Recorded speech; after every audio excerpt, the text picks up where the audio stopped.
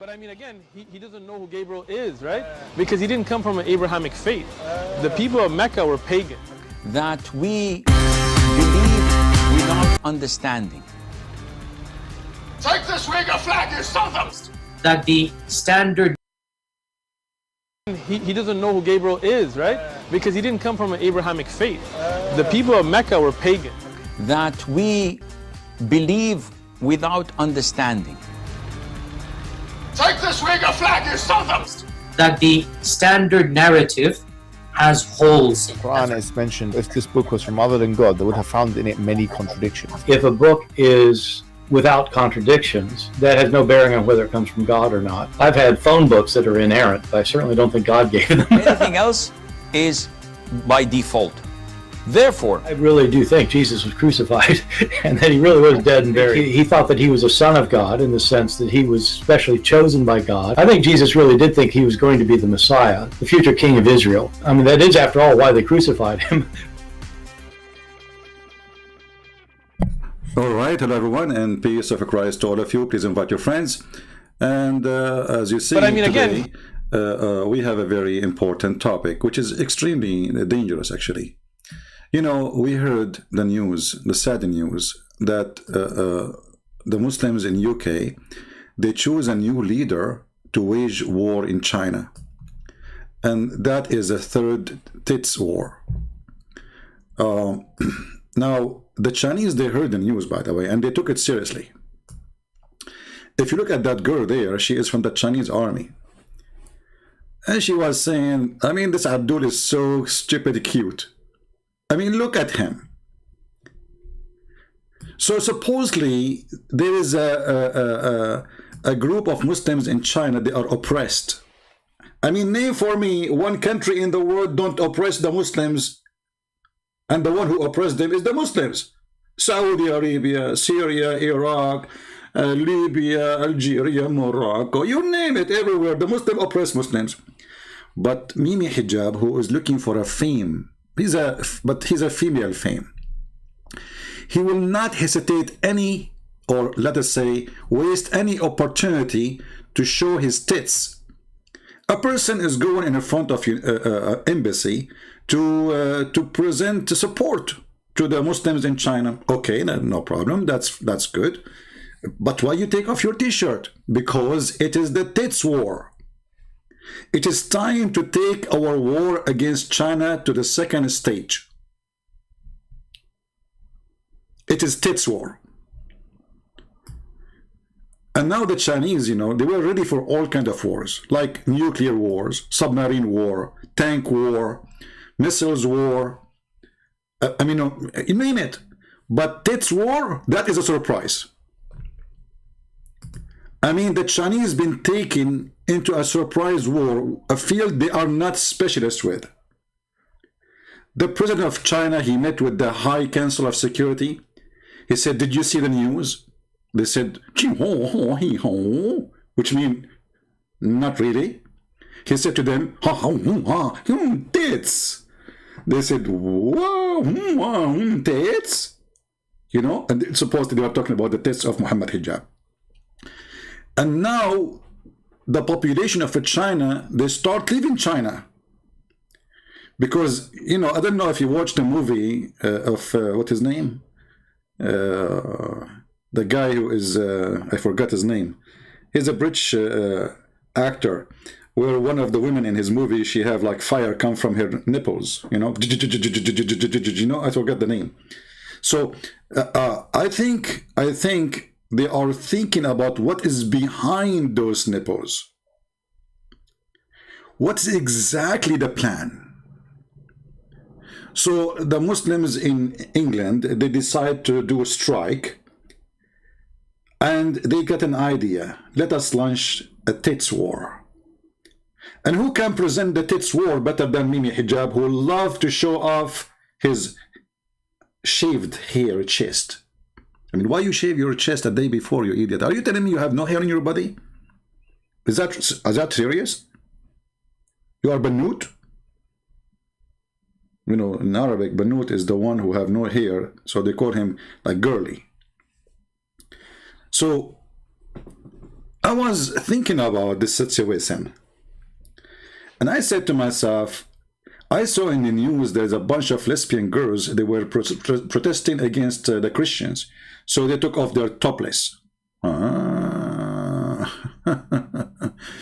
Muhammad Hijab, Amar Rabbi Amar. You got the idea from them. I get you. You got the idea from them, so you decide to take off your t-shirt. So from now on, yesterday we spoke to a Muslim, we asked him why Muhammad Hijab, he did this. He says he get emotional. And yes, we have to be truthful. Those people who they are true believers in Allah, when they get emotional, they get naked. Actually, Muhammad, he did that. You remember the hadith where a man, he started kissing down the belly of Muhammad? So, I heard the news that England is preparing or already announced Hamas as a terrorist organization. What Mimi Hijab will do? I think in this time he will take off his bikini to show support to Hamas. Mimi Hijab. I mean, this is the best you can do. You coward. If you claim to be a man, China is there. Actually, the embassy was a few steps from you when you were there. And you can go there anytime. At least knock at the door. You coward. Mut'a boy. You did not even dare to touch the door of the embassy. So those cowards who claim that they are doing jihad, this is mut'a jihad, this is nipple jihad, this is a fake jihad, and that jihad means nothing. In the same time, if we search in the news, we will find that all Islamic leaders, if we can call them leaders, they are kissing the shoes of the Chinese. Saudi prince, the Saudi crown prince, the king of Saudi Arabia. This is now, look, this is the news now. I just searched in Prophet Google, peace be upon him. It says the following. Saudi Arabia turns toward China. Look, what the heck? They are not turning toward the Kaaba no more. They are turning toward China. Like, what?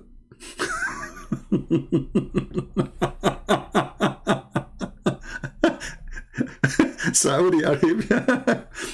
I mean, look, the Saudi, they turned toward China, and Mimi Hijab, he did the same. He turned his nipples. You need to ask yourself, if the Muslims really are oppressed, so why the Muslims are desperate to have a good relationship with China, signing agreement, kissing their shoes? If we type the word UAE, China, let us take them one by one. Oh boy.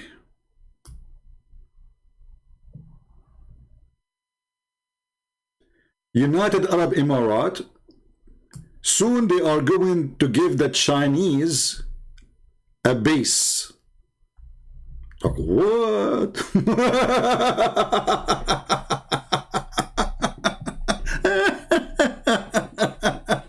This is 2 days ago. Not 2 years, not 2 centuries, not 2 months. This is 2 days ago. And Mimi Hijab is giving them his tits. I mean, your jihad is helping. We have to admit. Yeah. We have to take into consideration that such a jihad by nipples is way more powerful than all those who they are trying to get close to China from the Muslims. I know that you worship YouTube. I know that you are getting rich from YouTube. I know that you like to show off, and you are a coward. And the proof, you did nothing.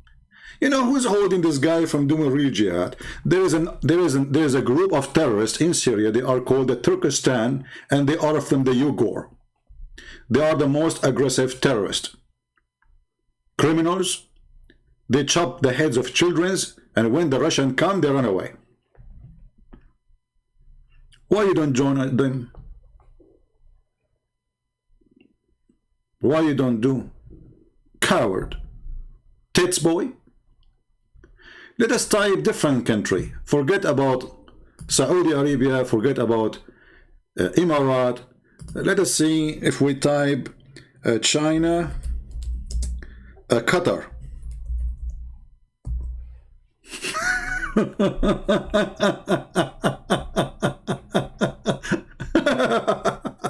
I mean, the news is horrible.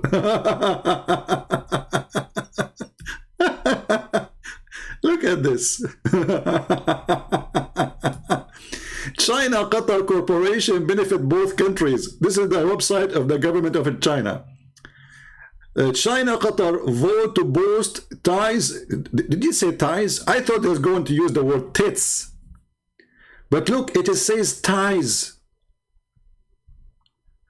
And the Prince of Qatar, he went there. Look, this is 4 days ago. I mean, look how fast they are desperate. Man. That Qatar relationship with China, Saudi Arabia, UAE, Qatar, Oman, and have a mixed feeling about China. What mixed feeling? They are dying for China. A China-Qatar strategic partnership. That's deep. Year after year, senior Chinese diplomat to meet Taliban. Even Taliban. Unbelievable. Hey, hold on. Hey, Sheikh Uthman, what do you think about Taliban meeting with the Chinese, kissing their ass? Excuse my language. Because remember, this guy from Afghanistan, so he's an expert. Taliban, even the top mujahideen in the world, they are kissing the bum of the Chinese. I mean, does it say they're Taliban? Or I'm making things up? Taliban. Let us type the word Taliban so that we can get a special deal. Man.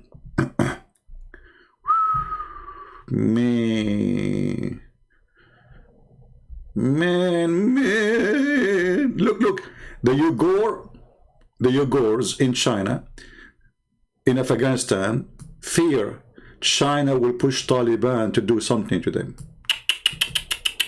I mean, do you see how much the Muslims, they care for each other? Brothers and sisters,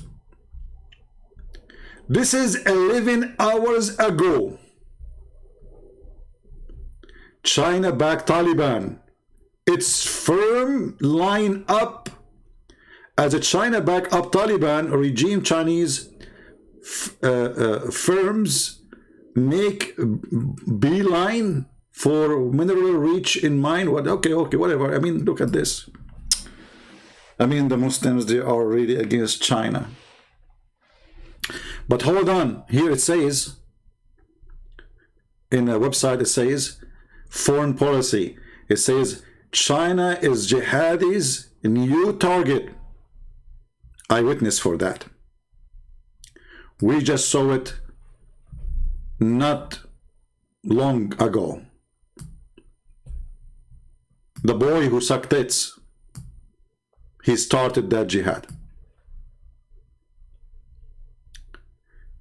Can you imagine how many terrorists will be motivated by the speech of Mimi Hijab?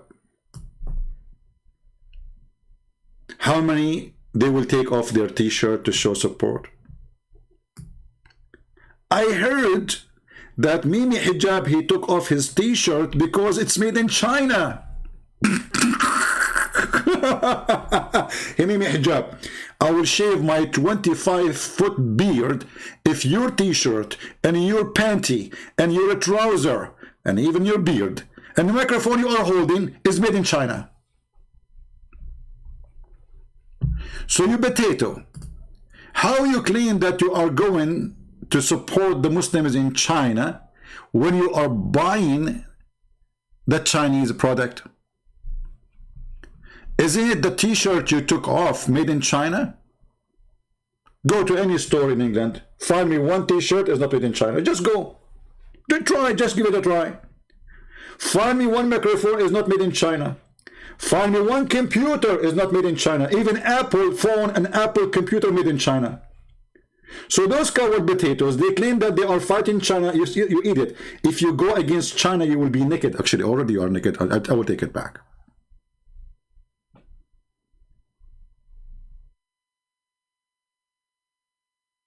Do you see the stupidity? So they claim they are going to, like support the Abdul in China. But in reality, they are the one who buy the product of the Chinese or the world, not only Middle East, not only Muslims. I mean, here in America, you go to the store. I mean, what you will find, anything we have around me, anything I have around me is made in China. The microphone, the computer, anything, you name it. It's a reality. So if you want to go really against China, as you claim, potato, you go naked, totally naked, because the first thing you should do, you should stop buying their product, because that product is making the Chinese government rich and powerful. So if you mean really what to say, we'll do what you say. Do you say what do you do? Or you do what you say? Oh, the maximum jihad you will do, you will take off your t-shirt, which is made in China, and then after 5 minutes you will put it on. I want the Muslims to make an announcement around the world that they will not buy anything from China anymore. Let us see. Let us see. I'm going to open my Skype. And again, welcome to your brother Christian Prince program. And this program is made for adult. So if you are under the age of 6 and you are a Muslim, you better leave, because according to Muslims, Aisha, she was adult, mature at the age of 6. In fact, she was dating at the age of 4. So if you are kids, keep them away from the Mujahideen. Welcome and invite your friends. But then the Prophet Muhammad sallallahu alaihi wasallam, Allah put around him those people that will console him, like his wife Khadija. And then when Gabriel started coming more often, he told him, I'm Gabriel, I'm bringing the message to you. And then he'll bring news to him of the past about like what happened with Joseph and Moses, things that he wouldn't have known, because he couldn't read or write, right? Yeah, and then like amazing, miraculous things like linguistic miracles that the Arab poets couldn't respond to. So that's cool. That's so cool. He didn't know it was Gabriel. The angel didn't tell him it was Gabriel. He did, sure. Any later? No, even at that time, right? But I mean, again, he doesn't know who Gabriel is, right? Because he didn't come from an Abrahamic faith. But I mean, again, he doesn't know who Gabriel is, right? Because he didn't come from an Abrahamic faith. Those things are going to be shown every time we go live on air, because they are priceless. So we are preparing for a new introduction in my program, and it's going to be fun. It's going to be a collection of action. Again, he doesn't know who Gabriel is, right? Because he didn't come from an Abrahamic faith. The people of Mecca were pagan. That we believe without understanding.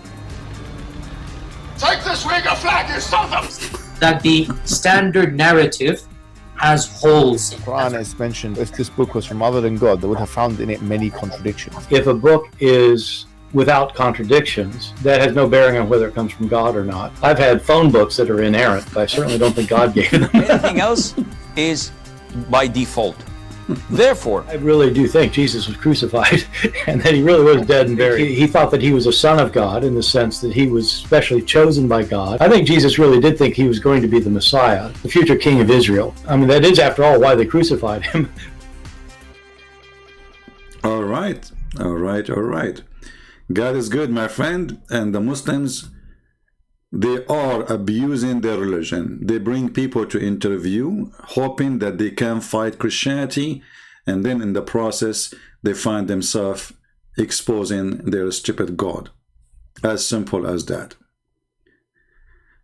It's very funny to listen to a dummy. And the dummy claimed to be wise. You see, there's one of the statement, the old Jewish tradition, they say, God, he created 2 ears and 1 mouth to listen more and speak less. But Muhammad is not like that. Muhammad, he speak more, he never listen. Even when Jibril came to him, Muhammad was not listening. This is why Jibril was squeezing him 3 times. I'm going to open my Skype. All calls from Muslims are welcome. I heard there's somebody, he is a Muslim, when I call me today. So one of you send me email. I don't know if he's talking about today or tomorrow he will call me. I'm not sure. So we'll open our Skype and Muslims are welcome to call. You know, Islam is a mockery by itself. But what makes it more silly, that the Muslims are working hard to do mockery to their own religion. One of the mockery of Muslims, they say that we have books full of lies. If you show them something, they will say to you, this is da'if. They are making mockery of their books. They are making mockery of their God. They don't want to accept what their God said and what their prophet said. It's a mockery cult. As an example, when we show them that Umar al-Khattab, he go out watching the wives of Muhammad doing poo-poo. You ask yourself, this hadith is written by who? Reported by who? If you ask me, honestly, I believe that this hadith is written by Muslims who they are trying to make a mockery. But look like, for the Muslims, this is not a shame. So what? The companion of the Prophet, the best companion who became a caliphate, he was staring at the bum of the wife of the Prophet when they are doing poo-poo. And not only that, he was harassing them. Saying to Sauda, as an example here, when she was doing poo-poo, we recognize you. You see, the first one who came with the face recognition, I think it was the Israeli. But there is something we do not know until you read the Islamic books. There is something called ass recognition. And that was exist by Islam. All right. Let us see, we have somebody, he is saying he's a Muslim. We will see if he is.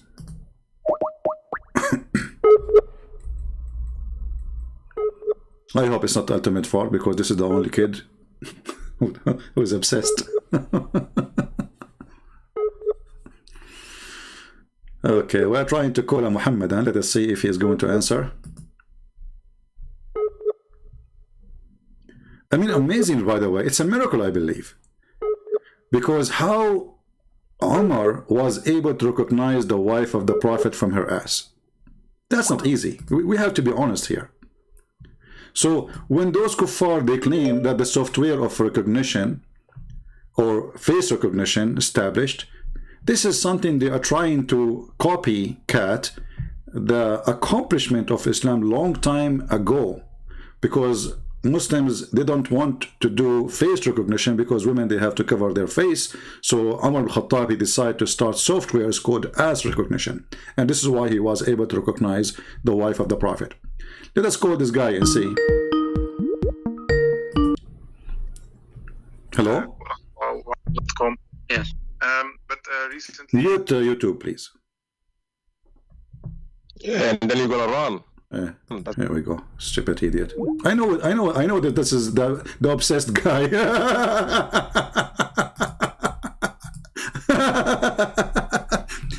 You know, listen, Ultimate Fort, I really am sorry for I did what I did to you. I mean, I made you to joke everybody, but I didn't mean it. It's you who keep calling me. So for the sake of your soul, and not to be humiliated over and over, don't call me again. I will not let you talk no more. That's it. We have you recorded. Go and be proud. Show it to your kids. Didn't you accomplish the mission? Why you keep calling? Potato, didn't you have enough?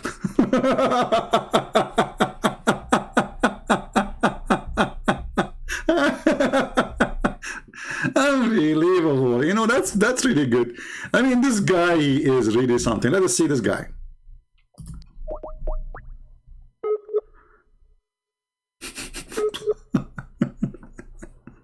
That's it. He wanna take revenge.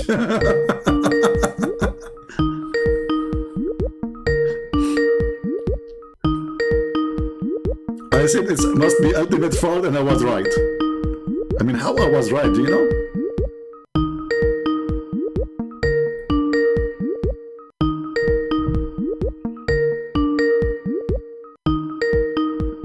He's not answering, this guy. Okay, if you are a Muslim, text me please and I will call you. Alright? If you are a Muslim, text me and I will call you. And we want adult Muslim, not like this ultimate fart.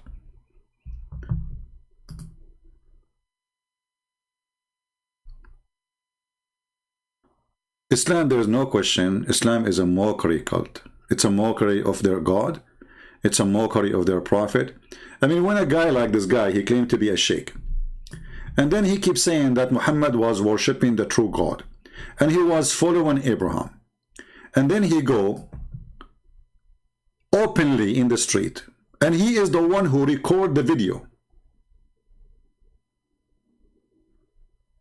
And he is the one who paused the video. And then in his video, he says clearly that Muhammad, for 40 years, at least, was nothing but a pagan person. He never heard about the true God. He never heard about Gabriel. Who can do better mockery of Muhammad more than those Abdul? You see, because when I say that, the Muslim, they will say to me, you are a liar. But when the Muslim, they say that, what they can say, are they going to say you are a liar? Angel didn't tell him it was Gabriel. He did, sure. No, even at that time, right? But I mean, again, he doesn't know who Gabriel is, right? Because he didn't come from an Abrahamic faith. But I mean, again, he doesn't know who Gabriel is, right? I think the one who did editing for this video, you need to fix it and make his voice higher. You can fix that, just to trim that part and increase the voice, because his voice is hard to be heard. Because he didn't come from an Abrahamic faith. But I mean, again, he doesn't know who Gabriel is, right? Because he didn't come from an Abrahamic faith. The people of Mecca were pagans. Obviously, the name of our religion is... So, my friend, the people of Mecca, they were pagan, and Muhammad did not come from Abrahamic faith, and he did not know anything about Gabriel, and this is how Islam started. Who is going to oppose what Sheikh Uthman said? Or if you like to call and tell us about striptease jihad, which is done by your brother Mimi Hijab, may Allah bless his nipples, feel free and tell us what do you think about Mimi jihad. Is it lawful for Muslims to strip in the street to do jihad? Like, does it happen in the past that the Muslim mujahideen, they took off their clothes? Actually, it happened. There's a story about Umar ibn al-As was fighting with Umar ibn al-Khattab, and then sorry, not Umar, hold on, I forgot the story, with Ali, I think, Ali, yeah, sorry, yeah, and then Umar ibn al-As, when Ali almost going to kill him, Umar ibn al-As, he turned up his bum, his ass, and he show off his anus. So I think Mimi Hijab is copying the plan from Umar ibn al-As. Imagine the first ruler of Egypt, he was a guy who showed his anus to protect himself. The one who is hired to rule Egypt from the Muslims. He showed his anus in order to stop the attacker from killing him. It worked. According to the story, Ali, he turned his face and he did not kill him. So I'm thinking that maybe Mimi Hijab is inspired by such a story.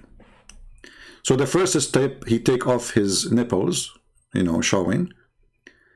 I mean, where is this girl coming from in the picture? I mean, look at her, she is scared, man.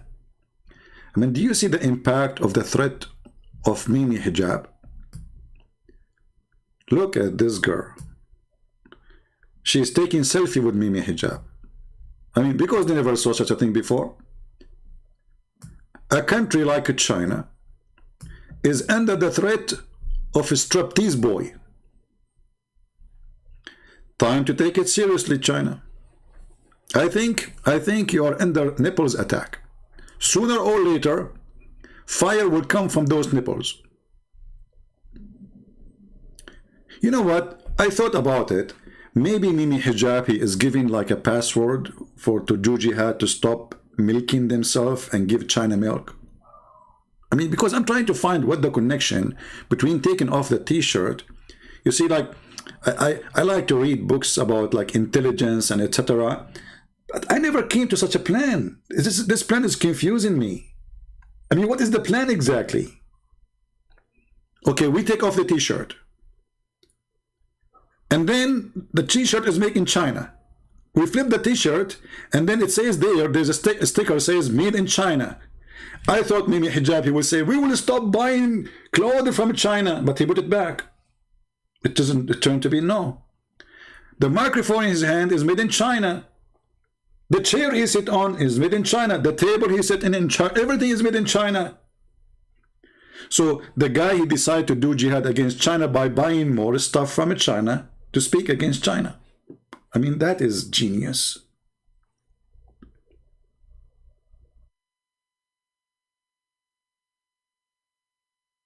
If this is the plan, I have to admit that nobody can beat you with such a thing.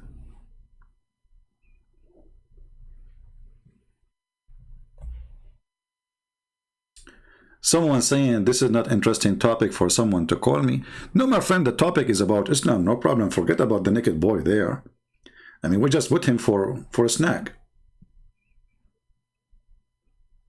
You never saw like there's like show in Las Vegas, and then what you see like I saw in the commercial like girls dancing in the stage and they lift up their legs, and one of them she have like things coming from her nipples.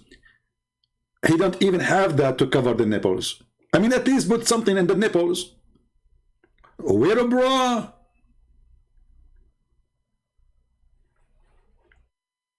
By the way, how many Muslim women they get tempted by seeing Mimi Hijab naked now?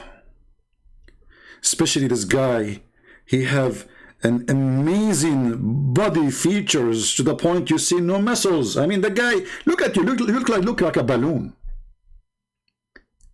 This guy, he always, you go watch his videos in the corner, in a speaker corner. He take off his t-shirt. He wears shirt showing almost everything. He is desperate just to show.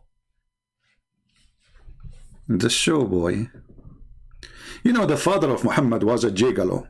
And if you read my book, you will see it. That the sister of Waraq ibn Nawfal, obviously she is a whore, she offered the father of Muhammad 100 camel to do boom boom to her. Now the story, obviously, there is no way. I mean, why in the world a woman, she will pay 100 camel to a guy to sleep with her? Doesn't make sense, man. I mean, maybe she gave him a chicken, but 100 camel? I mean, Muhammad himself is not worth a goat. So a woman, she is the sister of Waraq ibn Nawfal, which is obviously he is the father of Muhammad. She offered the father of Muhammad 100 camel to sleep with her. The father of Muhammad did not say no. He said, hold on, I'm going to Amina, supposedly she is the mother of Muhammad, and I will be back to you, which means I will do Amina and I will come back. This guy is working officially as a gay girl. So maybe Mimi Hijab was thinking about doing business. But how much they will offer you? How many chicken? YouTube will pay. Who is a Muslim would like to call us? Who is a Muslim would like to show us that Muhammad really a prophet of God?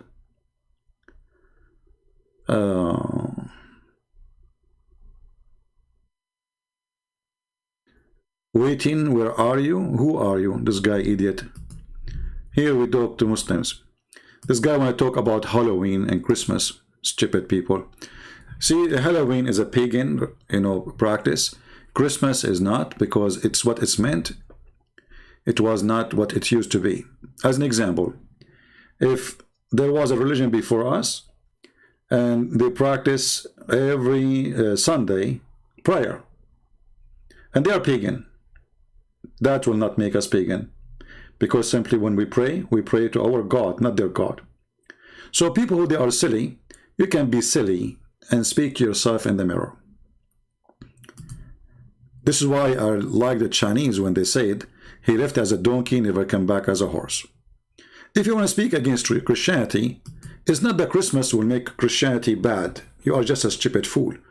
Actually, Christmas is the best time because the name of Christ on it. And that brings joy for billions of people around the world, including Muslims. In Christmas, people, they share charity, they visit each other, they take care of each other, they invite each other. Children get happy, everybody is happy. God is love, and he loves to see his people happy. And Christmas for us is every day. Every day is the day of the Lord, the Bible said. So the stupid ones, who they are desperate, try to find anything. Do we have any Muslim would like to say anything to us? Any Muslim would like to share with us something truthful about Muhammad, additional to TiT's for sure. You know, I mean, I'm convinced with the TiT's story. You know, it is. Yeah, I mean, you have to think about it. Anyone have anything against TiT's? You see, actually, the God of Islam is the God of TiT's. Remember, if we go in the Quran and we search for TiT's, just search for TiT's, not necessarily the word TiT's in English, you know. Oh, I'm typing in English now. Unbelievable. So if we go in the Quran and we search for TiT's, but we will search for TiT's in Arabic. Kawaib. You know what is killing me about this Arabic language? That it says that they are a cube. Like a cube. Since when women breasts are cube? Because that will make the Kaaba breast too. Kawaib, Kaaba, breast. We are getting there. Look at this translation, by the way. And young, full-breasted, between two brackets, mature. The tongues of the Abdul now is coming out, brother.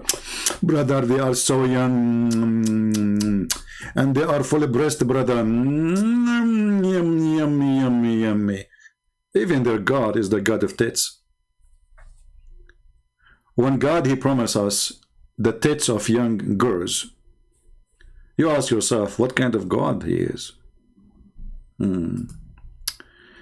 Muhammad, me saying, is Isaiah 53 say that he is the Messiah? My friend, don't worry about Isaiah, because your God already, he confirmed that the Messiah is the Messiah. So why you are worried about the Messiah, you idiot? I mean, why Muslims are so worried about Isaiah? By the way, why you don't have the book of Isaiah in your Quran? Can you show me the teaching of Isaiah in your Quran? Dummy.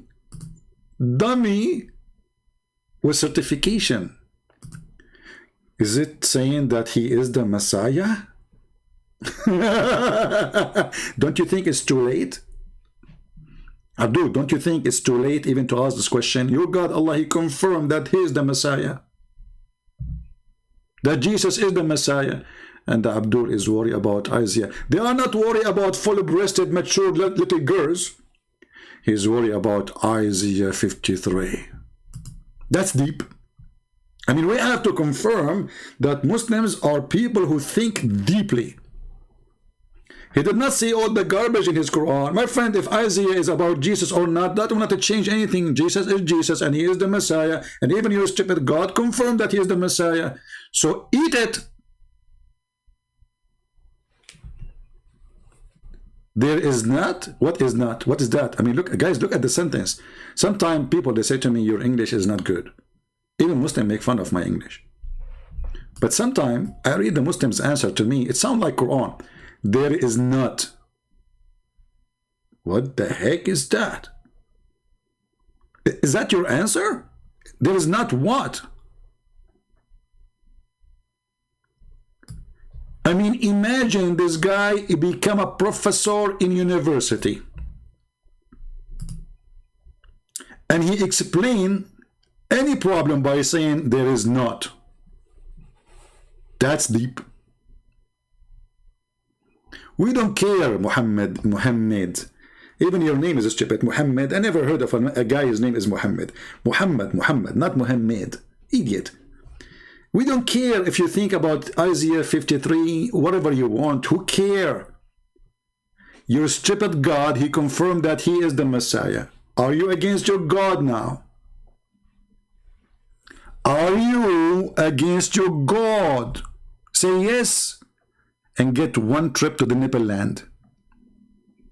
Honestly, if you say yes, I am against Allah teaching, and you call me, I will contact Nini Hijab for you, and he will grant you a one-way trip to the nipple land. What say you? Huh?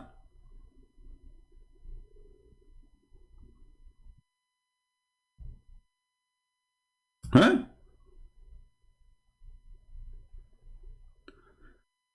Somebody saying change your information. My friend, those are fake numbers. Don't worry. Do you think Rita? But I don't even have a phone number. I use prepaid phones when I need to go somewhere, and that's it. So don't worry.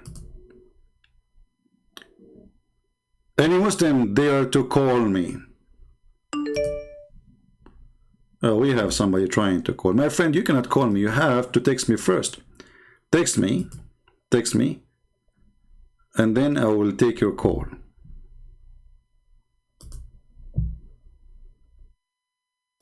Let us see this guy. Hello? Can you hear me? Yes, I hear you. Go ahead. Okay, so what are you so confused about again? Well, we are talking about your God. You are a Muslim, right? Yes. All right. What does it mean to be a Muslim before we go there? So to be a Muslim, yeah. First of all, mu is like doing something. Muslim is basically submitting to God. So where it says in your religion that you have to submit to God. The first verse, the opening of the Quran. No, where it says that. Okay, no, read it for us. Go ahead. Okay, let me bring it up real quick. All right. Actually, if you show it to me. So basically, that the first surah of the Quran basically explains the oneness of God. Really? And explains that no other worship is worthy except for that one God. But you said to me you can find the word submitting to God there, but it's not there then, huh? What does submit mean? I don't know. You are the one who chose. It means submitting is worship, is a form of worship, correct? No, because simply there is people who worship, but they don't submit because if I submit to something, that's me worshiping something, right? Because I'm idolizing it. Okay, let me ask you: do Allah submit to somebody else? No, it's God, and God does not submit to nothing. All right. So if Allah wanna forgive you, do He ask another God to forgive you? No. No. Are you sure? Does He ask another God to forgive me? Yes. Or He forgive you by Himself? He forgives me by Himself. Okay, open for me chapter 48, verse number 2. Chapter 48. Okay.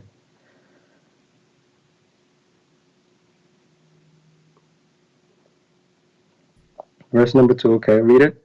Go ahead, read it. You read it. My English is bad, as you know. Okay, it says that Allah may forgive thee of thy sin, that which is past, and that which is to come, and may perfect His favor unto thee, and may guide thee on the right path. So who's talking? God is talking through Muhammad. No, who's talking in the verse? Muhammad received the verse. Muhammad is not talking there. Okay. He's talking through God. So through God. Muhammad did not say anything. This is Allah talking right now, correct? How do we get this information from where? This is not the question, my friend. We know that Muhammad later told you that he heard this from the angel. This is not the question. Listen carefully. Who is the one who said this verse or this sentence first? Who says the sentence first, you said? Yeah. Yeah. What do you mean? I'm confused. Is that your God, Allah, or Muhammad, the first one who made it? I mean, how else are you going to get information from God unless somebody tells you something? I'm not asking you how you get it, who deliver it. I'm asking you who is the first one who said those words? Technically, Muhammad, yes. Muhammad's saying it. No, the first one is Allah. Are you saying that the Quran made by Muhammad? No. What do you I don't understand your question. I don't know why you cannot understand my question. Listen carefully. Who is the one who made this verse? Who made God. What is the name of your God? Allah. Okay, so if Allah there's is 99 talking, names. He has 99 names. that's wonderful, guys. Allah have 99 names. I'm so happy that he got many names because soon he will be out of them. Listen carefully. Okay. If the one is talking is Allah, so how Allah he say, may Allah forgive your sin? He's speaking in first person. Like that's I mean. What first person, my friend? If I say may Allah, I'm making a wish, correct? Yeah, he's saying if Allah, he says that Allah may forgive thee if they sin. He's telling you that if you sin, Allah will forgive you. He's not saying that. He's saying may Allah. He is not saying Allah will forgive you. Yeah, he says Allah, inshallah, if he does, if God wills, inshallah, he will forgive you. Okay, hold on. Yeah. Did you say that inshallah? Did you say that Allah, he said inshallah? No, inshallah means if God willing. If he feels like you just said that. Okay, let's go back to zero. That's when what God Allah, willing when means. when Allah he says that Allah may forgive your sin. The one who's talking supposedly is Allah. So when Allah he say may Allah forgive your sin, he is asking another Allah to forgive the sin of Muhammad. Because if he is the one who's talking, he should say, I forgive your sin. It's not a wish because he is the one in charge. When we make a wish and we add a name before it, we say that Allah may forgive your sin. Obviously, I'm making a prayer. So I'm confused on what are you trying to say? What's your point? The word is so simple. You're confused, and this. I'm not confused. You're playing confused. He's talking in third. He's talking in first person first of all. Okay. And he's telling people. First person? Who is the first person? Muhammad. Muhammad is talking now. If what? Yeah. Yes, he's talking through God. If I'm having a conversation with somebody. My friend, did Muhammad have conversation with Allah here? Are you saying this is Muhammad saying this sentence? He's getting revelation. Where's he getting listen revelation to that question. from? We go back to zero. I don't know how slow my friend. I'm not trying to insult you, but aren't you the one who said to me that the one is talking here is Allah? Yes, he's talking through Muhammad. What is the confusion? Muhammad, Allah talking to Muhammad. Wonderful. Write it down. Write it down. Because obviously, I don't know what's wrong with you. So Allah talking to Muhammad. Allah he said to Muhammad that Allah may forgive your sin. So Allah making a wish, asking God to forgive Muhammad. Okay, Allah asking, you're the one that's confused. Listen, me? this is what revelation means. A surprising and previously known fact, especially one that is made known in a dramatic way. A divine and supernatural disclosure to humans of something related to human existence or the world. Are you reading Google definition of God now? This is not a question. No. I'm reading Revelation. When Allah he say that may Allah, is Allah sure that he will be forgiven or he is making a wish? It's up to him. What mean up to him? It's not, because he's saying me. He's telling the people. If I ask you a question, right? If I ask you, say if you were a prophet, right, and asked you, what would God say about our sins? Is he gonna forgive us? Your answer would be yes. Allah will forgive you for your sins.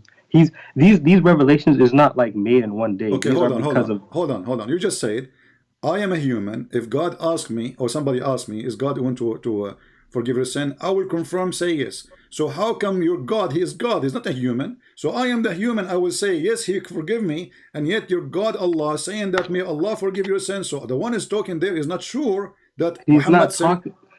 He's not talking to, were you trying to say he's talking to himself or something? He's talking to who? There's nobody can hear him. Muhammad cannot hear him. So how is he getting this information then? Where's Muhammad getting this information According to your religion, Allah he wrote this in the Samsung tablet.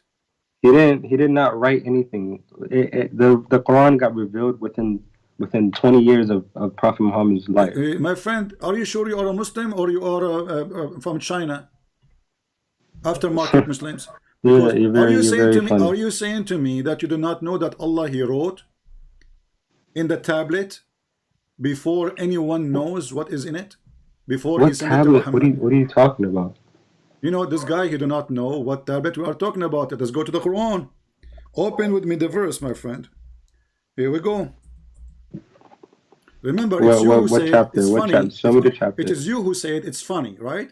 It's you who is making mockery of the Quran.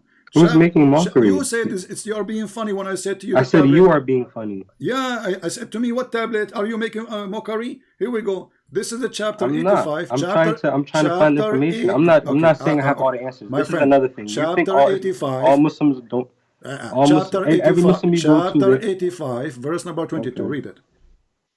Chapter 85, verse what? 22.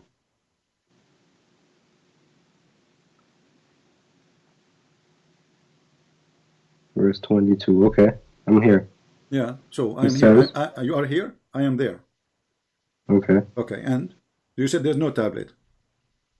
Hold up. Let me see. Hold up. I missed it. Let me see. Hold on. It says, "Nay, but those who What do you mean? I don't see where it says. I don't know. I don't see where it says tablet. Am I on the wrong verse or something? You don't Chapter see it? 85. Chapter 85, verse number 22.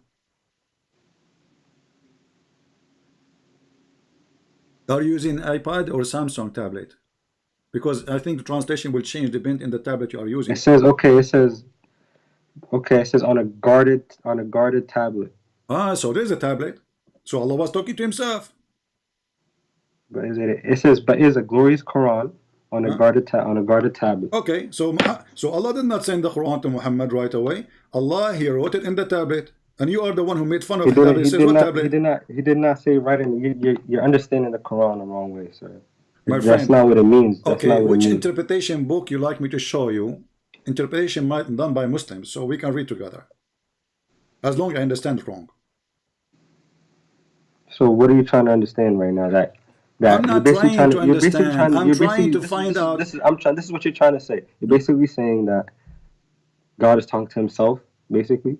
Yes, you are the one who said that, not me. Remember, when I said to you that Allah, he wrote it for himself first, you said, are you saying Allah talking to himself?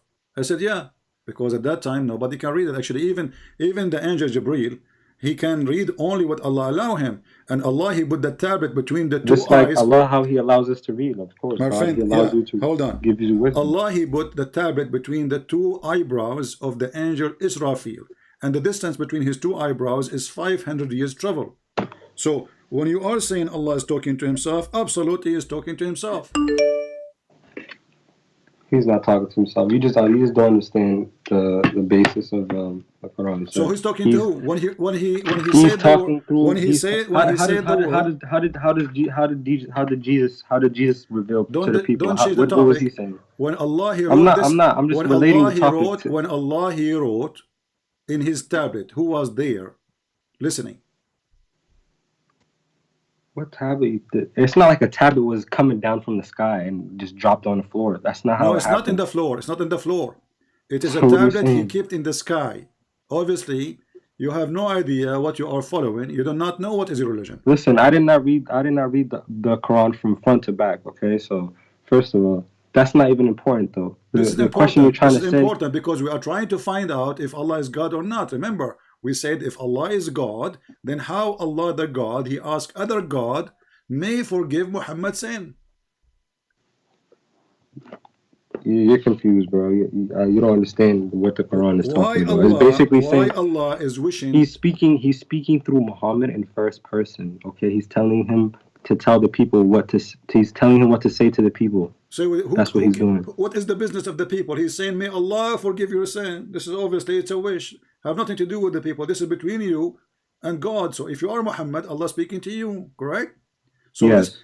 Allah forgive my sin or not, this is my business and between me and God. He said, may Allah forgive my sin. So what's wrong with that? Because, so how Allah says, may Allah forgive your sin? Allah's not saying it. Allah is Muhammad saying it. I ask you, this guy, did you drink something before you call me? Listen.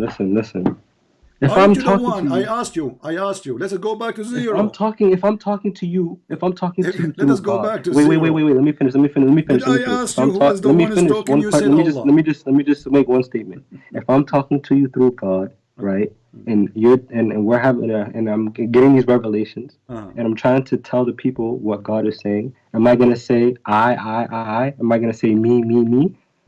No, because I'm not the person saying it. I'm just the one translating the message. So I'm gonna say, instead of being first person and talking about myself, I'm talking for somebody else. So basically, if you know what literature is, that's how you speak to people. You don't if somebody goes if Donald Trump goes to say something to one of his people or one of his politicians or whatever, are they gonna go to the people saying I said it? No, they're gonna say Donald Trump said this, right? Okay, then. So what is the your one who's question? talking here is Allah. So Donald What do you mean? Trump, he will say, Donald Trump, he said that when he is the one who's talking. Listen, if I'm talking to somebody, I'm not gonna tell them I said this. I'm gonna say this person said this. May he forgive you because he said. Okay, who is the one who said, may Allah forgive you? Let us go back to zero. Who is the one saying that? Huh? Who is the one who said, may Allah forgive you? Give me his name. Muhammad. He's saying, may Allah forgive you. So are you saying the Quran is made by Muhammad? That's not what I'm saying. No, that's what you're saying, that because if Muhammad is the one who said that Allah will forgive you, that's mean listen, this is not the word of Allah. Is that the word of Allah? If I write something down, right? If I write something down and if I give you a piece of paper, right, and I tell you go read this to the people, but in the words it says I. Did you really say it? Yeah, I see. If I give you a paper and I said this, and this, right? If I give you a piece of paper and it says I said this, and this, and you go read it to people, is it you who's saying it or is it me who's saying it? No, I will say that is it you? It's me, right? I don't know how slow you are. I will say that this guy, he said the following quotation. Bum, bum, bum, bum, bum. Here, Allah is the one who's talking. He is not saying that somebody told me to say to you. So he is saying that I gave you victory. Read the verse. All right. We have granted you victory. Who is talking? Allah. And then continue saying that Allah may forgive your sin. So the one who is talking is Allah, and he is wishing to ask another God to forgive Muhammad. So because you found this little 3-word sentence, you're trying to say that this whole thing is invalid because of that one. I heard before. 4 words. I heard before Muslims saying today to me, I pick up my cherries. Is that what you are saying? Trying to say? You what? I pick up my cherries. What does that mean? I don't know. Like I pick up some bad things in the Quran and I show you. That's not a bad thing. How is it bad? Explain to me how is that a bad thing? You just told me you are going to focus on 3 words. Those are the words of Allah. So if the 3 words of Allah is not important for you, then why they are in the Quran? Listen. You're not understanding, bro. Basically, what's this? You're confused about the first person, second person, third person tense. It's all the same thing. Like it doesn't matter if I'm talking first person, second person, third person. Like I don't understand. Like what's your confusion? Well, what I don't understand how Allah. Okay, my friend. Forget about second person, third person. When he say may Allah. Wait. In the Bible, listen. When he say there's many of that. When he many say of those first, no, second, Jesus third he says references. I say to you. It been said to you. I say to you. Jesus says, I go on your sin is forgiven. The Jews they start thinking, how in the world he would say such a thing? Who he think he is? And Jesus said to them, even reading their mind, saying, which one is easier, you hypocrite, to say to him your sin is forgiven, or to tell him carry your chair and walk or bed? So Jesus, he did not say, may God forgive you. Jesus, he said, go and your sin is forgiven. So here, Allah saying, may Allah forgive your sin. So you're saying because Jesus said your sins will be forgiven, and Muhammad said it's not that. He did not say your son will be forgiven. He said your sin is forgiven, not will be. Yeah, no, I didn't say son. He said is forgiven, right? Is forgiven, like definitely, right? Okay, and you're saying because Muhammad has said the opposite thing it's not Muhammad who said that. What's wrong with you? Aren't you the one who said the one is talking there is Allah? How you gonna talk? How you gonna talk to people without a prophet? Like obviously, Who cares about the prophet? you don't understand. Who cares Who about cares the about prophet? The Who one cares is about you? Hear talking yourself. there. The one is talking So who cares there. about Jesus The then? one Who is cares about speaking Jesus? there. Bro? Is he Muhammad Why or doesn't Allah? why doesn't God just come and Look have at this a madness. large microphone and just talk to Look everybody at with this a large madness. microphone? Abdul, listen. Who is the Why one does he is need a talking? prophet? Why does he need Who a is prophet the when he could just one talk is to us with a large talking? Who microphone? is the one who is talking there? Allah, If right? God wanted, Is it Allah or somebody else? huh? We go back to zero. Who is the one is talking there? Isn't it Allah only? Allah is talking through Muhammad for the Who 100th care? time. Who care talking to Muhammad or not? This is not the question now. First of So what all, is the Muhammad, Allah did question? not talk to Muhammad. Secondly, because Muhammad never heard Allah. He never saw Allah. He never witnessed Allah. He never heard the fart of Allah. So stop saying Allah talking to Muhammad. What do you mean? Yes, yeah. He's still talking to him. Even if it goes through 10 people, if you give me a message My and it goes through friend, 10 people, it's still from you. So what are you saying? I am saying, If I give I you am a not letter, saying, if I give you a letter I and it am goes not through the saying, U.S. I'm not Post Office, saying. then it goes to FedEx, then it goes to this, it doesn't matter. It's still coming from me. I'm the source. So what are you Okay, saying? you are the source. Abdul, guys, take note. He is the source. Who is the source? I'm Allah. talking about Allah. I'm not talking about Okay. me. I'm saying if I'm the one, if the message is getting from one place to another, it doesn't matter who's in between. There could be 100 people Who in is between. between? It's Who still care about coming the from me. between? Who is the one is talking? Allah making a wish, and the wish is, may Allah forgive your sin, correct? Okay, can I ask you a question? Right, this is the same argument I can make. Right, Ask me a question. when Jesus was getting his revelation, was he talking to God or was an angel coming down to speak to him?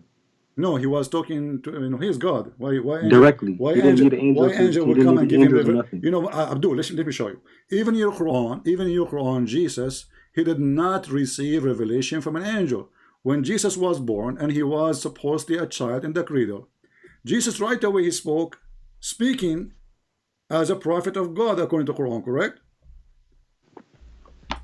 Huh? Huh?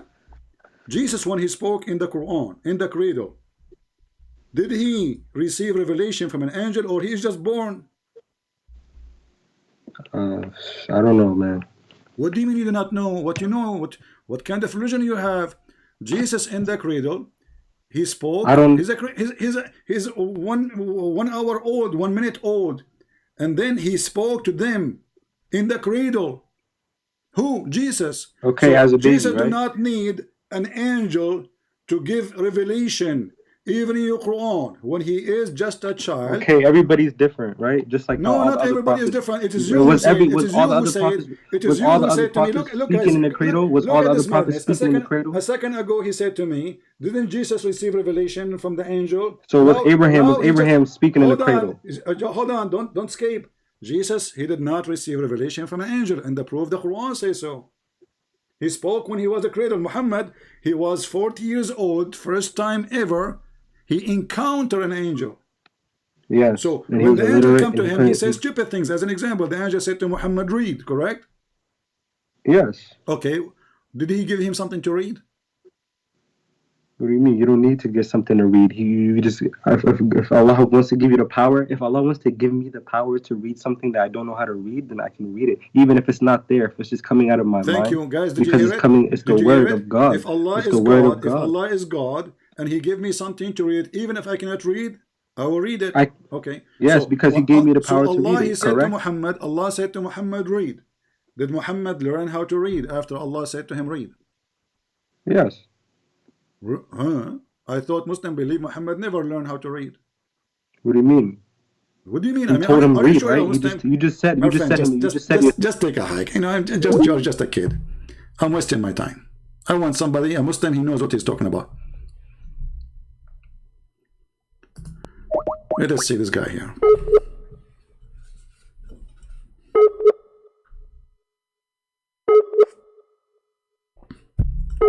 This guy, he have his own religion. He can say whatever he wants. You don't know that his God have a board. You don't know that his God. He the first thing he did, he wrote in the board. I have no idea where it says that. I never read this before. Okay, let us see this guy. Maybe this guy is Ultimate Fart. He changed his name again. It sounds like it. And they say to you, you know, can you, Christian Prince, you need to be more patient. How many thousand times we heard the Muslims saying Muhammad never knows how to read, how to write? But because he said something very embarrassing, Allah, he said to Muhammad, read. Still Muhammad cannot read. Jesus said to the blind man, see, he see. He said to the man who cannot walk, walk, he walk. Allah, he squeezed Muhammad 3 times, ordering him to read. Still Muhammad cannot read. Oh, hold on. Let me call you back.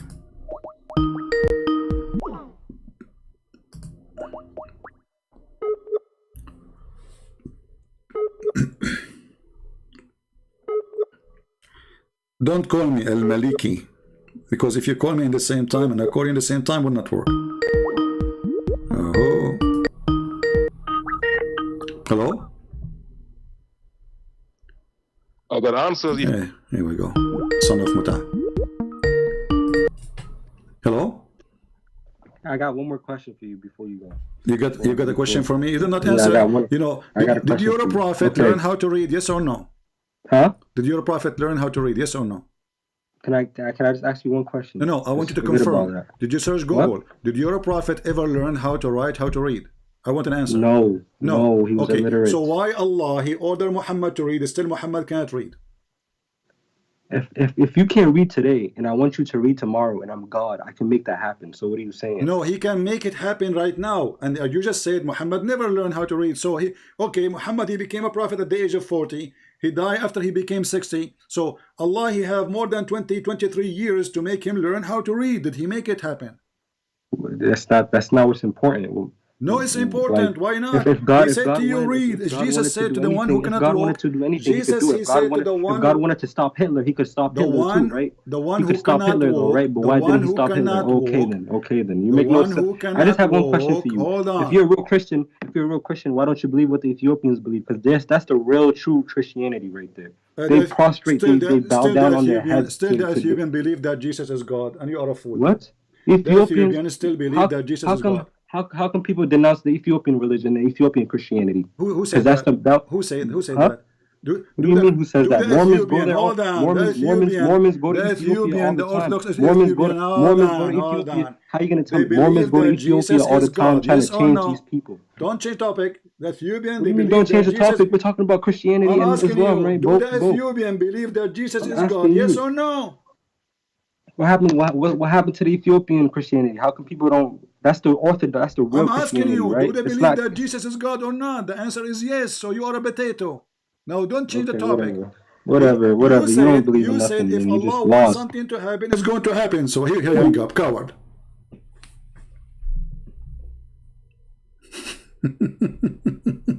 Potato. An ultimate fort. I will give you some toys to play with, okay? Don't call me, please. I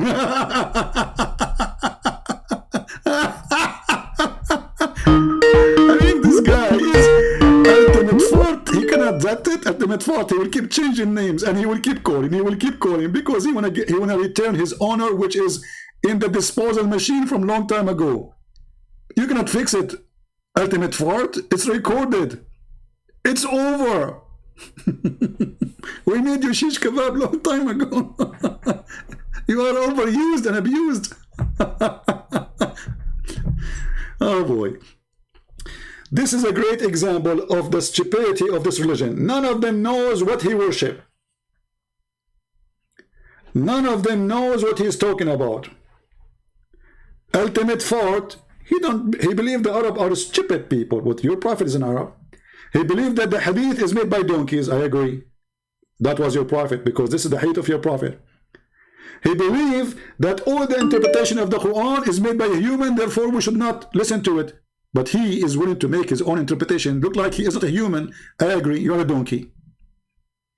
We cannot take interpretation of a human. We have to take donkeys. The logic of ultimate fort.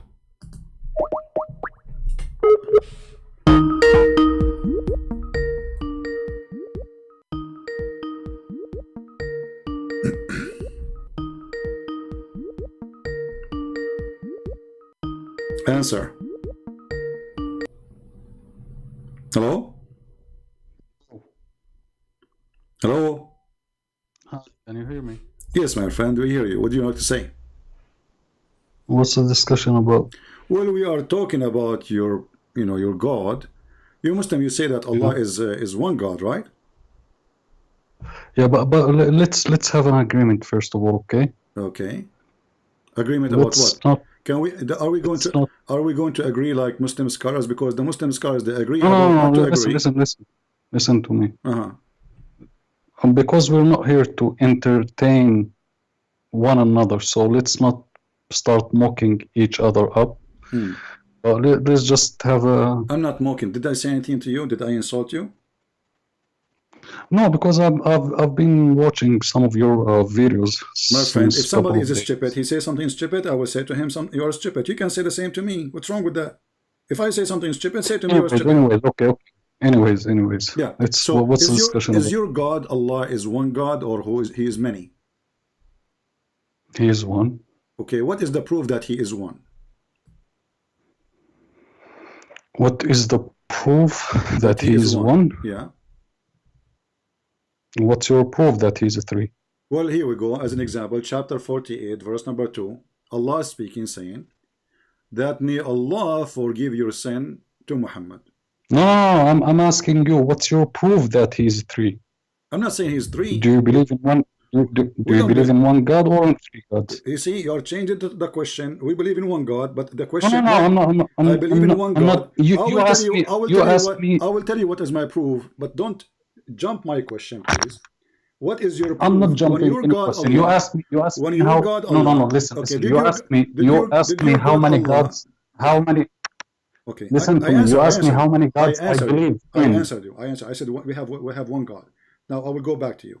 So you have one God and I have one God. So why should I prove it to you if we both have the same belief? No, but because the Quran says you don't have one God. Read with me carefully. It says in chapter 48, verse number 2, that Allah may forgive your sin. So there is who is the one who's talking? Chapter 48, verse number 2. You can read verse number 1 if you want to. Just a minute. Chapter 48, which surah is that? My friend, I give you chapter 48. Just open chapter 48. He's asking me which surah is that.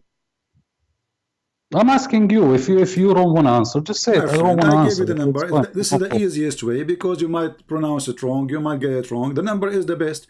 For chapter 48. Okay, verse number 48. 2. Which verse? Verse number 2. No, you're giving me something. Which says what? Say it in English. You read. Don't you have the Quran in front of you? Yeah, but I'm. Yeah, okay, I got it. Thanks to Allah. Finally, he got it. So yeah, what do you read it? Read it for me. Who's talking there? Who's talking? God is talking. What's his name? His name is Elohim in the Hebrew script. His name is Allah in Aramaic. His name is in Arabic is Allah. So his name is Elohim. So how come the Quran never mentioned Elohim? Why is Elohim mentioned in the New Testament? Yeah, I mentioned many times. Where? From the first, go open the first book. Where? So which chapter? Tell me. Don't change topic. Don't change topic. Don't change topic. No, I'm not changing. I'm asking you where the word Elohim is mentioned in the New Testament. It is all over in the Bible. You can go right now, search in Google. No. I'm asking specifically about the New Testament, not the Old. Don't change the topic. No. Listen. I'm not talking. Don't change the topic. Listen. I'm not talking about the Torah. I'm not talking about the Torah. You said to me, where Elohim mentioned in the Bible, right? I said to you all over. No, I did not say Bible. I say the New Testament. I was specific about it. I was specific about it. Abdul, I'm specific about it. Okay, let me ask you. When you said to me that Allah is the same as Elohim, is your God Allah is a spirit? Is he what? Is he a spirit? No, he's not spirit. But don't you know that when God he mentioned the word Elohim, he said, and he's a spirit? I don't know what you're saying exactly. I don't understand what you're saying exactly. Is your God Allah is a spirit? No, he's not. I already replied to you. So He's I not. am saying, when you say to me that your God Allah is the same as Elohim, Elohim in the Bible, he is a spirit. Is your God Allah is a spirit? Maybe that's your personal interpretation. That's not the Rabbi and Hakam's interpretation. This is the Bible. No. Bible. God created the heaven and the earth, and his spirit was above the water. So when I ask you, he's a spirit. Yes. He's a spirit. Okay, he did not say God is a spirit. Okay, no, he's a spirit. He's a spirit. He's not created. He is God, and his spirit. Do you have a spirit? Do you have a spirit? My spirit is not. You see, okay, I have a spirit, so that makes us two. No. Do you have a spirit? Yes, I have. Are you spirit? No. So the same concept then. No. Go ahead. Next question. Just answer yourself. I am not the spirit, but I have a spirit. I have a soul. So God the Father is not the spirit, but he have a spirit, which means God the Father, God the Son, God the Holy Spirit. Now I'm asking you. You said God is a spirit. When you said yes, God the Spirit, God the Holy Spirit is God for us. God the Father is God. God the Holy Spirit is God. Christ, the man who came to us, is God. So when we say God, we talk about the person. My friend. You said that Elohim is the same as Allah. You said, I asked you, is Allah your God, is a spirit? You said no. So our God is a spirit. Our God is a spirit. Your God is not. So don't fool yourself. You asked me if he's a spirit. No, he's not spirit. Okay, do he have a spirit? Do we have a spirit? He might have. He might have a spirit like you mentioned in the Torah. Okay. But that doesn't mean he's a spirit. Okay, hold on. So why you Muslims, you have tons of fatwas saying that the one who believes that Allah have a spirit is no Muslim? I don't know which fatwa was that. Here we go. You know, do God, do Allah. I don't know which fatwa was that. I don't know which fatwa was that. No problem. I will show you the fatwa. Don't run away from the fatwa. So you did lie or you told the truth. Have a spirit. Here we go. No. Listen. You're playing here with words. See, you are not. Are you a scholar? You're playing with words. First you ask me if God is a spirit, and then you play with the words. You say, does God has a spirit? You said to me, I said, God is a spirit. God is a spirit. God is a spirit. How many times I need to repeat? Are you deaf? Now listen. Sorry. Is that the Jewish interpretation? Yes, this is the Jewish interpretation. Now shut up and listen. This is your fatwa saying. Listen. Let me read, Abdul. Let me read. اسمع يا Abdul. He is debating with the Christians. اسمع باجي بمصصك هسه افهمها باجي بمصصك اسمع باجي بمصصك احكي زي البشر بلاش عن تعريص يا أردني قصتك اخو شرموطه. Guys, he is saying the pussy of my mother. He is saying pussy of my mother. You believe it? This is the Muslim who defend Allah. Translate what you say. No, this is not a Muslim because you know what you're saying in Arabic. So, listen, I told you. You are son of Muta. You are son of Muta. If you have little dignity, you will not say what you say. You are son of Muta, and your mother is a whore. What a coward. And by the way, this is the language of the Muslim Jordanian. Very filthy tongue. 2 minutes you make him angry, he will say the pussy of your mother. I'm sorry to say the word. This is what he said to me.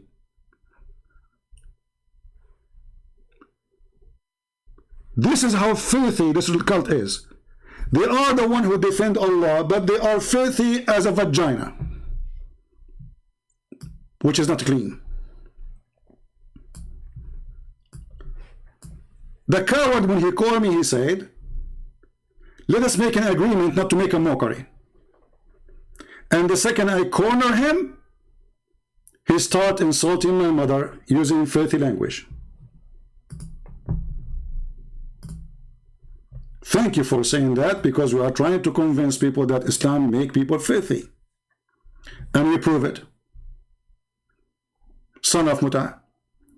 Did your mother do 3 days temporary marriage when she got you? You can ask her.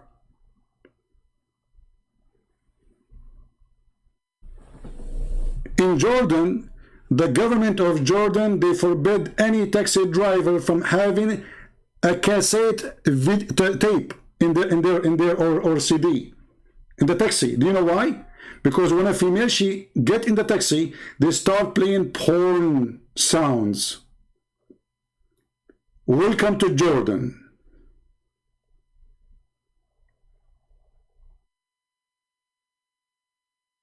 This is how polite Islam make the Jordanian.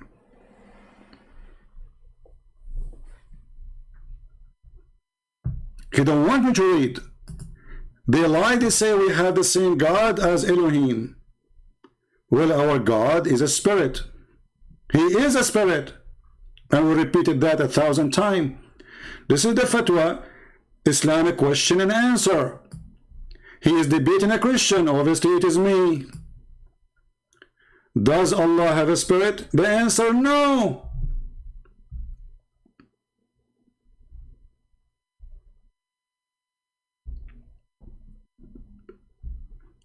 All this reference saying so. Spirit is not one of the attributes of Allah. It is not. So when a coward like you get upset because we got you busted, because we showed a fatwa proving that you are not a believer, or you are a liar trying to fabricate a new religion that your God have a spirit, and you will notice that there's no Christian will try to insult his God, says Allah or the God of the Muslims is the same as Elohim, because that is insult to our God. But those who have no dignity, like a whore, when she tried to attach herself to somebody have an honor, this is what happened with Islam. They are desperate to attach their God to our God, for they are the counterfeit God. Read carefully. The spirit or a soul is not one of the attributes of Allah. Rather, it is one of the things have been created by Allah. We asked the coward. This is why he didn't want to read. He went so crazy. But thank you for speaking filthy language, son of Muta. Thank you. You proved my point. If you are following a true God, doesn't matter what his name is, you will not say what you said to me.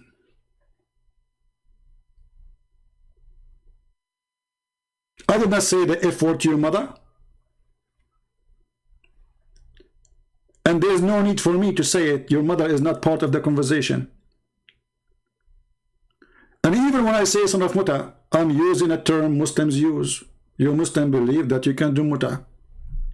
Your prophet, he have a chapter in the Quran about it, chapter 4, verse number 24. So I'm not even insulting. You Muslims, you go, you rent a woman for 3 days, 3 nights. You will say to me that your prophet, he forbid that? Still, it's in the Quran. And if your prophet, he forbid that, why? Is that because he noticed that this is prostitution? Huh? The funny is, when you read for them what is in their book, they get upset.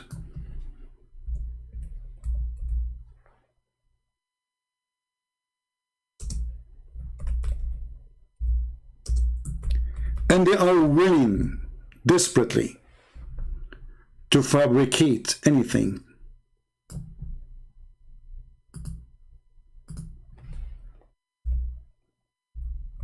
Let us put the hadith of the Muta.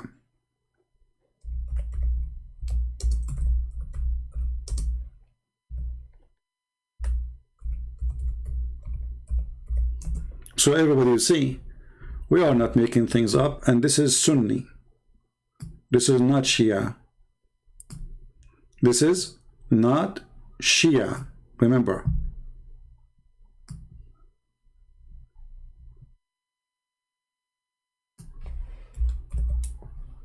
because they might say, oh, the Shia practice that. And the funny, when you ask the Muslims, how many Muslims there is in the world, they count the Shia. The second you say the Shia believe in this, they say, oh, the Shia are not Muslims. But is Muhammad a Shia?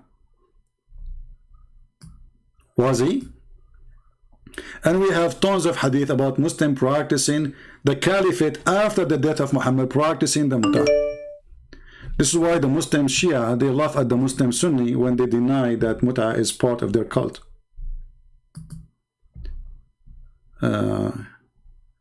You have no respect even for your God? Well, you can say whatever you want. It's you who don't have respect to your God. Let us call you and see. Let us see who have respect to his God. Coward.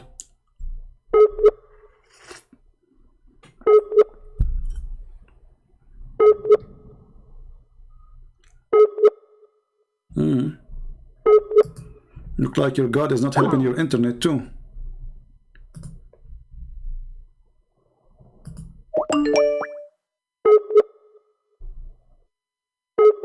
Halahili, Mr. Billy. Allah is a fraud. He got a Billy. This guy is not even answering. Let us see different Abdul.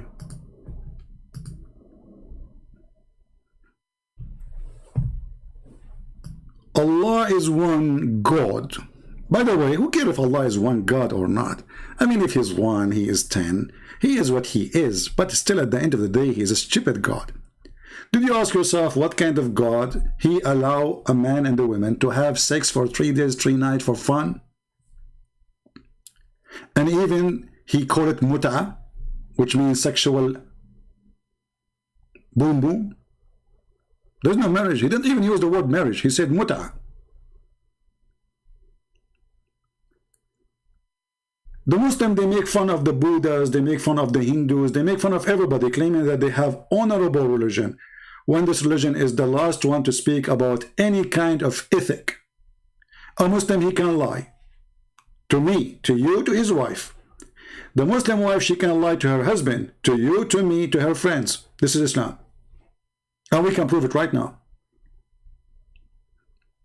Muhammad, he says, a Muslim man, he can lie in 3 cases. To his enemy, to his friends, to his family. Who's left? Who's left?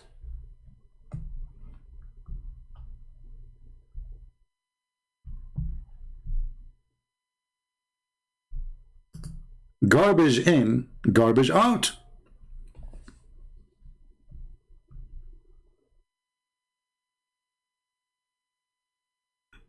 As simple as that. Well, this is why I had to hang up, because it just, you see, this is why when I go live, I lose my voice, because I have to shout, repeat the question 1,000 times. Because, and by the way, some of them, they play slow in order to avoid the question. So the second we show this guy the verse, Allah asking Allah to forgive Muhammad, you have to jump to speak about Elohim. Is your God is a spirit. Elohim is the same as Allah. The word Elohim, you stupid idiot, means gods. The word Elohim, just how stupid you are. Because if the word Elohim is the same as Allah, that means you just agreed that there is a word which is equal to Allah, which is gods. The word Elohim is not a singular word. You are a certified donkey, like your prophet. So the second you say that Elohim is the same as Allah, you just admitted that you Muslims don't agree with the oneness of Allah as one person.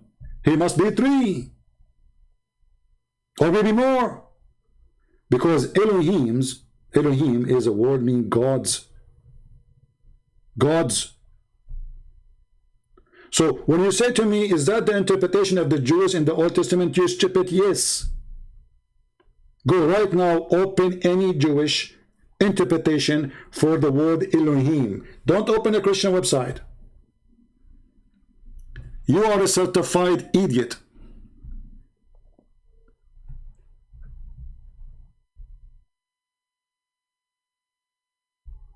Right? In Hebrew Bible, Ezra 5:01, it is ilah singular. Yeah, just skip it again. The word el-ilah, which is even exists in we use it in Arabic. El-ilah, ilah, il is a word meaning God. Il alone is a word meaning God. Ha is a sound of holiness. It's not even part of the word. So this is why you see, if we go right now and we read the Quran, we look for the angel names, or even Ishmael, Mikael, Gabriel, Israel. We will find that all of them, they end with il. Do you know why? Because those names are stolen from our book. And because Muhammad is a fool, he do not know what those words mean.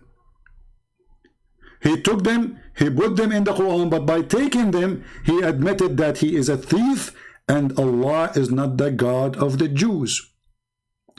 Do you remember in the debate where TiT, he said, God, he struggled with Isaac, with Jacob, Jacob, he's wrestling with God, you know how funny, how stupid. TiT, he made fun of the Quran. Because when the Quran accept that this person, his name changed into Israel, he accept the story. But because those dummies are thieves like their God, they do not know what Israel means.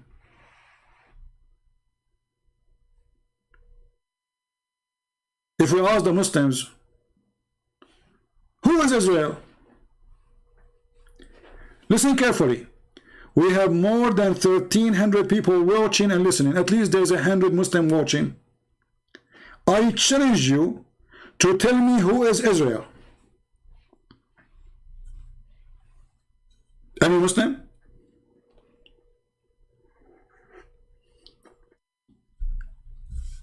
Who is a Muhammadan is willing to tell me who is Israel? What he was exist? What his father name? Any Muhammadan?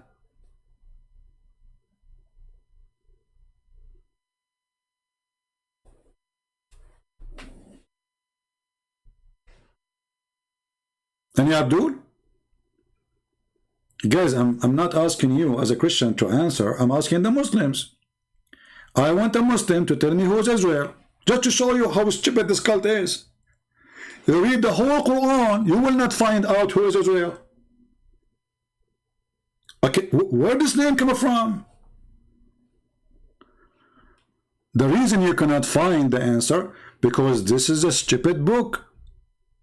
It is a theft. It is somebody went to the office of a rabbi and start copying a story because the rabbi might come soon. So he grabbed a paper, it says Israel. Who is Israel? We do not know.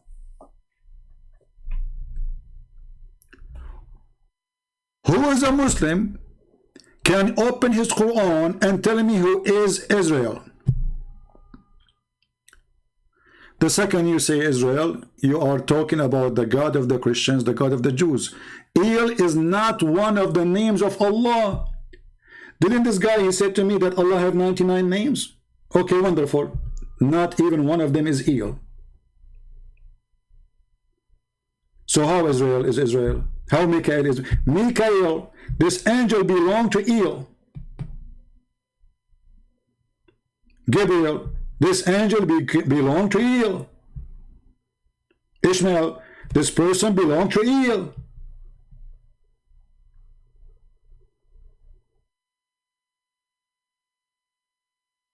Muhammad is a thief.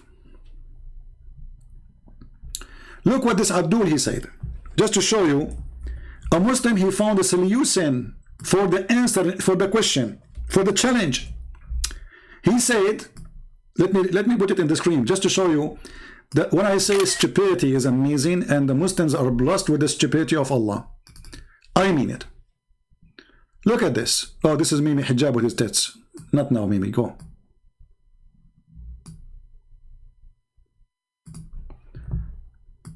Read and laugh. Amin Muradi said, Mr. Amin, Israel, question mark, that is extra knowledge does not benefit us, our daily practice and our judgment day. Look how stupid this answer is. So if it does not benefit you, why Allah even talking about it? As long the whole name of Israel mean nothing for you, why Allah is talking? So are you saying to me that your God Allah is a fool? He put the story there for no reason. It doesn't benefit us anyway.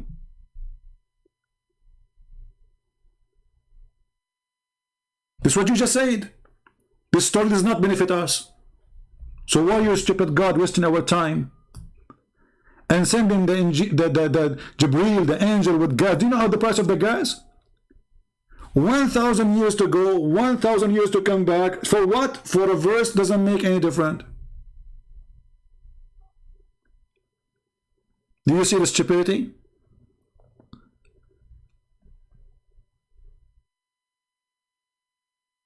Read Muslims and laugh. This is your religion.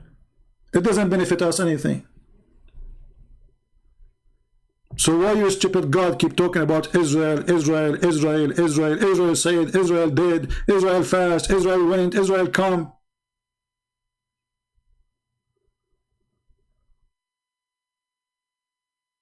As long as it doesn't benefit you. But look what happened. Because they have no answer how such a stupid book is even come to be together. If this is a book of God, shouldn't he introduce to us who is this guy? His name is Israel. You go in the Bible, you see the story that this person, Jacob, he was given a name by God. Now we understand that Jacob is Israel. And when Mimi did that, he made fun of the story that Jacob is wrestling. He just made fun of the Quran. Because when the Quran adopted the name Israel, this is what the word means. The one who struggled with God.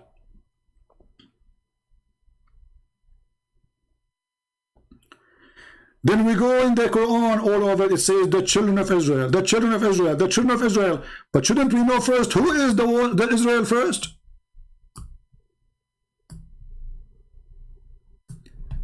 How far the stupidity of this cult can go?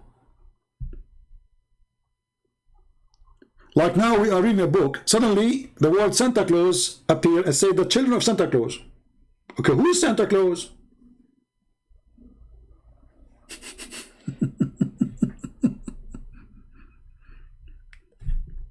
Who is Santa Claus? Shouldn't you tell those people? They never heard of this person. The Arab, they are not Jewish, so they do not know who is Israel. Was Muhammad talking to the Arab? Or he was talking to the Jews? Isn't it Muhammad himself is not from the Jews? Isn't it this guy, he just said that Muhammad, he never even know what is Jibreel, who is Jibreel? He don't know who is Jibreel. Shouldn't you teach him who is Jacob too? So he do not know who is Jacob, he do not know who is Israel, he do not know who is Michael. I mean, those names are historian names. Sure. No, even at that time, right? But I mean, again, he doesn't know who Gabriel is, right? Because he didn't come from an Abrahamic faith. But I mean, again, he doesn't know who Gabriel is, right? Because he didn't come from an Abrahamic faith. But I mean, again, he doesn't know who Gabriel is, right? He do not know who is Gabriel. So why you are asking if you know what Gabriel mean? Copy, paste, cult. Any Muslim can tell me what Gabriel mean.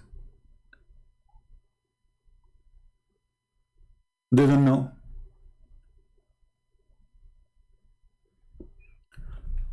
The only one who can refute us, and I hope he will not call us right now. I'm really afraid that this person will call us. This is the only one really we fear. I hope he will not call me right now, because I'm afraid he will use his tits to refute me. It's very practical.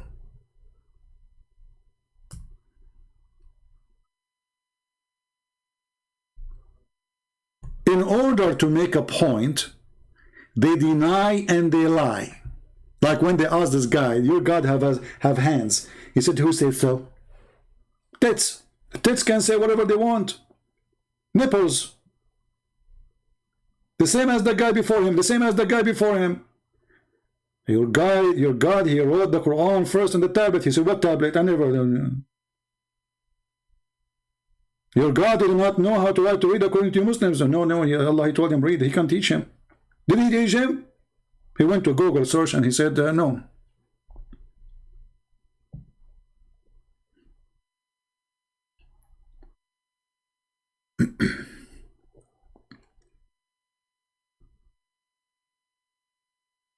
By the way, you guys are taking the point of Mimi Hijab wrong. He is not doing striptease. He was just taking off a t-shirt made in China. But I'm not sure what about the trouser and about the panty he's wearing and the shoes and the microphone in his hand. Everything is made in China. And I don't know why he put it back. What a kid. What a stupid kid. But remember one thing. When we allow Muslims to call us, and I say only Muslims, it's just to give you an example about the hypocrisy of this cult. Those people, they want to defend their God. They claim that their religion teach ethic. The second you put them in the corner, he said the F word to my mother, using the vagina word in Arabic. He thought, I'm not going to translate what he's saying.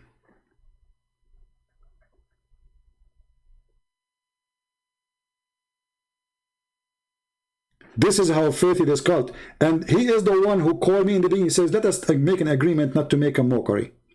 I said, the maximum I say you're stupid if you say stupid. And you can say the same to me.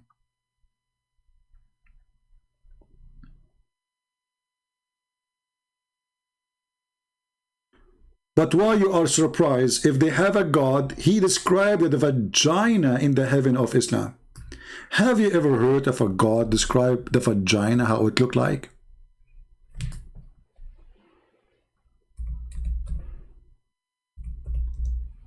Read and laugh.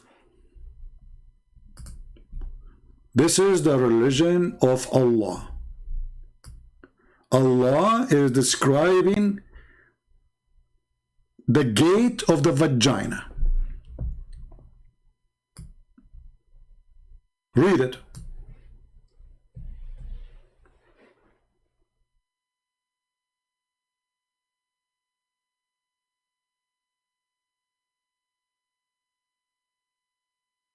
Do we have any Muslim have a comment? How many times we heard the dad speaking about the Song of Songs?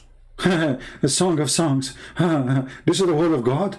You stupid idiot. It's a song of song. If it's God talking, then it's going to be God's song. But obviously you do not know even who is talking there. If I made a poetry about God, it doesn't mean that God is talking. Secondly, what you claim it is sexual, it is not. When the guy he speak about two cities, he is not speaking about two females. But then the Muslims, after making fun of Song for a century, the dad himself make fun of it. Then somebody told him that the name of the Prophet Muhammad is there. Suddenly, the Song of Songs became holy. Suddenly, it is not a bad adult language. Suddenly, every Muslim is proud about the Song of Song.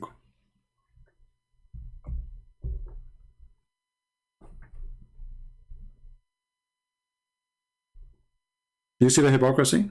Yesterday it was a porn. A week after it is holy. Just because an idiot he told him that Muhammadim is there.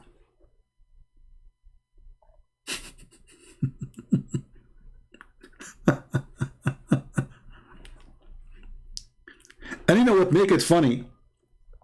That the Quran said that the name of the Prophet will come after me. Isa saying his name is Ahmad. So how Ahmad became Muhammad? I want to know. What is the name of your Prophet? You Muslims are confused. His name is Ahmad because it's not the same. You might say to me it's close by the meaning, but still not the same. Name is a name. If you change one letter, it's not the same name. So Isa said, there is a messenger will come after me, his name is Ahmad. So his name is not Muhammad.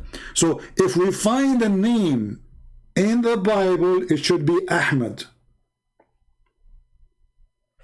Read it.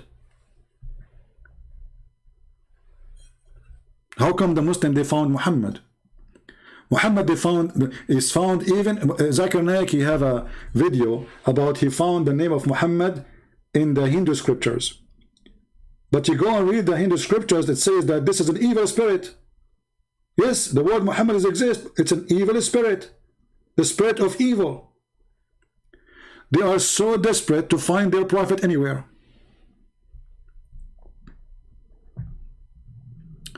There's a hadith in the prophet, my friend, we know. Muhammad, he called himself. I know that he called himself Ahmad. But obviously this is not a name, because, you know, if your mother, she called you Susu, your name is Susu. You don't change your name every 2 seconds. But because it is a title, so the real name of Muhammad is Qatham. Qatham. When he was born, his uncle gave him a name. Or his grandfather. Why? Because there is he have a son. He passed away just before Muhammad was born. And what the Arab they do, the first baby come, after the first one died from the family, they name the new baby by the same name of the person who passed away. This is the real name of Muhammad. Muhammad means the praised one, and this is obviously clear evidence that Muhammad is a filthy person who is trying to be God, because the word Muhammad means praised one. So if Muhammad is the praised one, who is Allah? Do you understand? Muhammad is trying to hijack the names of Jesus.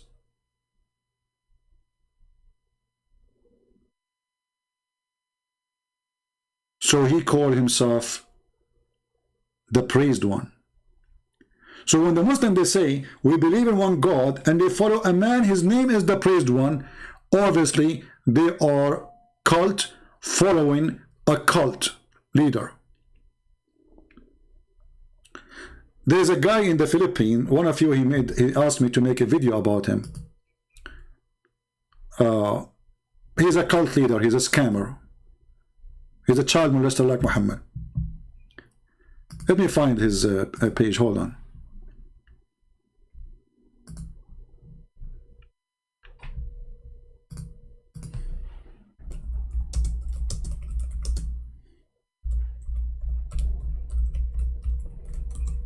And later, now they have many cases against him.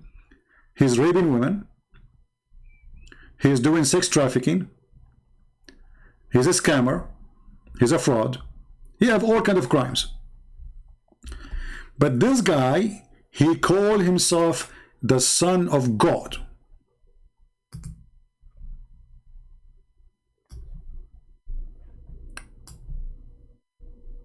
He created an organization, huge one, a lot of money. And he tried to fool the poor Filipinos. The funny is that the person who asked me to expose him, I said I concentrate on the stupid Muhammad. But then 2 days after, I saw the news that he is wanted now, even in USA, for sex trafficking, rape, tax fraud, even visa fraud.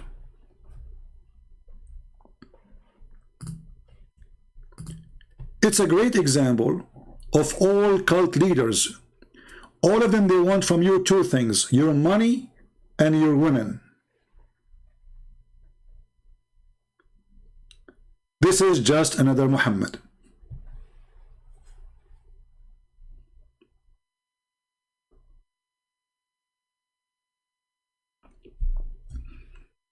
And I'm so glad that soon this person will go down and he will be punished for lying to the poor.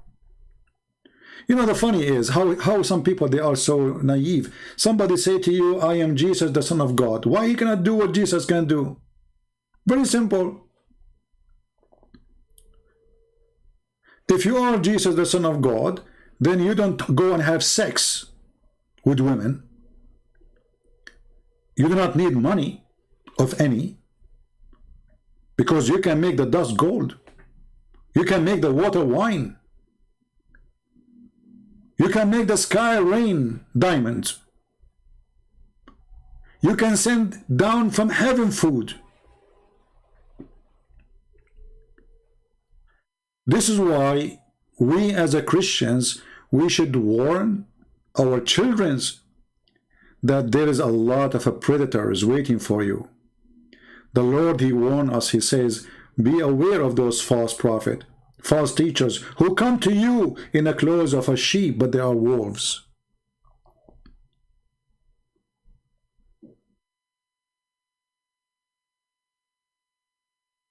And this is Muhammad.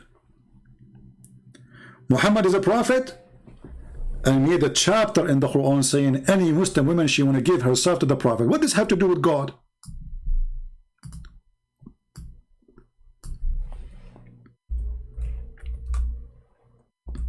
Any Muslim can tell me what this have to do with God?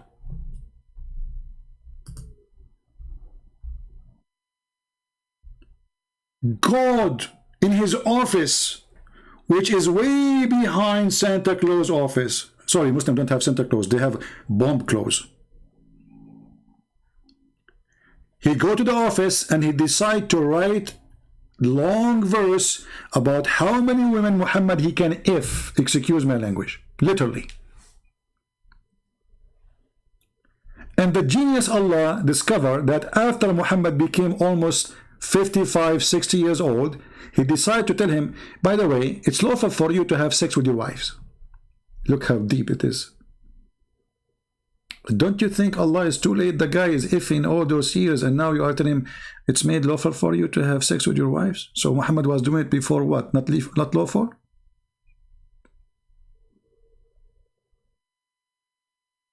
Now remember, you have to pay them money.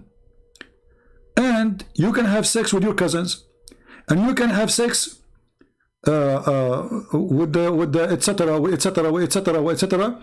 And by the way, here they're saying whatever you own in your hands, so you can rape the slaves. And those you own by your right hand possess. And then he continues saying, and any believing woman, she offer herself to the prophet. What does this have to do with God? I mean, the guy, he have tons of females in the bed. Why he need such a license? Hey, women, offer yourself to the prophet. And then every hooker in Mecca, she said to herself, uh-oh, I got a free retirement plan. I will go sleep with this pimp. And then I became the girlfriend of Muhammad. Nobody will dare to touch me. And I will have retirement forever. Any believing woman, she offer herself to the prophet. Any. Is that from God? And then after that, when women who they are not good looking, excuse my language, I'm talking about the standard this man he think about, women who they are not good looking, old women, they start offering themselves to Muhammad too. And now what he will say to them, he says any woman she offer herself. He did not say any women I choose. So he had to fix it. Right away he made a verse saying, Allah, he told me this. Hey Muhammad, Habibi Muhammad, you can post porn, any of them, and you can receive any of them. And whosoever you desire of those whom you have set aside. Like, what the heck? So women now are lining up in the front of Muhammad's house. Some they are old, some they are yummy. Muhammad, if he sees someone she is yummy, he says, you come here, okay? Yeah, come here. You go to the bedroom. No. You know, Allah, he told me, no, yeah, okay. You, next. No. Don't even take off your veil. No. Don't, please, don't, no. Have you ever heard of a God, he makes such a verse? So he made a verse saying, you can F any woman she offer herself, and then after that he start getting women who they are really old. Nobody want to marry them. Looking for retirement plan. So Muhammad, he made a verse saying, Allah told me I can postpone whoever I wish. I can put aside whatever I wish. And I can do boom boom to whoever I wish. Because my God is a wish God. And then Aisha, she noticed that Muhammad is a fraud. She said to him, Inni ara rabbuka yusari'u ila hawaka ya Muhammad. I see that your God, he run into your temptation, Muhammad. your penis. The penis God. Read carefully what Aisha said. I felt jealous. I felt jealous. Come on. This is after the guy he died. So she wanna explain why she said that. I felt jealous of women who offer themselves to Allah Messenger and said, then when Allah the Exalted, the Glorious revealed this, you may differ any one of them you wish, and take to yourself any you wish. And if you desire any to you, have set aside no sin. Aisha, she said, read carefully. It seems to me that your Lord hastened to satisfy your penis. They're trying to make it nice. They say desire. Hawak, you're lost. Hawak, your wind. You're lost. It seemed to me that your God, he hastened to satisfy your penis. This is God.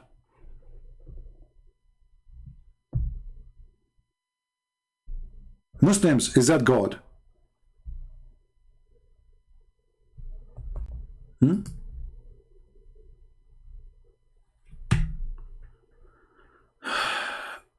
Armin Muradi saying, your light Qasam is his kunya because of his born son Qasam. Abdul, Qatham, not Qasim. You are a stupid donkey like your prophet. You see, they don't even know Arabic. They don't know how to say anything. Qasim. I'm not talking about Qasim. Qatham, potato. Open Ibn Kathir and read. Who care about Qasim? And secondly, your prophet never have a son. Your prophet, his penis doesn't function. Even the Quran witness for that. This is why the Quran says that Muhammad was not the father of any of your men. Why? Because he never have one.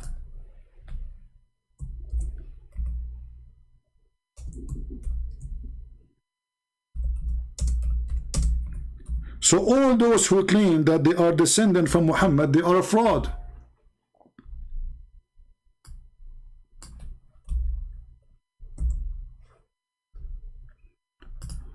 Chapter 33. Muhammad was not the father of any of your men. Do you see it?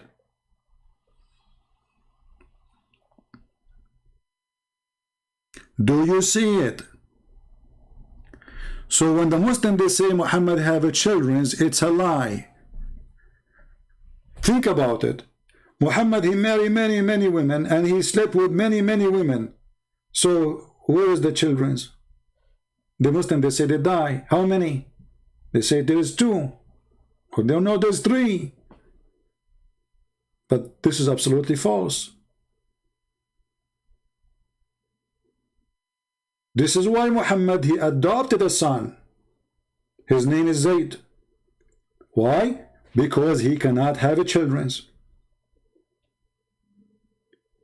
This is why Muhammad, he announced that Ana min Zayd wa Zaydun minni. Zayd is from me, I am from Zayd. He's my son. He carry my name. And later, the filthy Muhammad, when he liked the wife of this man, he forbid adoption. So suddenly Zayd is not his son. Just because he liked to F his wife.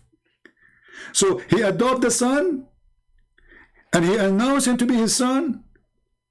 And then when he liked the wife, he decided that this guy is not his son no more.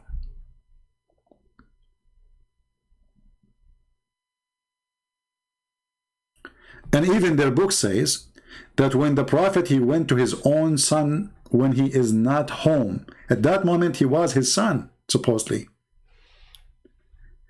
He went, and Allah, he sent the wind. Look how nice Allah is. What a decent God.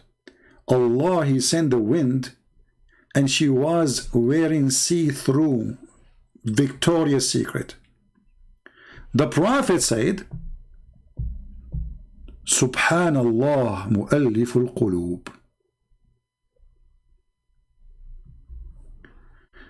Fatima is not his daughter, Abdul. This is why, guys, Khadija, she have two husbands before Muhammad.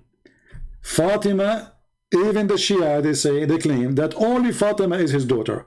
But even Fatima is not his daughter. She is his stepdaughter from Khadija. She grew up in his house, but she is not his daughter. As simple as that. I have a challenge for you to show me a hadith about the day Khadija, she gave birth to her daughter and Muhammad was her husband.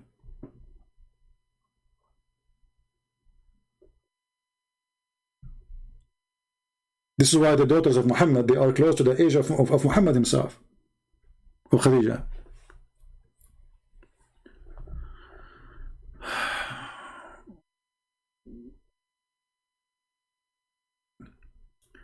You know, when the hadith, when he says Malik al-Muluk, Muhammad, obviously he meant Jesus. He hated Jesus. Because we know that Jesus is the King of Kings in the Bible.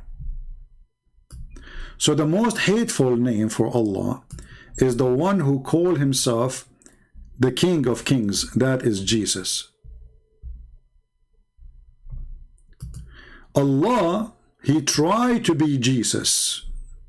And this is why he says, I am the King of the Kings.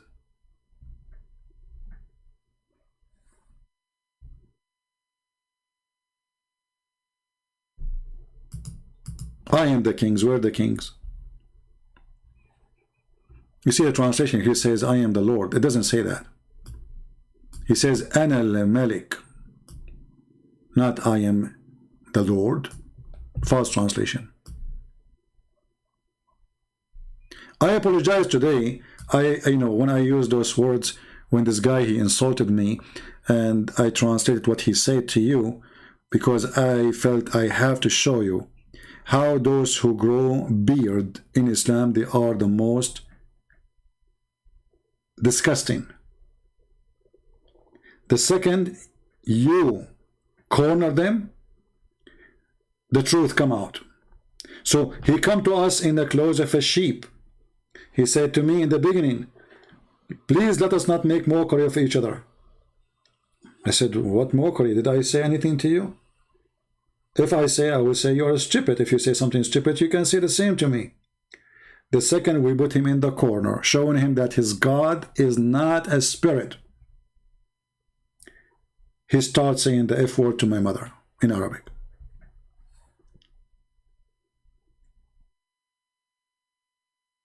What the Lord said? From their fruits you shall know them.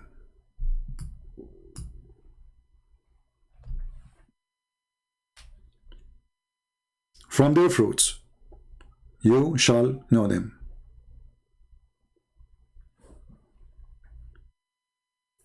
Now Muslims, they say that Muhammad, he have a children. Who's a Muslim can call me and tell me why then why Allah kills the children? Let us discuss this. Okay, guys, Muhammad, he have a children. How they die? When our brother Nabil Qurashi, he died because of cancer, the Muslim, they start making mockery. He says, God punish him. Okay, we will go with it. Did Allah punish Muhammad and kill his children? Any Muslim have an answer? If Muhammad he have many sons, and each time he have a son, Allah kill him. Why he's killing him?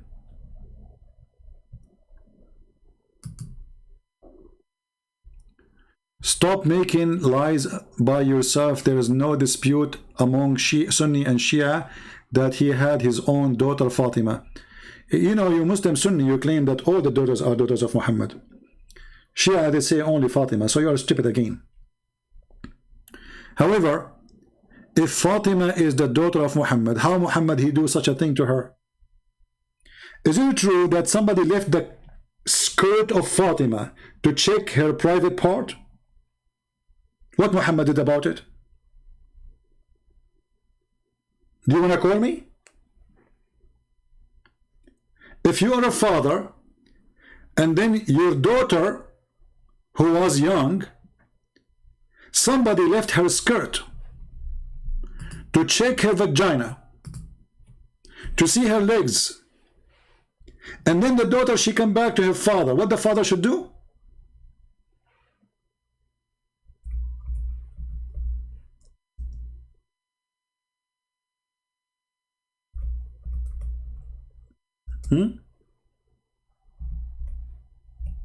The Muslim, they say to you, oh, he was examining.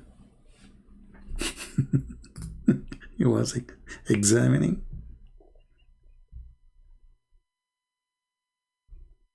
Examining? Who is examining? Examining what exactly?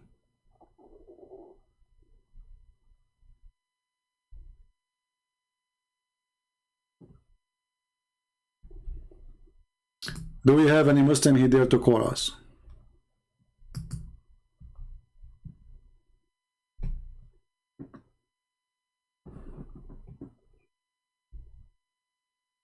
Any Muhammadan?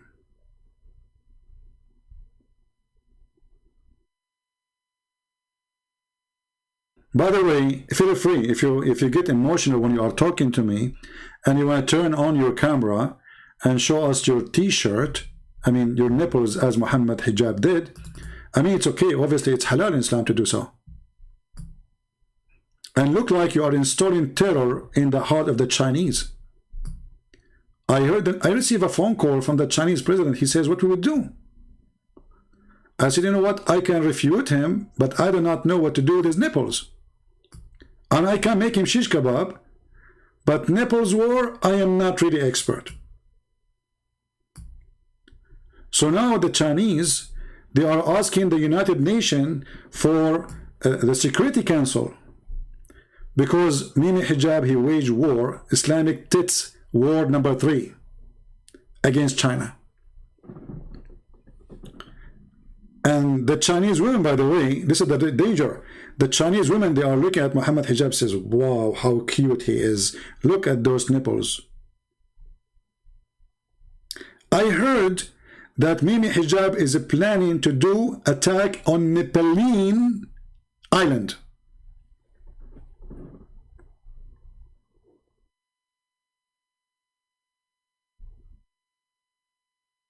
If you don't believe me, take a look. And look, the Chinese men behind says, no, no, please. They are scared. Those Chinese army, they are terrified. I mean, look at this. They said, like, what the heck? No, please, man.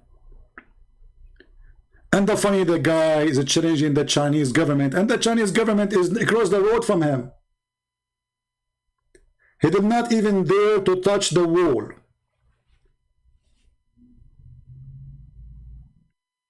But you know what? I am surprised that he did not make a video.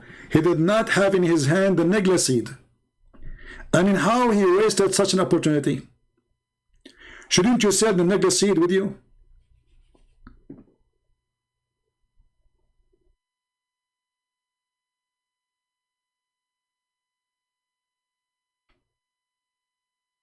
Any Muhammadan? Somebody want to do jihad by taking off his t-shirt? What? They are great mujahid, my friend. Just yesterday, The Australian government, they announced Hezbollah as a terrorist organization. A week before, the government of UK, they did the same to Hamas. What this guy he do? He take off his t-shirt talking about China. He go blind. He don't see banning Hamas. Suddenly, China is more important now.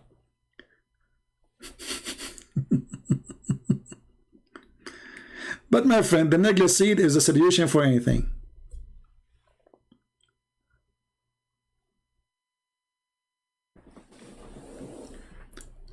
Do we have any Muslim would like to call us?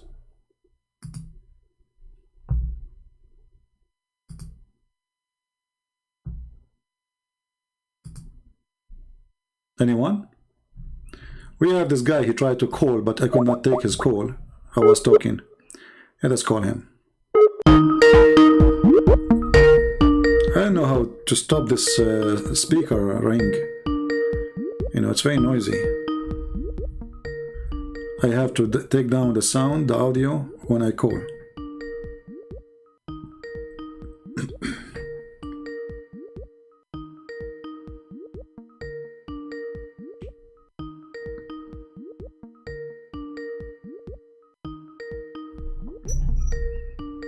Okay, he's not answering. Let us see if he can call us.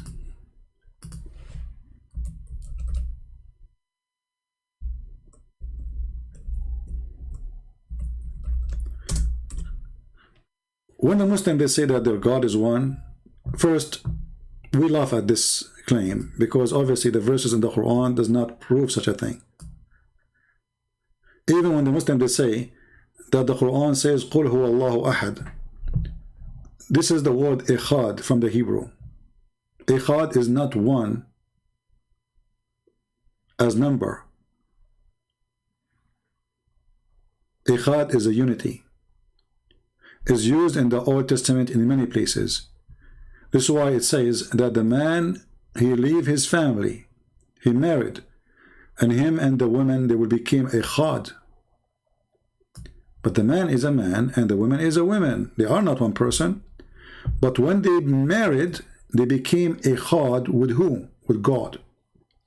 So marriage is unification by the name of God. That is ikhad. The stupid Muhammad, he took the words from the Bible, he put it in his Quran.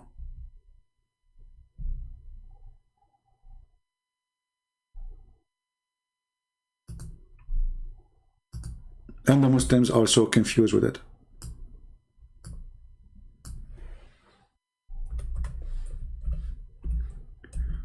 Muhammad, he copied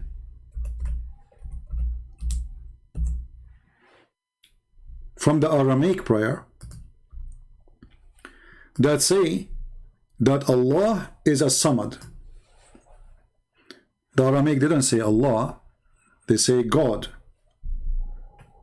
Okay, what is a Samad? You ask the Muslim, they put for you between two brackets, the self-sufficient, the master, who is the create, all the creatures need. He is neither eats nor drink. All of those is one word. All of those, I mean, all of them, they are one word. Are you serious? But because they don't know, they try to find an answer. This is not an Arabic word. Samad, you can go and ask anyone. There is something until now we use in the Middle East, it's called masmuda. Masmuda simply is a little thing made from clay, and you make a hole in it and you collect coins inside. I don't know what they call it in English. So this is usually what kids do, you know. So like in order not to break it and get tempted to, you know, to spend your money, you buy this clay thing, have a hole, and then you put the coins inside, or even whatever money. And in order to get the money, you have to break it. This is what Samad mean. Then we find that there was an idol, his name is Samad. There was an idol around Mecca. And the funny is, just to show you how corrupt this religion is, the Muslim, they took it from the book of Ibn Kathir.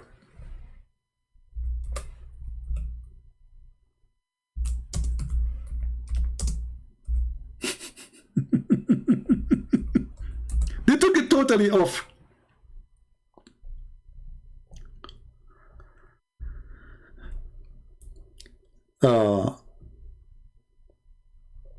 Let me show you. The good thing is that there's many people, they took images of the book before they delete the word. Let us see. Here we go. What a cowardly religion.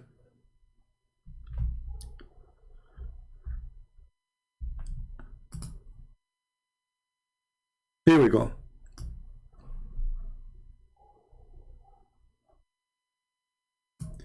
Around the Kaaba there was, and this is the book of Ibn Kathir. This is copy page as it is from the book. So if we zoom here, let's go down. There was an idol, his name is Sada, and the other one, his name is Samud. Samad.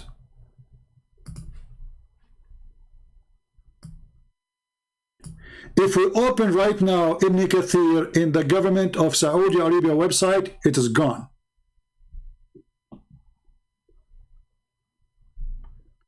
It's not there. They took it off.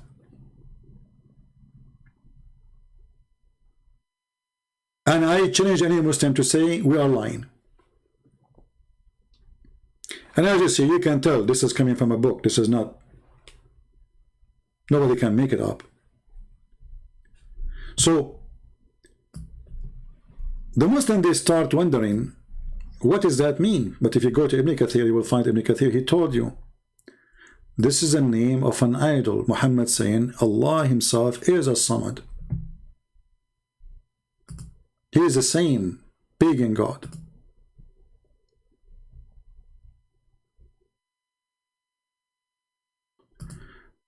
Somebody saying to me it exists in Ibn Kathir. I don't know if we can find it. Let us see, because I looked many times before, I could not really find it in the website. Let us see.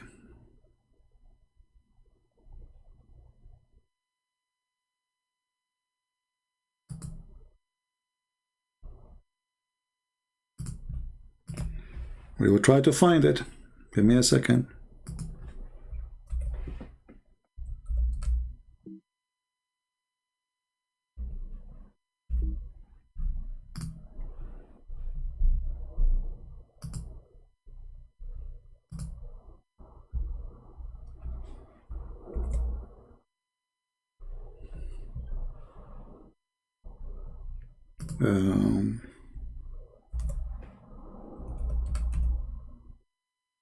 Actually, I found it. Unbelievable. Look at this. Maybe people, they start exposing them, they put it back. I found it. Hold on. Thank you for the admin who sent me the link.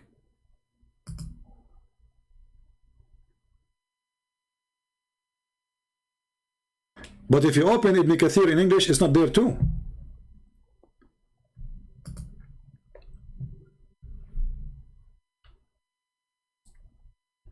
Here we go.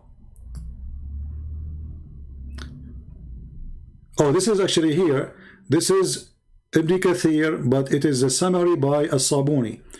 We need to find Ibn Kathir himself. Let us hold on. Let us see Ibn Kathir, not somebody else. We go to Ibn Kathir.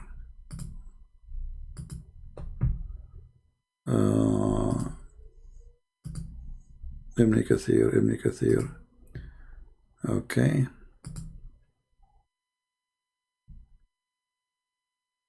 Here we go. This is the official government website of the Kingdom of Jordan, and this is the book of Ibn Kathir.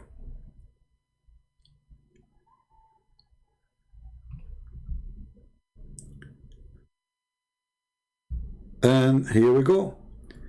It says there is that the people of Mecca, they used to worship many idols. One of them, his name is Sada, and the other one, his name is Samud. Let us translate to English. we need to go out of the frame, I think, to be able to translate. No, it's not translating. Hold on. Let us go from here. It's not showing translate. Oh, hold on. Because I need to use Google browser. Hold on. Give me a second.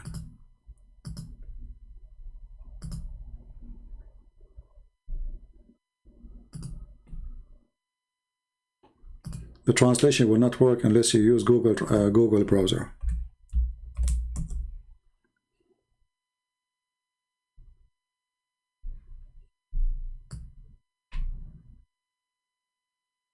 Okay, this is now Google browser. Translate.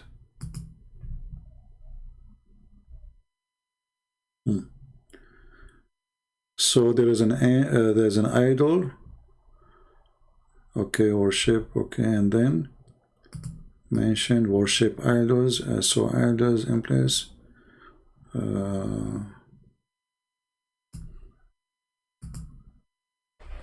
I don't see it in English. Maybe Google got it wrong. Let's see.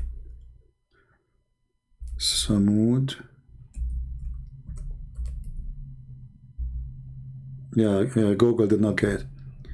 Google translation did not do good with this thing. But what we can do, we can copy the text and take it to Google and translate. So let us do this. Give me a second. Because sometimes if you translate the whole page, it doesn't work. Google translation.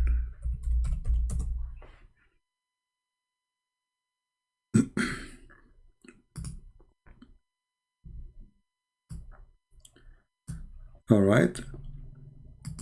So now this is Google translation. I will copy the text from their website. Actually, I will do it in front of your eyes.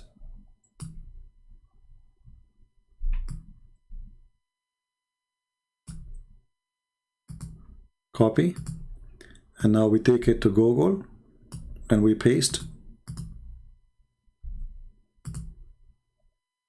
They used to worship an idol. So an idol is called Sada, and the other one is called, this is the second one, is false translation. It's called, should be Samud. Steadfastness. Yeah. The translation coming wrong for the second word. Let us try to translate that word alone in Google. So I will copy it from there. But I mean, it's this is what it is, and anyone who speaks Arabic, even Muslims, they cannot deny it. But I'm surprised really to find it, because before I looked for it and I could not find it. I remember I was making a video and it's gone. And actually, I think in Ibn Kathir in English, we cannot find it too. Let us try, shall we? Because they try to hide everything. So this is chapter 7, verse number 72. Let us open Ibn Kathir in English. Give me a minute.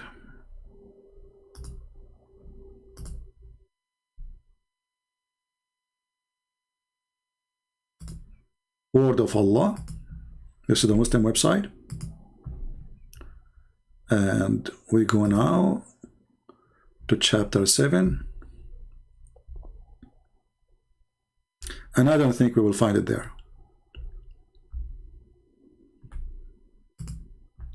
Verse number 72.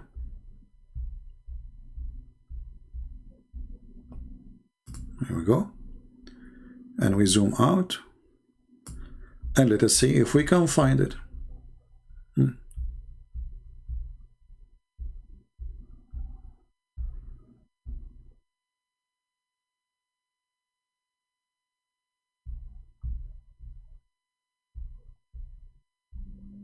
Until now, I don't see anything.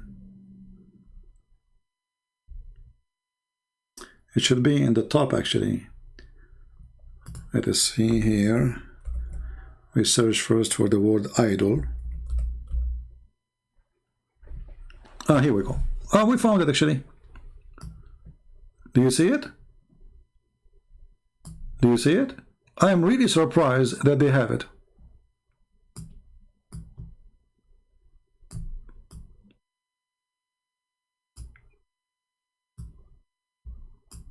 Do you see it? This is their God. This is the Samad.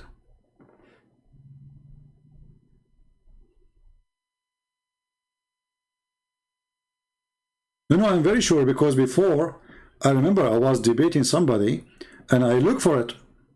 I could not find it. It's gone. This is why people, they make articles about the scandal that the Muslims are hiding. They changed the book of Ibn Kathir.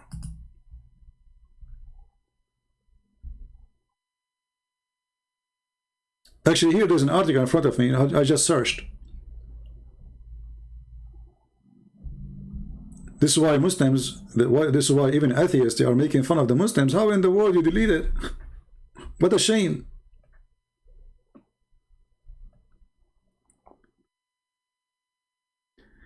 And the funny, one of the interpretation the Muslims they have from a guy, his name is Ikrama, he says that a samad is that the thing which something come out of it and he don't eat. Other one says it is something he have nothing inside, he have nothing empty inside. Other one says this is the one who don't eat food, but this is idols. This is exactly idols.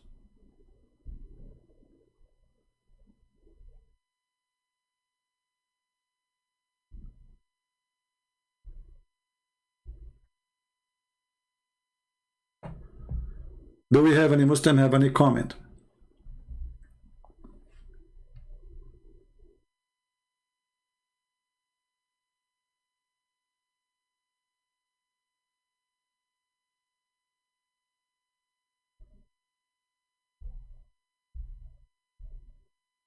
Anyone?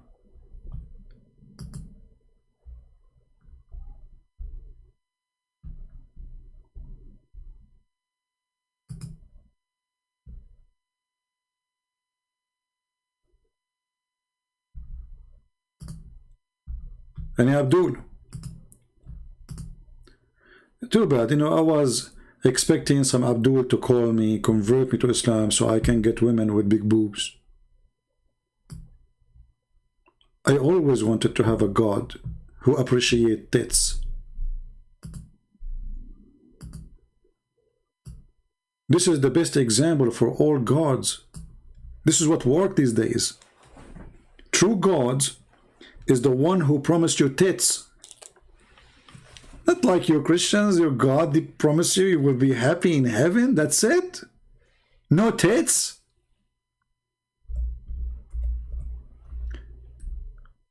The true God is the one, each time you sleep with the women, Allah, He put His finger there, you know where.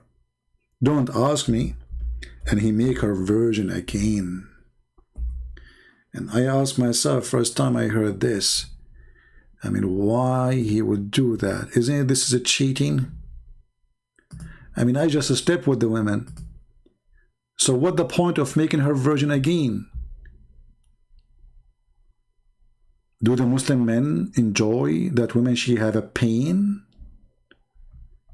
Or he wanna always believe he is the first? You Abdul, you are the one who made her losing her virginity, so you are the first.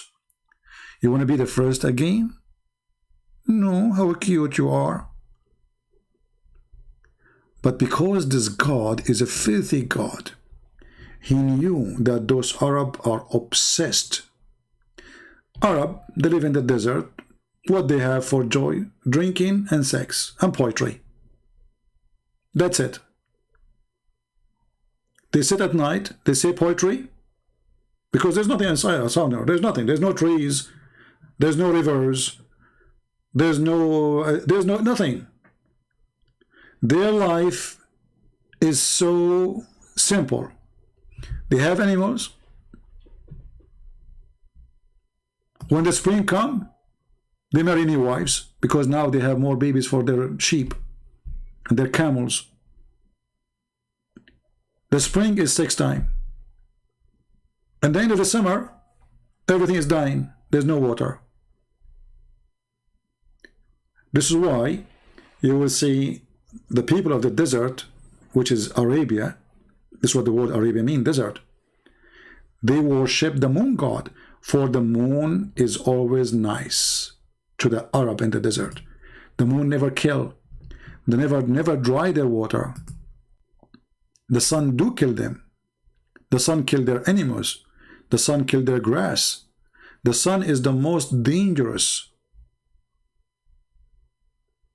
part of their life. This is why you see that at that time, people who live in cold area, they worship the sun. Like in Europe. And people who worship, who live in a dry desert area, they worship the moon.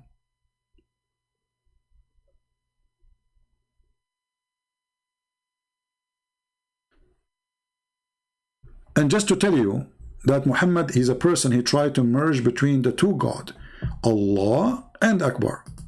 Akbar is a name of a God too.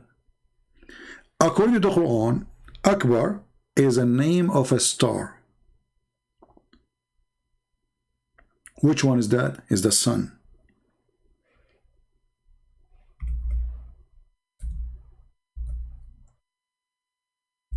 So what Muhammad he did, this is why the Muslims they say Allahu Akbar, Akbar, mean and. So when Abraham he saw the moon rising, he said, "This is my God." The Quran says that Abraham he worshipped the moon. And then when he saw the sun, verse number 78, when he saw the sun, he did not say, "This is only my Lord." He says, "This is Akbar." You see the translation here says the word the greatest. It doesn't say that. Akbar is not the greatest. Akbar means bigger. You see the word Akbar can be used depend in the location of the word. As an example, I can say in Arabic that this person, Akbar from this person, I mean his age. When you see it to use it with a person, you talk about his age. If you say the word sha'n before it, sha'nahu akbar, that means he is he have a bigger value. If you speak it with object, it's about size only. Anything is not alive, it's about size. Or even it's about animals. So if I say that this apple, or if I want to say this apple is bigger than the other apple, I will say Akbar. Doesn't mean it's older, it means size. This one is a size, Akbar, being bigger, not greater. Here is the sun. And Muhammad is comparing, or his God comparing between them.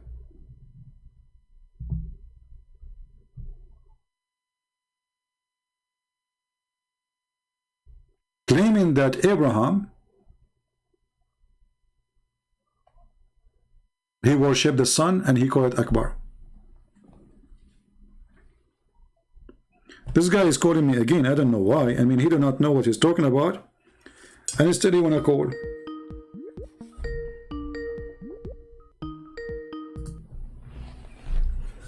Hello? Yeah, now you're giving out false information, man. That's false. What? That's false. You're giving out false information. Which false? Which one is false information? You're interpreting the whole thing the wrong way. Okay, which one is false? Give me one. So everything that you're saying about just give me one so we can go over them. Give me one. Choose one. Choose one.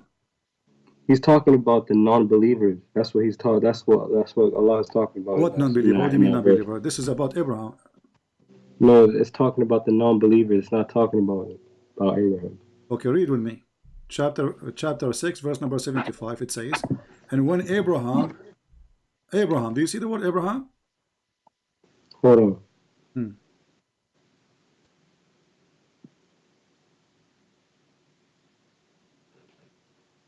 This is about Hold on. Just mute YouTube, please. Mute YouTube so we don't have double sound.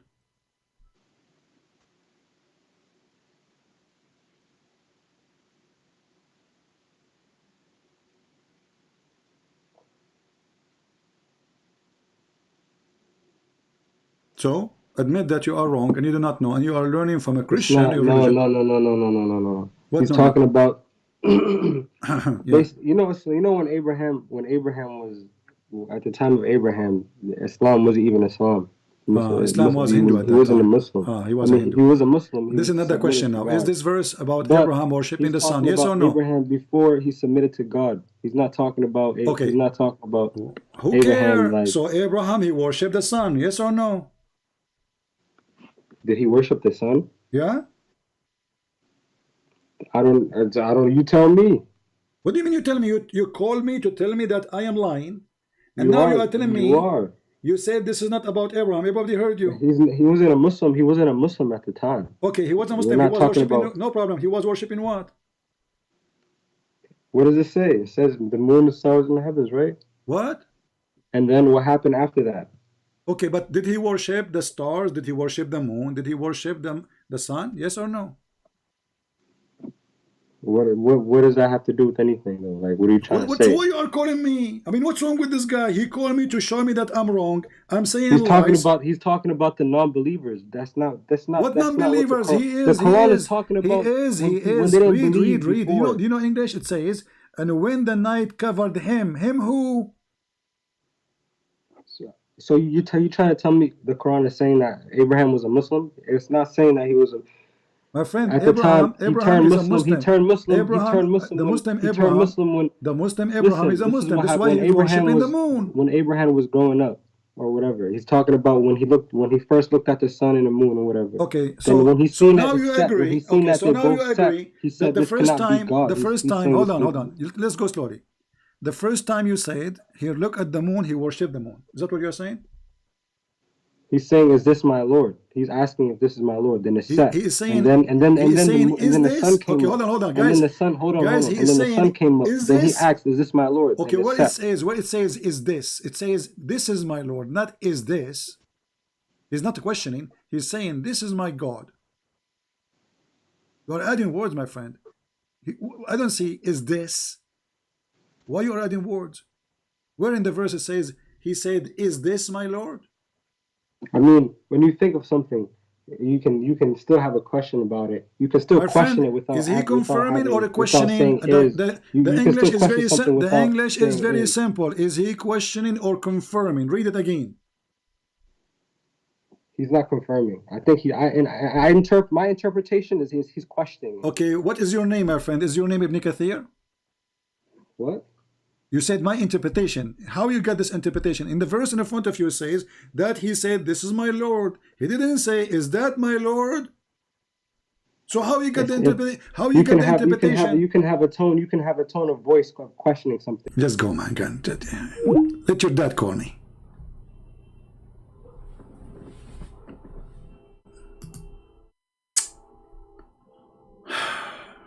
From a billion something Abdul, this is what I get. He is saying, is this is my Lord? So Abraham, he sat at night, he put his finger in his nose, start looking for boogers, thinking, because this is what Middle Eastern do when they think deep, like they dig deep in the boogers. So like he dug booger. Is that my Lord? And actually, if you read, you see how stupid this verse is, because when the moon disappear, he start worshiping this Lord. Why?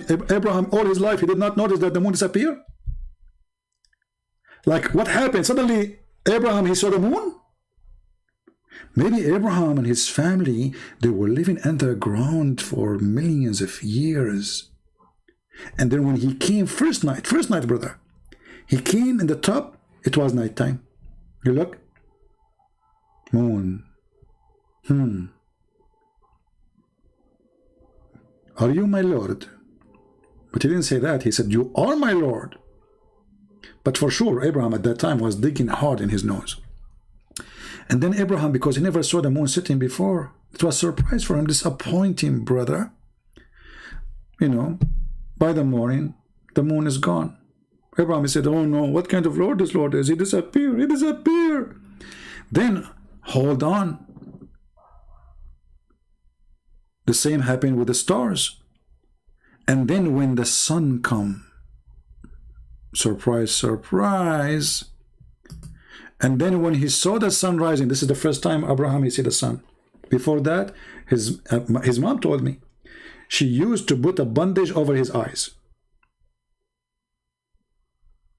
That's it. He never saw the sun before.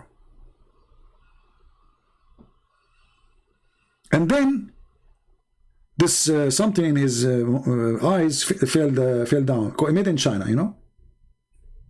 Because his mother, she keep washing it. Like she have two bandages. She wash one, she put one, she wash one, she put one. And you know, so he will not see the sun ever. And then one day, this Chinese thing fell apart. And oh, the sun, oh.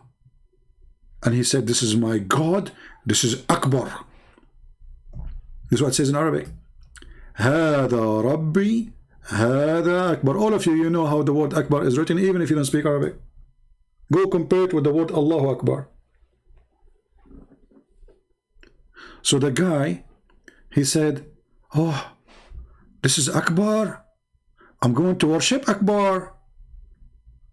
And then, brother, surprise, surprise, Mr. Akbar, Aka's son, she disappeared later by sunset.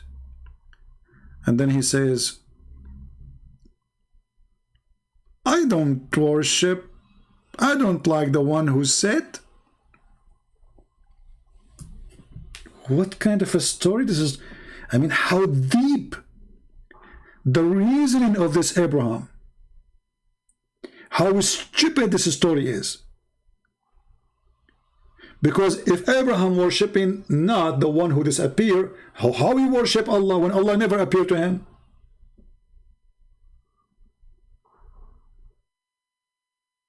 Do you see the logic? If this guy will not worship, something do not appear or disappear. Like appear and go. Allah never appear anyway. So how he knew about Allah anyway?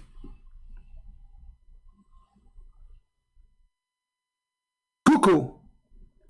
This is the cuckoo Muhammad making cuckoo chapter, and the one who called me, he's a cuckoo too. We say to him, he says, this is my Lord. He says, no, he's asking if this is his Lord. He's asking where it says that. He said, this is my God. He's not asking, is that my God? I mean, their answers is hilarious. I feel sorry for this guy, by the way. He's a nice guy. But what I can do to him, I mean, talking to him is a waste of time, because you can come with the only answer you want. Go and read any Islamic interpretation. Even the text is so clear. فَلَمَّا رَأَى الشَّمْسَ بَازِغَةً قَالَ هَذَا رَبِّي هَذَا أَكْبَرُ. When he saw the sun rising up, he says, this is my God, this is Akbar. He's not asking if this is my God or not.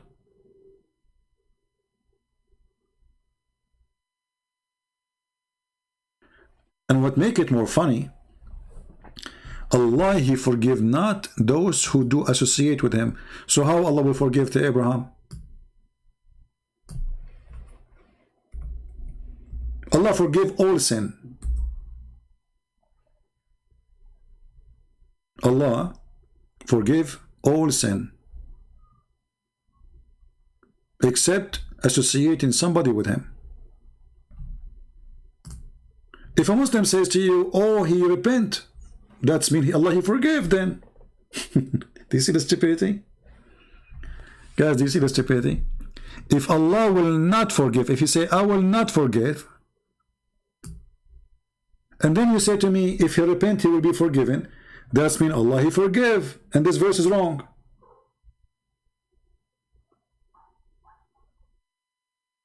You guys, are you listening?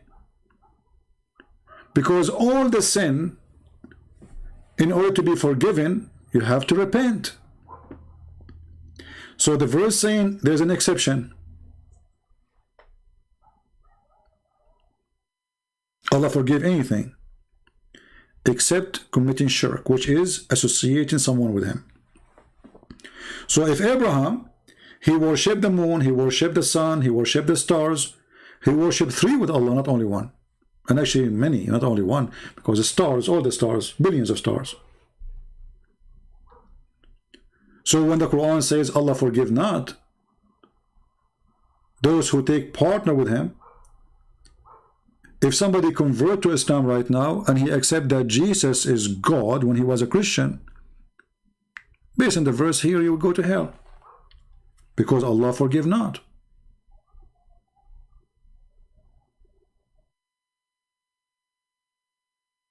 Do you see how silly this religion is? It is literally the most silly, stupid cult.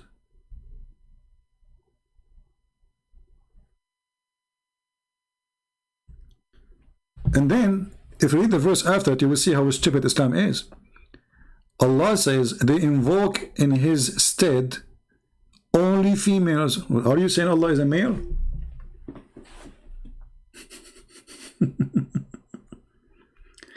See, He is not focusing that they are false God. He is focusing in their what is between their legs.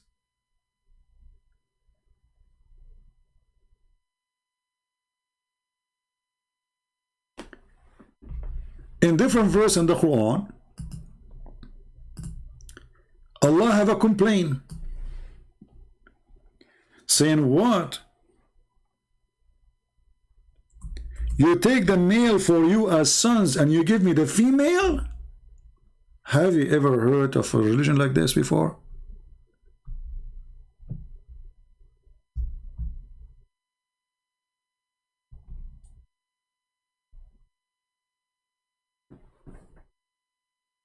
The Muslim, they say to you, oh, Islam does not make a difference. No, Islam make a difference.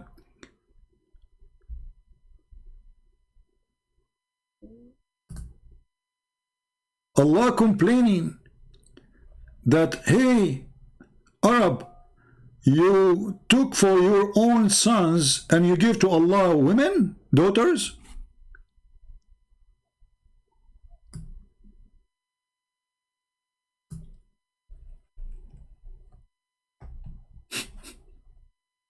So what the complaint is? Like, hello, for you get the boys, for me I get the girls? What kind of logic this logic is? And Allah, He don't like to have a female angels. Allah did not create female angels, so are they male?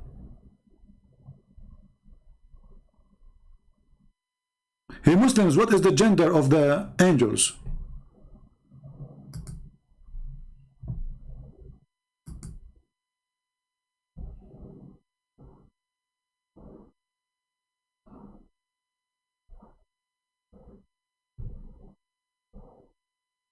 Anyone?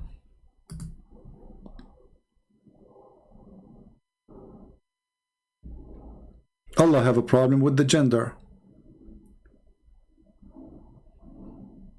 Anyway, we will finish for now. We are here for long. And we hope that China will be safe. I'm really worried about China.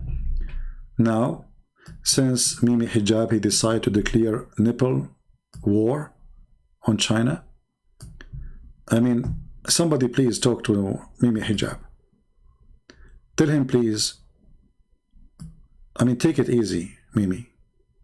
Don't do that. Chinese, I mean, this is too much.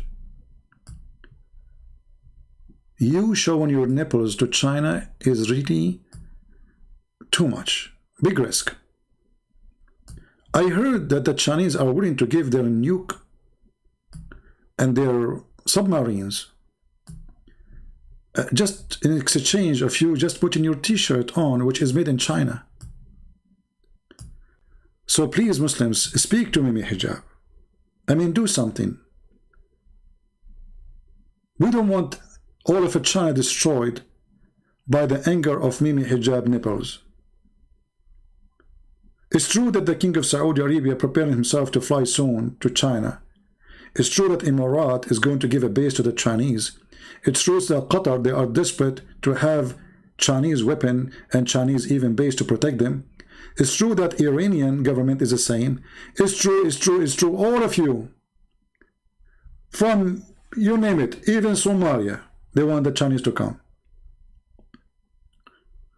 But all of this will not protect China from the anger of the nipples of Mimi Hijab. When the true lions of Islam, they get angry, they show their nipples. I heard today in the news, and this is a true story by the way, as you know, Prophet Muhammad don't lie. I heard today in the news that Chinese are buying everything's in the shelves. Actually, I heard it in the news true, the Chinese government, they told them to prepare themselves for what is coming. Let me show you in the news. Hold on, maybe you might think I'm making fun, you know. Hold on. Here we go. Let me search for it.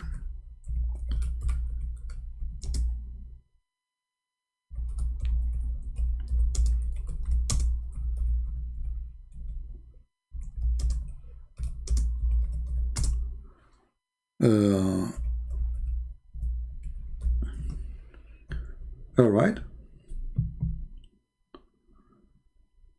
Look, brothers. Brothers, I told you this is a true news. Read with me. Chinese stock up on established after government said just in case. Chinese urge family to keep stocks for daily necessity. Chinese rush to stock up food as government warning. All of this, brother,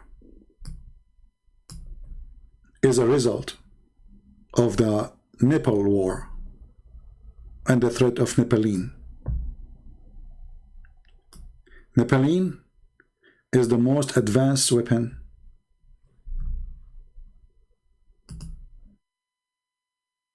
it uses laser, sound, and even milk. Chinese are terrified, buying food like crazy. I have a neighbor, he's Chinese. He was rushing, like I said, hey, Mr. Lee. Oh, by the way, all the Chinese, their name is Lee. You know, you go to China, you say Lee, everybody say yes, you know. Like the same, you go to Egypt, you say Ahmad, everybody is Ahmad. Muhammad is everybody is Muhammad. Okay. So I said, hey Lee, where are you going? He said, I received a warning. You know, I speak Chinese, as you know, because I speak all languages. You know, Al Hassan, he speaks like 72 million language. I speak 71 million. You know, he beat me. Still, he is better than me. So I said, what happened? He says that I received a text message from the Chinese government, and they warned me that I have to buy food as soon as possible. Said, why? He said, I cannot tell you really. And then I went home. I did not think about it seriously, really. I thought he maybe was joking. But then the guy, he came back with a lot of food. And I was wondering what's happening. And then I went to the internet. In the internet, I saw a video of a Muslim threatening China and took off his t-shirt. And by the way, the Chinese government, they asked the UK government to bring machines to measure the radiation around the embassy, because his nipples is like a, you know, they have radiation, like they are covered by, they are full with uranium. I mean, don't go that far, Mimi. Hey Mimi, are you saying next time you go to do protest against the Chinese government, you're going to take off your pant? I mean, you should. It's made in China. And Mimi, why you are using a microphone made in China? What about your phone? If you say to me, I use Apple, it's made in China. If you say to me, I'm using even Samsung is made in China. What is your phone? What is your computer? Where it's made? Your panty is made where? The shaving machine you used, you made where? Man. And what is making me upset, this girl behind Mimi Hijab, she jumped from the middle of nowhere when I take selfie with this cute kid. Because her dream is to show the Mujahideen nipples. You know, people, they go join Al-Qaeda, join ISIS, do jihad, etc. Mimi Hijab, he take off his t-shirt. What do you want more? Who can beat that? Actually, me myself, I wish that all the terrorists in the world, they do this. That's it. Actually, I heard that Hamas, they are learning from Mimi Hijab. The coming war with the Israeli, they will take off their t-shirt. And the Israeli, they are giving their soldiers are welding glasses because they don't want them to go blind when they see those tits. We have somebody saying he is an ex-Muslim. We will take him for a 2-minute or 4-minute call. Let us see.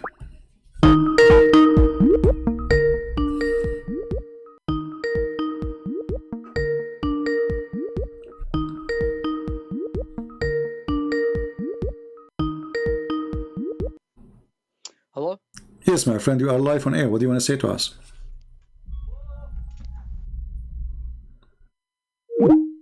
Okay, maybe you don't want to be live on air. No problem. Well, my friend, if you don't want to be live on air, I don't talk in private.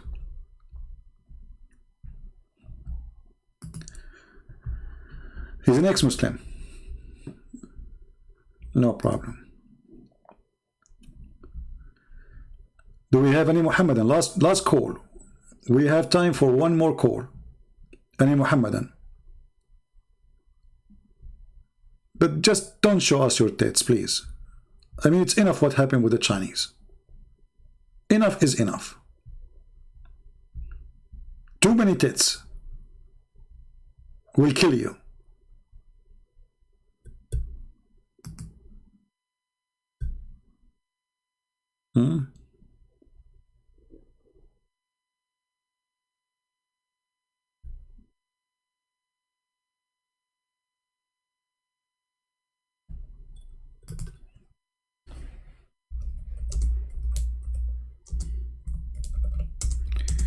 All right.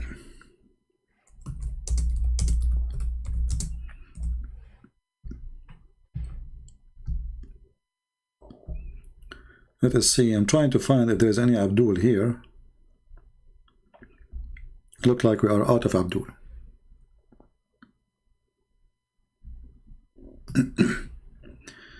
Mayday, Mayday, Mayday. Last tits call.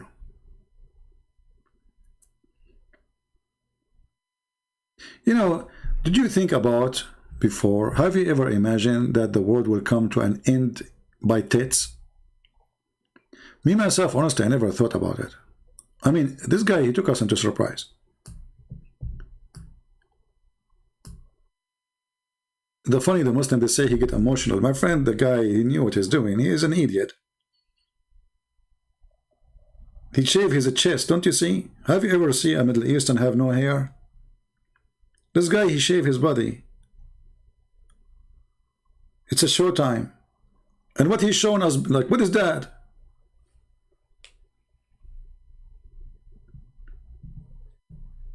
I feel sorry really for the Chinese government in England. I heard that the Chinese government, they decide to move their embassy because they feel they are not secure now in England. And I heard that they have a sign next to the embassy says, no tits allowed. You know? Like, you know, like there's bridge guards. When you approach the Chinese embassy, they put their hands over your tits, you know, to see if you have them with you or you left them at home. You know? So like, there's a checkpoint. Even if you want to enter the Chinese embassy now, they don't check their bags or no, they check your tits.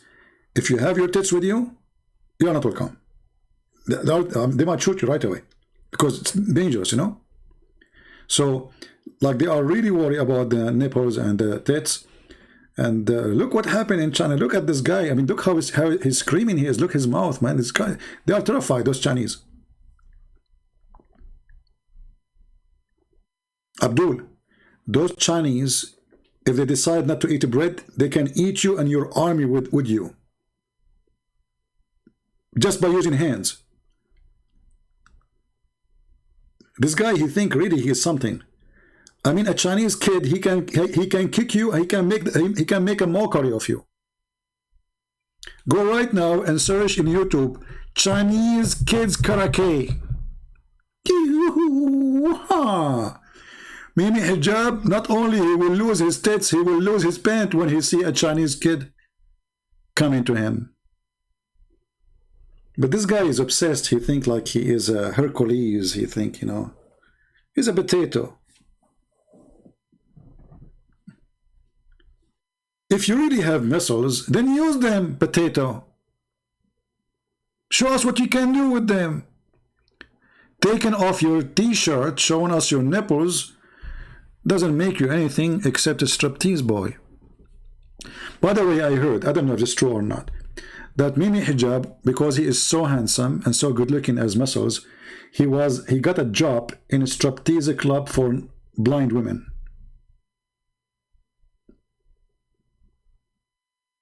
He was accepted right away. He went to a blind women club and he put his resume to do striptease, and he was accepted immediately with no questions. And those blind women, they are so grateful to have such a striptease boy on the stage.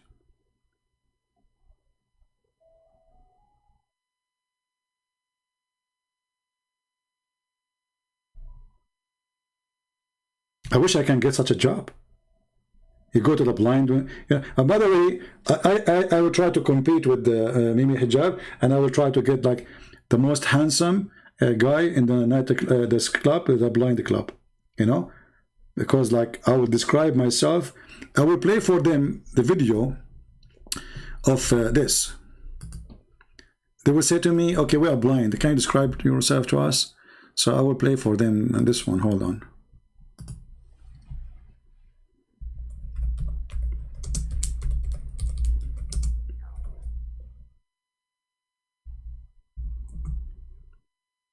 In order to make them see how amazing the situation is. Okay.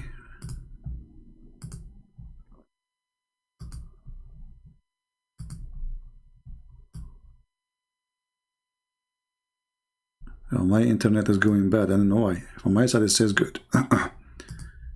Okay, hold on.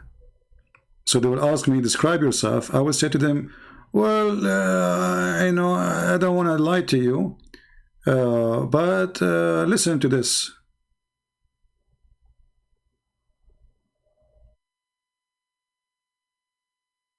Look at this. This is the Prophet Muhammad.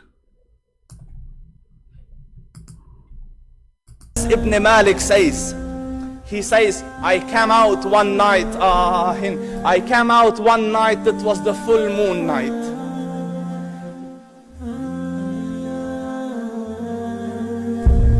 And I looked at the moon, and in the desert, understand, the moon is an awesome sight. It is smooth, it is radiant, it is clear, it is gentle compared to the scorching sun at which they are used to. So the moon was the epitome of beauty. So he says, I came out at a full moon night and I looked at the moon and I saw it beautiful, handsome. The moon is beautiful, handsome?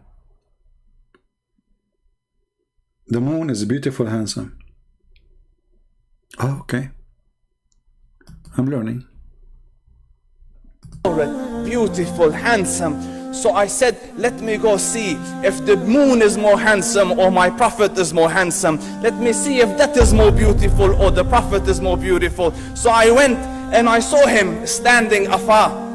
So I looked at his face and I looked at the moon and I looked at his face and I looked at the moon and I looked at his face afar. So I looked at his face and I looked at the moon and I looked at his face and I looked at the moon and I looked at his face and I looked at the moon. So I looked at his face and I looked at the moon and I looked at his face and I looked at so I looked at his face and I looked at the moon and I looked at his face and I looked at the moon and I looked at his face and I looked at the moon. Stop! I mean, seriously, I'm getting dizzy. I mean, why this guy even need to look many times at the moon at Muhammad? Are you saying to me they are close in beauty? Are you saying to me you're insulting Prophet Muhammad, who is the most amazing pretty girl? Shouldn't he get a decision right away from the first look? Shame on you! You're insulting Prophet of Allah, who is the most handsome pretty boy. It's enough to look one time at the moon, and then you will see how beautiful the nipples of a Prophet Muhammad. I do not need to look twice. This is how a true believer he behave. Why I want to look twice at someone have the most pretty nipples?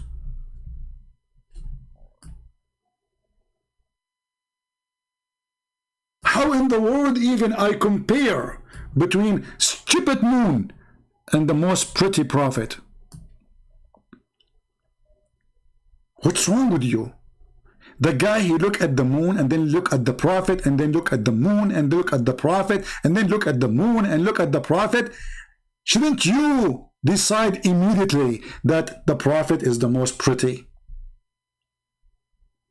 What's wrong with those people insulting the prophet of Allah, who is the most pretty sexy boy ever? Notice with me, there's many religions in this earth, there's many cults, but the only one who worship a beauty boy, his name is Muhammad, is the Muslims. And by the way, all those descriptions obviously are a fraud, because women, they were running away from this guy.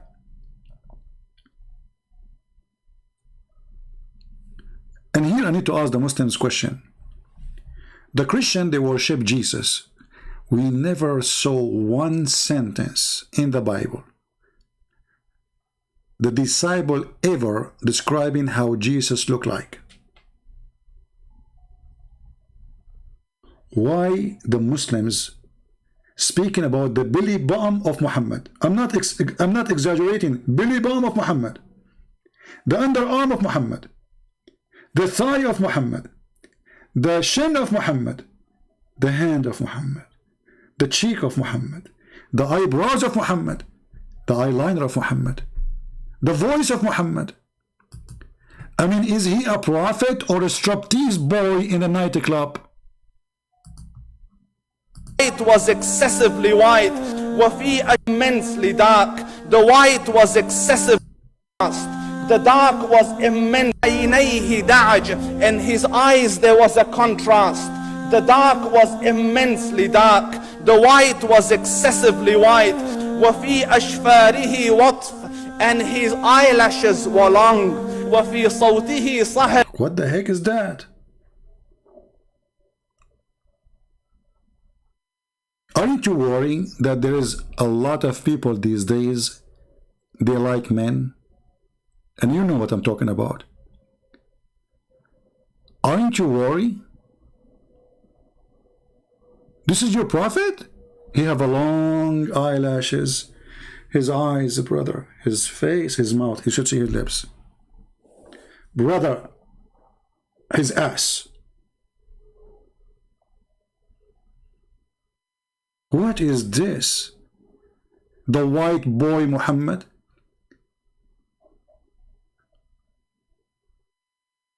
How white his underarm, how white his thigh, how white his ass, how white his cheek. And now he is comparing how white he is comparing to the moon. And now after all this, should we accept Muhammad or not to be a prophet?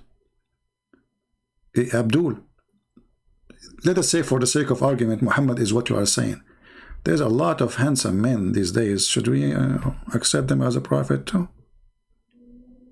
قال سمعوا لقوله. When he used to say something, they used to hearken to what he used to say, and they used to compete to fulfill the command. This is Muhammad Rasulullah. This is Muhammad. This is Muhammad Rasulullah. Anas ibn Malik says, he says, I came out one night. I came out. You know, this, when you hear this, what is that? What are you doing? Out one night, it was the full moon night.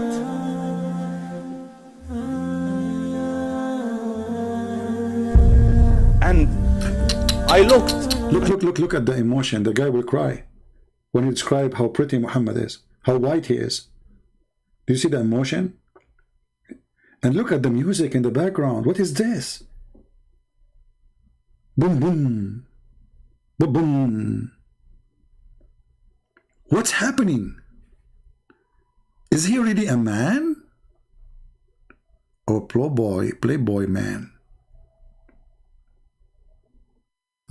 The moon, and in the desert, understand, the moon is an awesome sight. It is smooth. It is radiant. The moon is smooth in the desert. You know, how come the moon in our town is not smooth? We just learned something new today. That's if you go in the desert, if you like to have a smooth moon, go to the desert. So Muhammad is a smooth. Actually, his real name is a smoothie. It is clear, it is gentle compared to the scorching sun at which they are used to.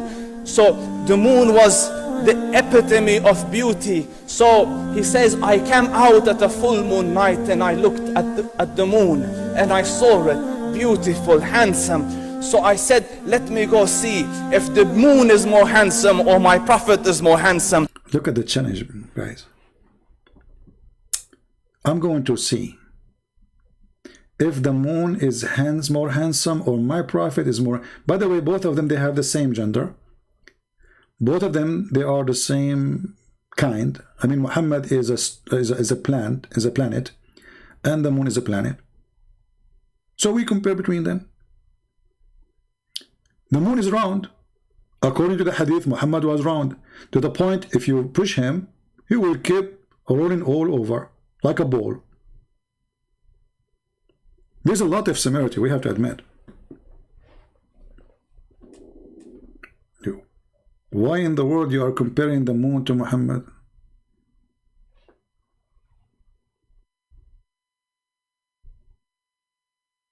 And look at his finger.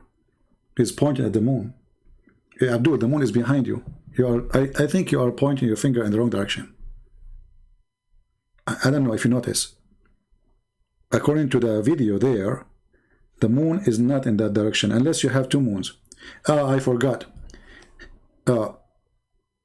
The God of Islam believe that there is two west and two east and two west,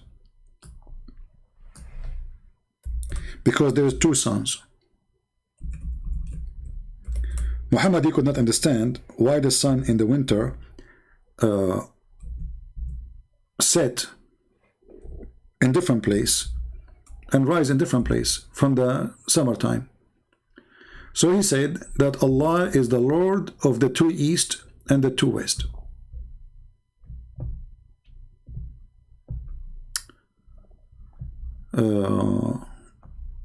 Let us see. Hold on, let us see the verse.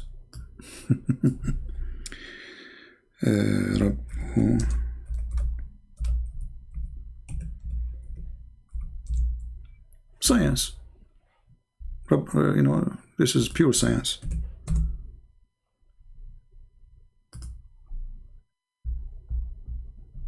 He is the Lord of the two east and the Lord of the two west.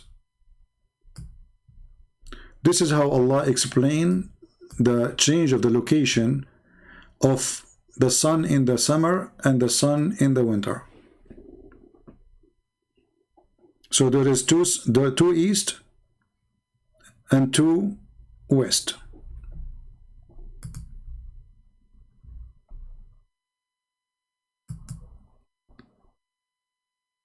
You know, what is the punishment if a guy, he says he is more pretty than Muhammad? What the Muslim would do to him? Just ask yourself. What if somebody, he decide, somebody, you know, I'm not going to name his name, you know, somebody, I'm not going to say, like, I will not even mention one letter of his name. Like, I will not say Trump. What if Trump, he say that I am more pretty than Muhammad?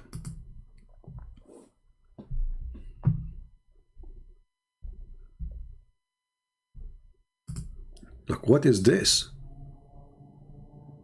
Donald Trump with the Chinese doing karaoke? I told you, Mimi Hijab, he scared the hell of everybody. Now the kuffar, they gather together to take a course for karaoke because they heard the threat of the nipples of Mimi Hijab. Here we go. The Chinese, is that the Chinese guy or who is this guy? I'm not sure. You know, for me, I don't know. Like, So,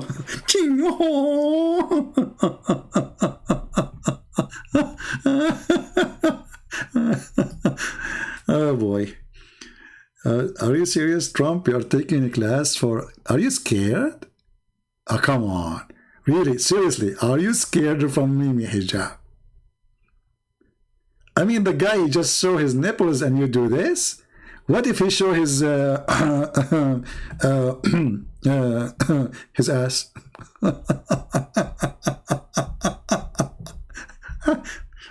I'm so disappointed with you, Trump.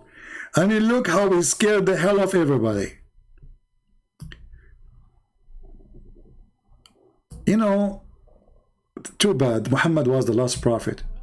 So we cannot have a prophet who can predict when the coming nipples invasion will happen.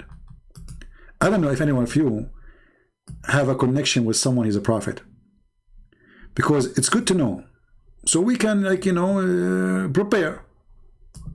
Do you think the nipples invasion will happen soon? Next month? Next year? I don't know. We are just trying. But honestly, I am so disappointed of Trump. He is being so scared of the nipples of Islam.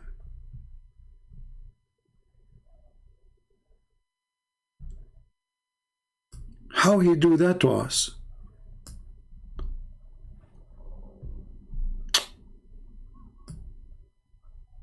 The guy, he just show his nipples, Trump, he start taking karate class. Are you saying to me you cannot face the nipples? And what, you are going to the Chinese to teach you? The enemy of Allah?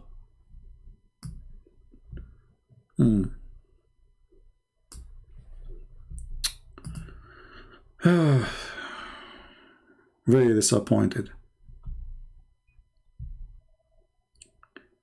You know, do you think now the Chinese in the airport, like, they will change their customs rules? Like, the first thing they check nipples? What do you think? Like, now in the X-ray machine, are they going to make like a special X-ray for nipples? So you go in the airport of China. I posted a video before of me in China, right? You remember it? When you go in the airport, there's no English. No English. Most, like, maybe there's a sign or two. But I think they will put a new sign, like Islamic nipples from here, especially because they discriminate the Muslims, right? So Mimi Hijab is coming with the army of Nepalese, and they are really scared from the nipple. So they will design a new machine, Chinese machine, who can scan nipple.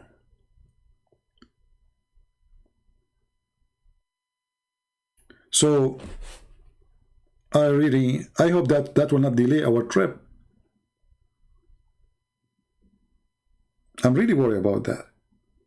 You know, when I go in the airport, this is before, now it's not working no more. Before, when I go in the airport, like once I remember I was late. So I'm going to lose my airplane. And there's a long line of people to check the security. I mean, for sure I will lose my airplane. So I did this. I took my phone and I started saying, okay, Alhamdulillah, Alhamdulillah, yes, brother, Alhamdulillah, MashaAllah, MashaAllah.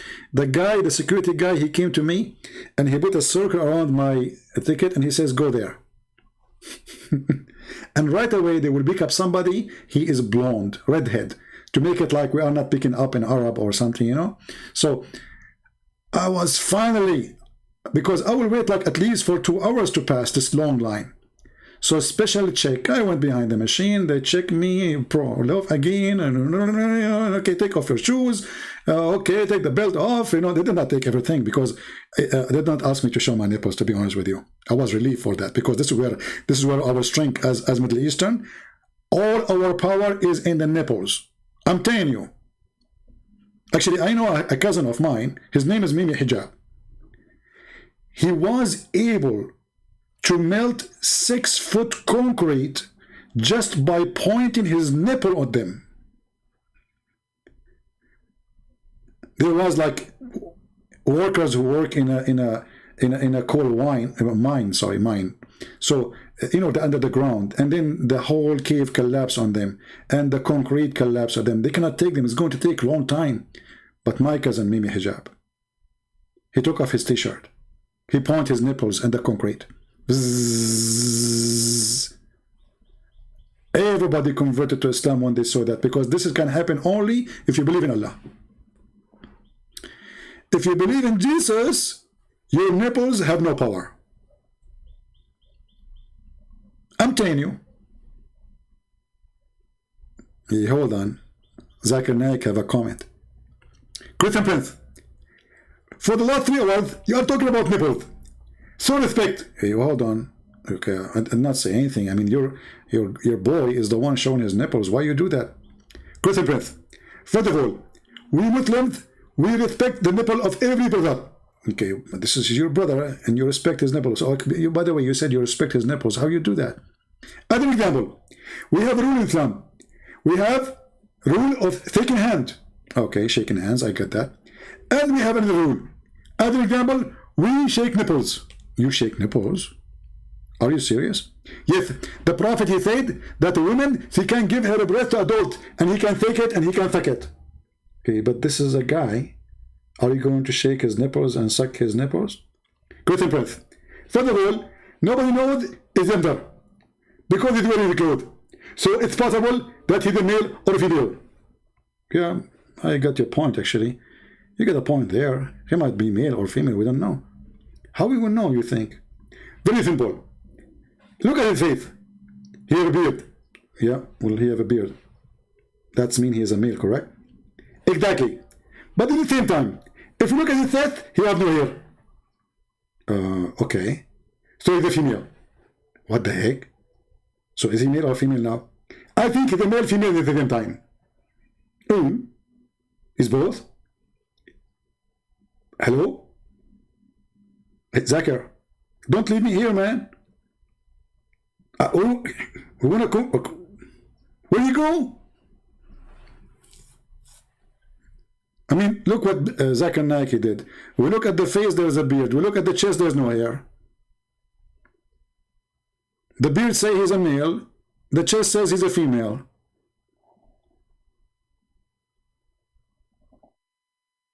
What do we do now? How in the world I'm going to keep this video online now? I think I should take it down. Especially when this Muslim, he's used the filthy word. So what do you think, guys? Should I leave it or take it down? What do you think?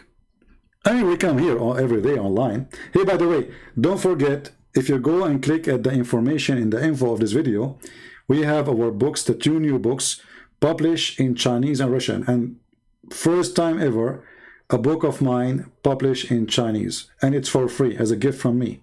Same as the Russian one. So, even if you are not a Chinese or a Russian, download the video, post it again in G Drive, and post it everywhere. Don't depend on the link, because this link might disappear, right? So download the book and share it with everywhere, even if you have 0 Chinese friends or Russian friends. We want the books to be all over the internet, and this is why I'm giving them for free. I give my books for free, not because I'm rich. I'm not. But because the target is way more important from a person, let us say, trying to accomplish some material dream, like buying a new car or etc. Saving life of millions, changing life of millions is way more important. And I believe you agree with me. And this is why I say, please share the books with whoever you can, because people need to know about it.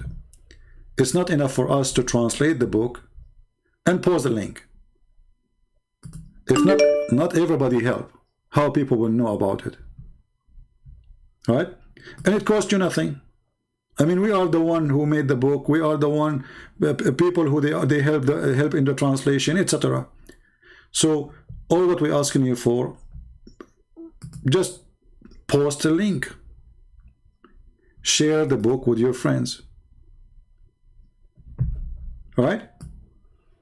And even if you do not speak Chinese, this is not an excuse, because you never know. This is how we can make the book more popular.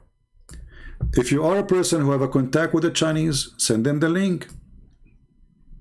Let them post it in their Facebook pages, etc. And this is how we can make the book very well known. And because it is for free, so it's legally for free. It's not like you are hijacking. I am the author, and I am the only one who have authority over the book, and I am giving it for free. You know what I mean? So nobody have the right to question or to say, oh, maybe he's downloading illegal, maybe this is dangerous, maybe I will go to jail. This is my book, and I give it for free. And you know, honestly, yesterday I was really happy. I mean, I have my books translated in many languages: German, Spanish, Portuguese, you name it. But I could not really believe that one day that my books will reach all the way to China.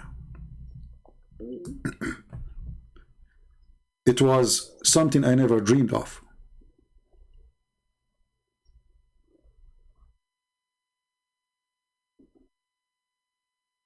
Honestly, you know, when I started, first people make fun of your English. You are not born in USA. You are not a British citizen who was born in the country, speak a perfect English.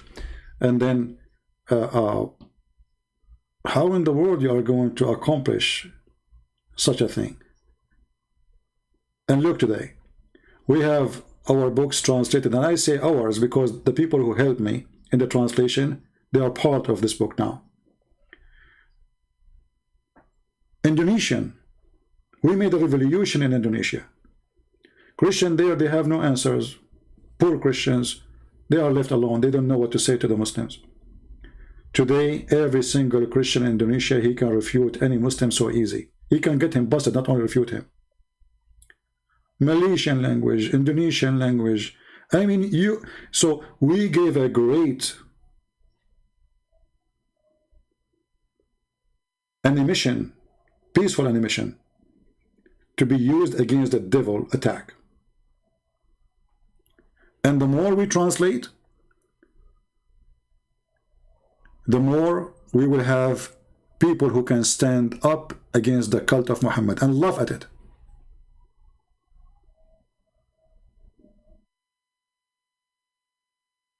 So me, myself, I never thought that time will come and my books will be translated to all languages in the world.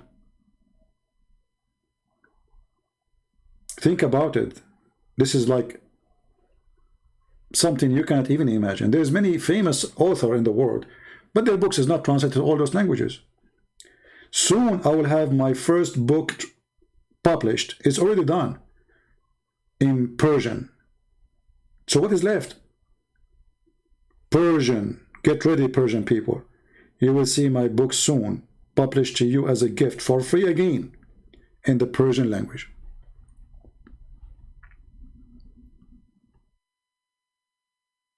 So I'm very grateful for the help of those who did the translation, and we will give it for free, and we will keep it for free. But trust me, nothing in this earth is for free. Somebody have to pay for something.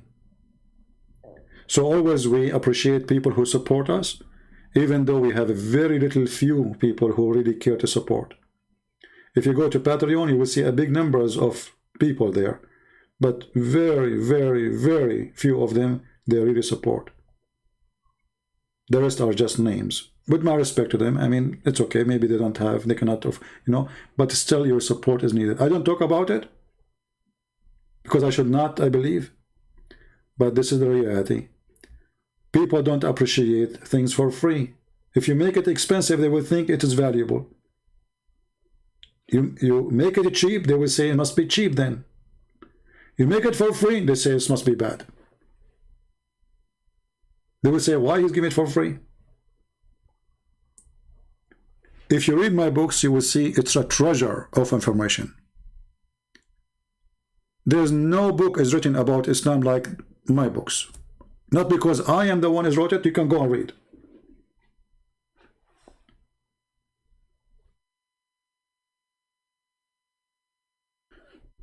But people, because when they give them for free, they think things for free must be bad.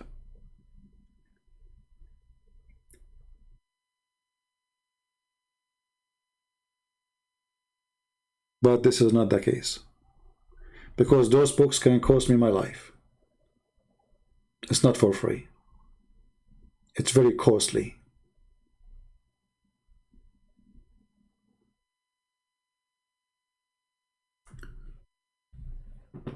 But even if my life will be taken, what I did is something I will never regret. It's something I'm so happy to do. Every single Muslim, he left Islam because of the work we did, is a treasure for me. So I really appreciate all of you, those who support us and those who cannot, and they wish they can. At the end of the day, the Lord always, he sent the good ones, and the good ones, they come in my way. Like the one who offered to translate to Chinese or Russian or Portuguese or Albanian or Croatian or Indonesian or. Those are good people, and they did not get paid too. Those are the unknown soldiers.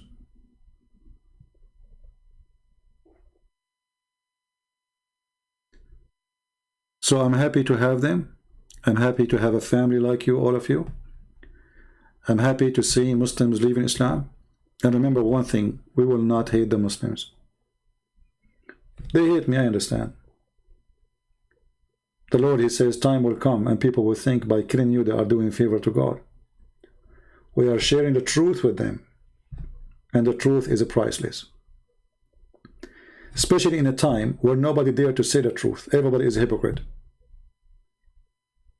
You will not find a single TV station saying the truth about Islam, that Islam is nothing but terror and terrorist. They say to you, ISIS is not Islam, but Muhammad, he is the first ISIS. Was Muhammad is a Muslim or not? Isn't he say I was victorious by terror? Isn't him who says cut their hands, their fingertips to revenge? Isn't him who says kill their children, they are one of them? So why we blame ISIS? We don't blame the religion. Just this week, many countries announce big Islamic organization to be terrorist organization. Why they are not announcing a Hindu organization to be terrorist? What about Buddha's organization to be terrorist? Why all of them, they are Islamic organizations? What is the secret? What they share together? What Hamas and Hezbollah they share together? What the Muslim Brotherhood and Hamas and Hezbollah they share together? All of them, they share one thing: terrorism.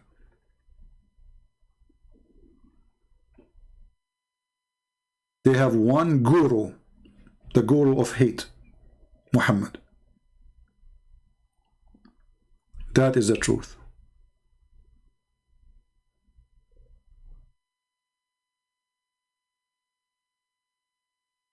So download my videos, cut them pieces, shorten them, do whatever you want. We speak about many things. Every video can be a book by itself. And you will find always in the Muslims' answers, which we witness today, how silly Islam is. If Islam is strong, then you will find strong Muslims with strong answers. Muslim answers are strong when they speak to somebody who knows nothing about Islam. The second they find out that you know, they start saying the F word to your mother, as we witness today. If we ask any Muslim, If there is something to be proud about as a Muslim, what they will say?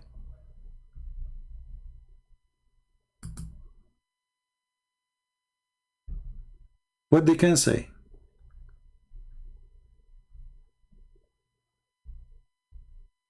If there is any Muslim here is proud to be a Muslim, let me know. Text me in Skype. I will call you.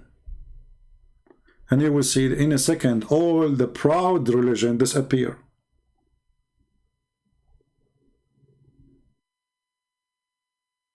The most corrupt, the most unethical, the most unhealthy. I mean, this guy Muhammad, even garlic is his enemy.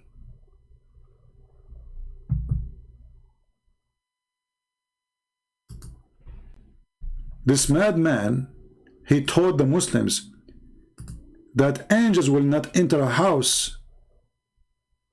People of this house eat garlic.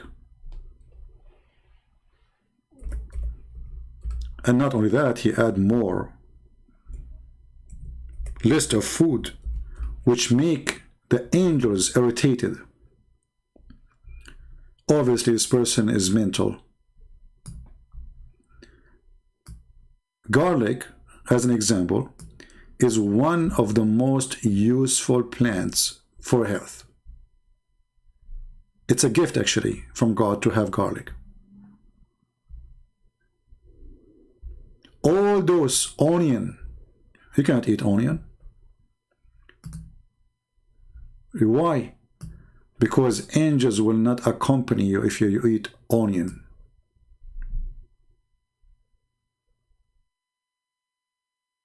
Who in the world can believe in such a silly, stupid man?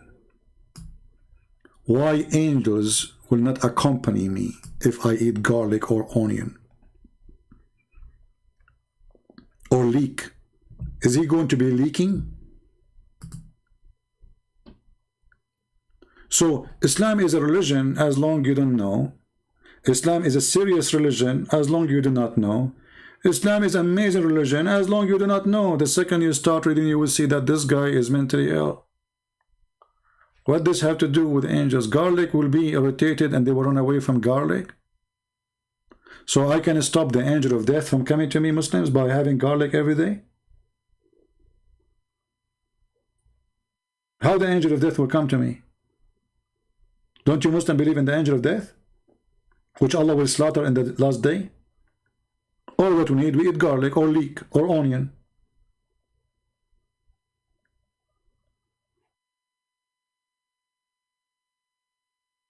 Muhammad, obviously, he's suffering from mental illness. When Moses, the angel of death, he come to him, Moses, he hit him in his head, in his eye.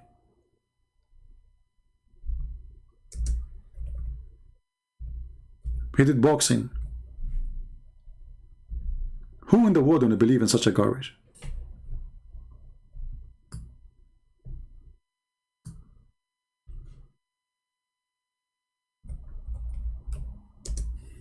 Let us find the hadith, hold on. Because they might say it's not true.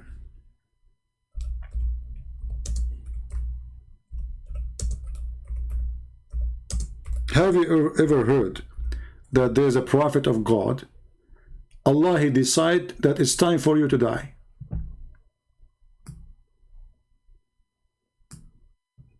Moses don't like to die. So what he did?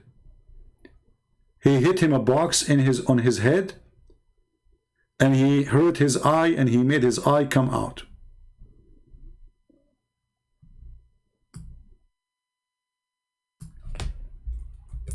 This is a prophet of God. Moses disobey God, and Moses can stop death. And how he do it? By beating the angel of death. Is that a serious story from a serious man or from a kid?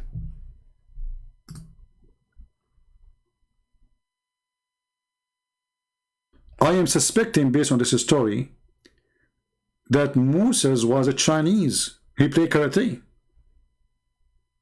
There's no way that a Jewish guy, he can do that. I mean, think about it. He did beat an angel.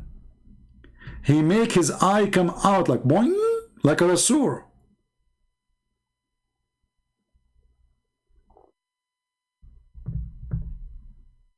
Is that a story coming from a true prophet?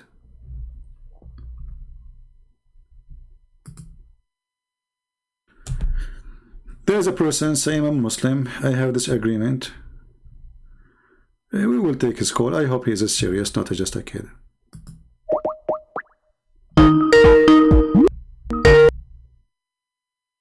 I will mute the sound until he answers.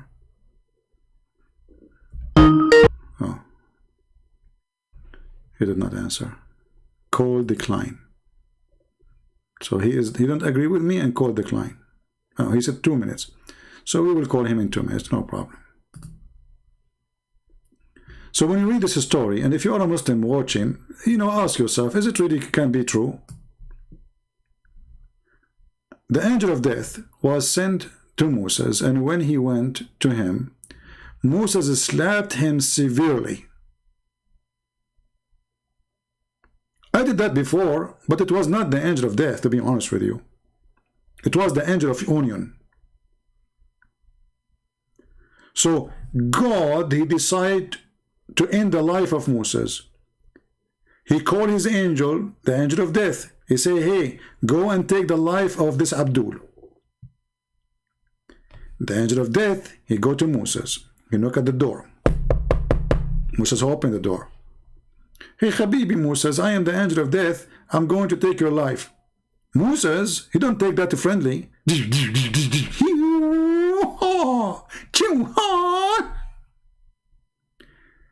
The angel eye came out like boing, boing, boing. The angel, he retreat and run away. Because obviously you cannot fight Bruce Lee. Angel of death is very weak. And by the way, I am not sure how the hadith says that Moses slapped him, but it's possible to slap him in Islamic way, which means he used his nipples, because obviously Muslims, they use that. So Moses slapped him severely. Look how rude this Moses is. I mean, just to slap the guy, come on, he's doing his job. Why in the world you slap him severely? What if the guy, he don't have insurance? What if he called the cops for you?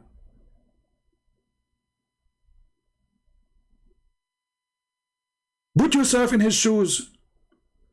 Imagine Moses, Habibi Moses, you are an angel and you are going to take the life of somebody, and then this body, he hit you.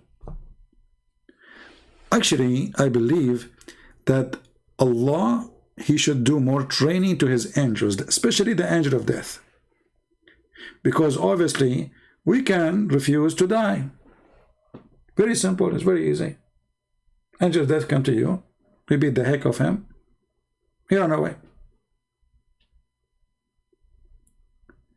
And then, it says here, he hit him severely, spoiling one of his eyes. Man, the guy, he spoiled his eye. The eyes, not only the eye came out, the eye became bingo.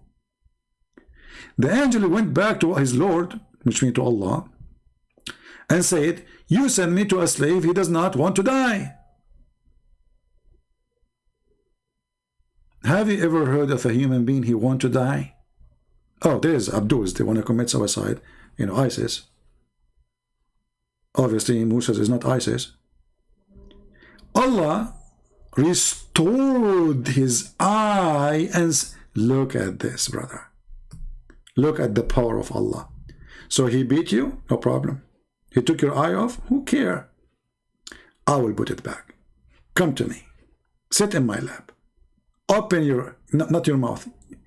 Yeah. Let me grab your, it's hurt. Okay, hold on. Don't move. The angel of death, he went to the mirror and he looked. It turned to be, he have a cross eyes now. So he went back to Allah. He says, fix it. Fix it, please. Hello? Hello.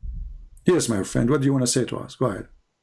Yeah, can you hear me well? Yes, I hear you well. Okay.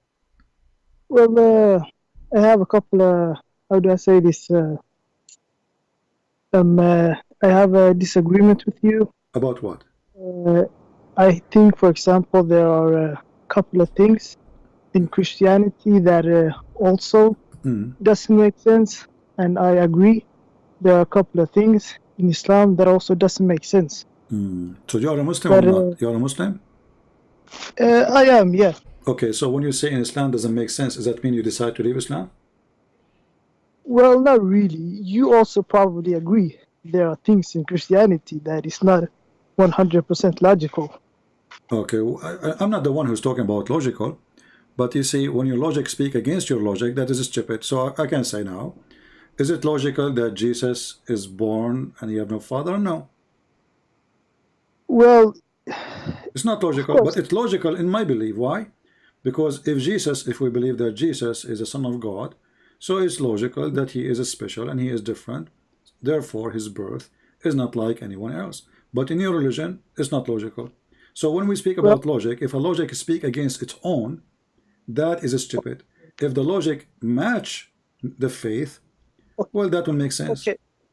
Let me give you an example. Okay. There are verses in Christianity where that are very, let's say, immoral, and I can tell you there are also Quranic verses. Give me an example of immoral. Or from the Quran or from a Christianity. Go ahead. Well, I'm sorry, I don't have it right now, but I'm sure there's a couple in the Old Testament. This is your assumption. Obviously, we Christians, we read them and we have our explanation for them. So when you say it's immoral, we laugh. But you but as long you agree that in Islam there is things is not right. But can you agree with me both in the Quran and in the verses of the Bible? There you will find a couple of things that are not. No, for me, you see, when you say, I can say now, Jesus, he said to the people, hypocrite. Somebody will say this is rude. I say this is fine. Somebody will say that Jesus will come in the judgment day, and he will say to his angels, slaughter them. You might say this is a crime. I say no, he's the judge. So it's how you see and how you observe. And if we believe that Jesus is God, then he gave life, he take life.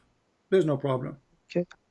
Well, so that's what if the Muslims say the same from their point of view? No, they don't say that, because simply the Muslims, everything against. As an example, if I ask you now, we are talking about Moses when you call me, is Moses a Muslim or not? Well, it depends on the definition of a Muslim. Okay. Do Muslims believe in the original sin? Well, to be honest, a lot of Muslims, they will lie, but I will tell you that we have a concept of the original sin. But all of us, we knew that Muslims don't believe in it, right? Well, a lot of them, they just don't want to be judged, so. No, this is not the question. You see, we're talking about religion, not about your opinion and my opinion. So, according to Islam, do Islam approve the idea of original sin or not? Well, I'm pretty sure there are hadith, so that would indicate that, yes. They will indicate, but the teaching of Islam is against it.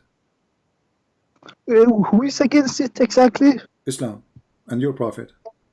Like Muhammad, but I don't know. Maybe I've heard a hadith that say that Muhammad he says that Adam or was it Hawa that ate the fruit, and because of that we are here, and therefore maybe you mean something else by the original. Do you remember when I said to you, if your logic is against your logic, that means your religion is stupid? That's what you just said to me. Here's the thing.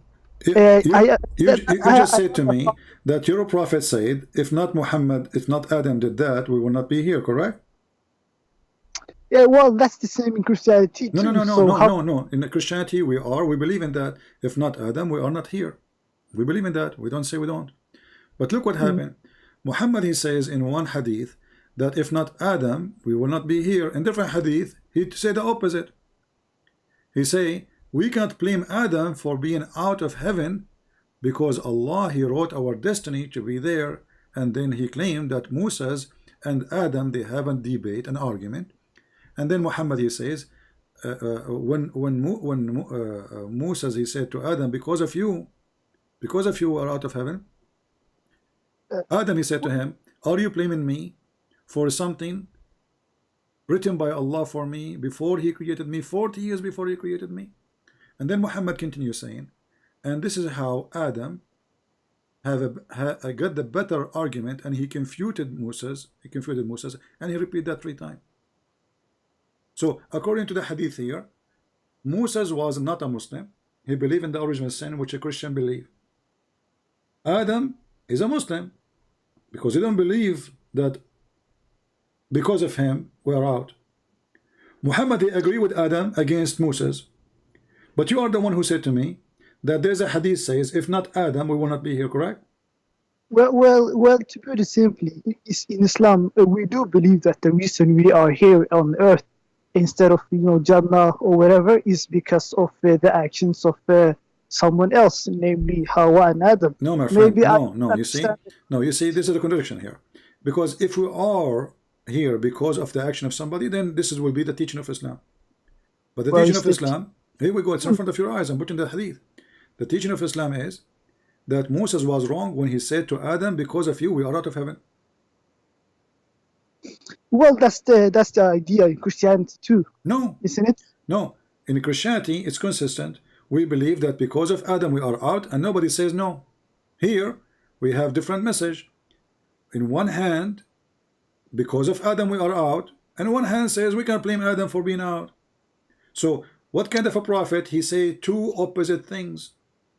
Well, okay, that's very interesting. No, my friend, this is not interesting. This is interesting in stupidity. Because if I say to you, there is no ice in Arizona, and then I say 2 words after, there's ice in Arizona. So either there's ice or there's no ice. Here we talk about belief. So there's no way to misunderstand. Either because of Adam we commit sin and we are out, or not because of him. So which one? Okay, I will give you there's an inconsistency there in the belief, Okay. I will give you that. So, but let me go to back to what I was saying. Firstly, I need to, for this to go to this, I need you to agree that both in the Quran and the Bible, and maybe probably in Torah too, you find a couple of things that by today's standards we would say is immoral. My friend, can you agree? You see, this is not our topic now. You see, and if today in the today is not moral, you can say whatever you want, but this is not about moral and immoral. We are talking about the basic belief. A belief speak against each. We are not talking about somebody came 10,000 years after Muhammad. This is the same Muhammad. Is not a prophet came 1,000 years after Muhammad and he opposed what Muhammad said. We are talking about the same guy. This guy, he says something in the morning, he said the opposite afternoon. I give you that there was an inconsistency there, but my question that I originally called to ask you was, you make a lot of points against Islam that, while I do agree with a lot of them, they are all based on morals. By the standards of Christianity, who are you to say that when why shoot when you live in a glass house, if you know what I mean, when the Old Testament isn't known for being the most peaceful book itself. So how can you criticize the Quran for that? What is that? You said the New Testament is not the most peaceful book. Why? The Old Testament. The Old Testament? Yes, the Old Testament. If you go and read, you will see, because they did to them, we do to them. So those people are trying to survive.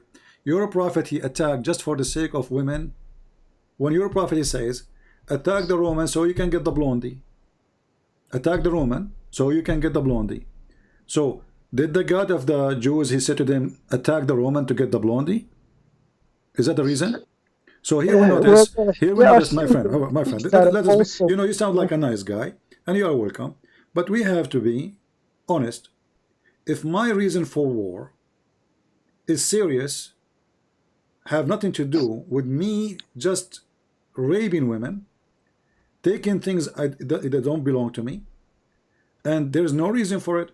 So when they attack me and they enslave me and they take my wives and they take my children and they take the whole nation of Israel, they've been taken as slaves twice. Well, that's The not nice. Assyrian and the Egyptian.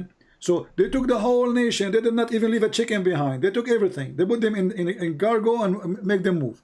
So are you talking about maybe the tribe of Haibar or something? no. I'm talking about the Israeli before Islam. So if we want to judge, we have to judge the reason to understand the history. So those are history event happened. Let us reason to understand them. So if when God he come and then he say, we'll attack them so you can get the blondie girls.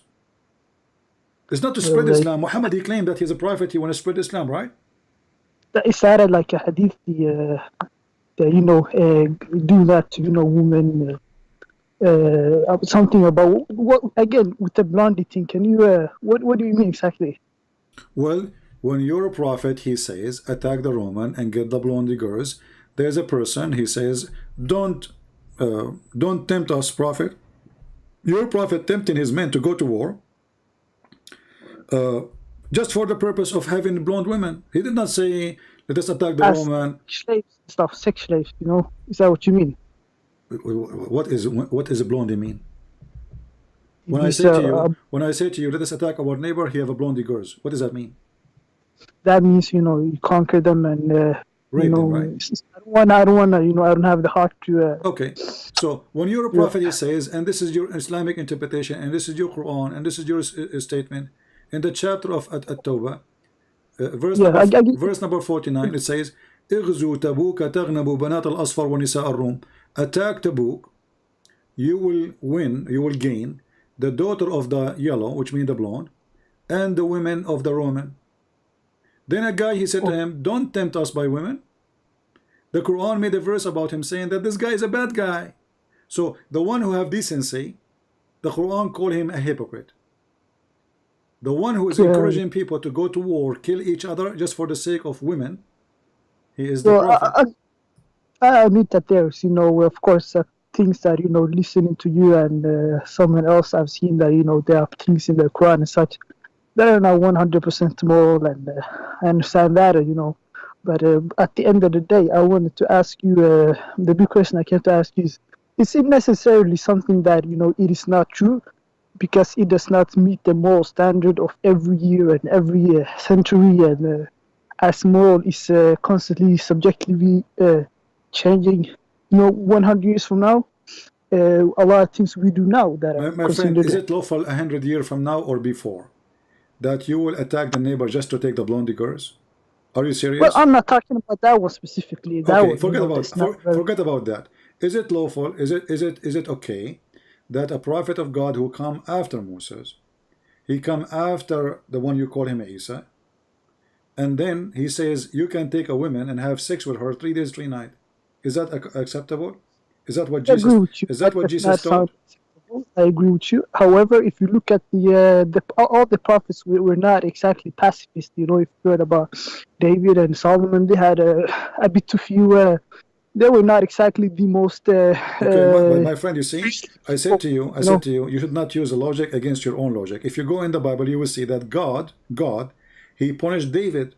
Even he took his son from him, the son from a relationship. David, he took a woman. She was married to a man of his soldiers. He sent the guy to war simply to make him die so he can take the wife. He took the wife. He have a child from her. God, he took his son. God make him lose. God condemn him. God punish him. And this person, he cried to God asking for forgiveness. So you see the difference here. When we say the Bible, there's a story about a person. He's a very well known. His name is David. He do something bad. The God of the Bible, he's consistent. He said to him, shame on you. What you took from others, I will take from you. What you build will be destroyed. You took the wife of somebody else will take your wife. If we go in the Quran, we find the opposite. The God of Islam praising David for doing his crime. So the God of Islam, the same crime is mentioned in both books. The difference is the criminal in the Quran is a good guy. The criminal in the Bible is condemned. Well, I never said that. You know, while I think that all three are Abrahamic religion, I never say that it's Islam and Christianity is the same. And you know, that's an example of one of the differences that you will find. No, you see, I want to be consistent. Is it all right if David he commit a crime? Is it all right because he is a big deal guy? It's okay for him to commit a crime in Islam or not? If a prophet did something bad, I'm not gonna tell you, and even God condemned him. I'm not gonna tell you that what he did was not wrong at all. Well, my book says that David he was a very bad person. He committed a crime. He was not decent. He was not following God. He is not obeying God, and we have no shame to say it because he is who did that. So what if he's David? He's David. Well, David he commits sin. Why we have to cover up for somebody? It's clear. It says he did commit sin. Just because he is a big name, big guy, he's mentioned in your book, he's a prophet, so we don't dare to say he was a bad person. My Bible says he was a person. Your Quran said the opposite. So you see the difference? In my Bible, the bad is bad, the good is good, the filthy is filthy, and God say it as it is. In your book, the bad is good, the criminal is good, the rapist is good, the one who take the wife of others is a wonderful person. Hold up. First of all, when it comes to David, I don't know exactly how Christians view him. Is he viewed as someone that's like someone that you're supposed to look up to? You know, my friend, we don't care. First of all, we don't look up to a prophet. Secondly, David for us, I mean, people they call him a prophet. You can call him a prophet if you want, but I don't see the prophecies of David. However, David was a king. Even if he was a prophet, that will not make him the best example for me. When he do wrong, he's wrong. When he do good, I will follow the good of him. So the Bible teaching us that there's nobody is good. My friend, hold on. There's no one is good save God. There's no one is good save God. This is what the Bible teach. So we don't follow a prophet as an example. We follow the good of God as an example. So this is why we have one master, one Lord. His name is Jesus. He is our best example. The rest is not. Because I am sin. I commit sin. You commit sin. Peter commits sin. John commits sin. Luke commits sin. Everybody commits sin. Every single human commits sin. So if we say that we will make the best example of us, a person who is a human being like me who commits sin, that is a foolish of me. Muhammad was a very bad person. Not only he is an average sinner man, he was the worst. I mean, name for me one thing. Hold on, no, Chris, let me give you something. Let me say something quick. You said that David was still a prophet and someone important in Christianity, even though he had his flaws. You named a lot of other prophets that had their flaws, but still were prophets. I understand what you are saying. You are speaking an accent I heard from you. Speak again about David. What you say? Yeah, sorry. When it comes to David, you said that even though he has his flaws, he's still a prophet. Same goes for other. I did not even say he's a prophet. You are the one saying he's a prophet. Fine. Okay. There were other examples. You Muslims, you have a weird religion. Anyone is famous, you name him prophet. Zulqarnain is a prophet. Okay, my bad. Saleh is a prophet. Idris is a prophet. Who are they? We do not know. I don't know Christianity 100%, so you can correct me. Okay, let's say Noah. Is Noah a prophet in Christianity? Yes or no? Well, we can say he is. He received message from God. Yeah. Yeah, and there are accounts in the Bible where he did something that is not very nice. Okay. But still, he's a prophet. Why can't you say the same about Muhammad, even though he had his flaws? Can he still not be a prophet? I just told you. Doesn't matter who is the person. If he do wrong, he did wrong. The Bible says that. The Bible condemned the behavior of anyone who do bad. Doesn't matter if it's Noah. Doesn't matter if it's Adam. Doesn't matter if anyone. No limit, no protection for anyone do bad. In your Quran, show me where Noah he did bad. Go ahead. Well, there are not exactly, but there are examples in the Quran where Allah says, for example, if you relate to the people the verses that are not for me, or you make up the Quran, then I will punish you. Allah says that to Muhammad. So that's an example that Allah will hold Muhammad accountable if what Allah he said about this. if you do fabricate Quran, what he will do? Yeah, exactly. The verse went something like, if you do fabricate verses, then I will then I will hold you accountable, something like that. What exactly you would do? What exactly the verse says, you mean? Yeah. Well, I'm sorry, I don't recall every Okay, I will single help you. verse. Chapter 69, verse number 46, it says, if Muhammad fabricated Quran, I will cut his artery. All right, yeah, that's holding him accountable. Okay. You know, okay, how Muhammad he died? Well, how Muhammad died, I'm not too familiar with how he died. I don't know if he was old age or whatever he died by cutting his artery. Is that like in the Sirah, or if you know about the Hadith? Sirah? This is Sahih Bukhari. Okay, Sahih Bukhari. Muhammad, he promised, saying that God told him, his God, if he is lying, fabricating, claiming things is not true, Allah will cut my artery, and I gave you the chapter number and the verse number. And this is the hadith in Sahih Bukhari. Muhammad, in the element of his death, he said, O Aisha, I feel the pain caused by the food I ate at Khaybar. At this time, I feel as if my aorta is being cut from that poison. So Muhammad, he predicted, if I am lying, Allah will cut my artery, and this is what happened to him. Isn't death happen by Allah only permission? Well, you know, I don't exactly understand how food will cut his artery. That's, you know. My friend, are you saying Muhammad is lying here too? I mean, the guy, he is saying my artery. And Muhammad, he said, وَمَا هُوَ إِلَّا وَحْيٌ يُوحَى. Anything I say is Allah is inspiring me. So when Muhammad, he says so, you are going to accuse him, says, how in the world you die from cutting your artery? Are you questioning your prophet statement? Well, here's the thing. You will, whether I question or not, that's, I'll say that, you know, there are probably things in the hadith that even though I believe in them, I don't believe them 100%. I take them with a grain of salt, even if they're sahih, because at the end of the day. Okay. So what you just said, that I am a Muslim, when the logic of Islam is against the logic I like, I will put that logic under my shoes. This is your prophet statement. The Muslim scholars, they say this is Sahih, and this is Sahih al-Bukhari. This is the most authentic book. So because you don't like it, what do you do? I am not going to accept it. Very simple. If this is the case, my friend, if this is the case, anything I don't like, I will say I don't accept it. You can attack me now. You can say anything you want about Christianity. No, that's not what I'm doing. That's not what I'm doing. So do you accept the hadith or not? Do you accept that Muhammad saying I feel it's cutting my artery or not?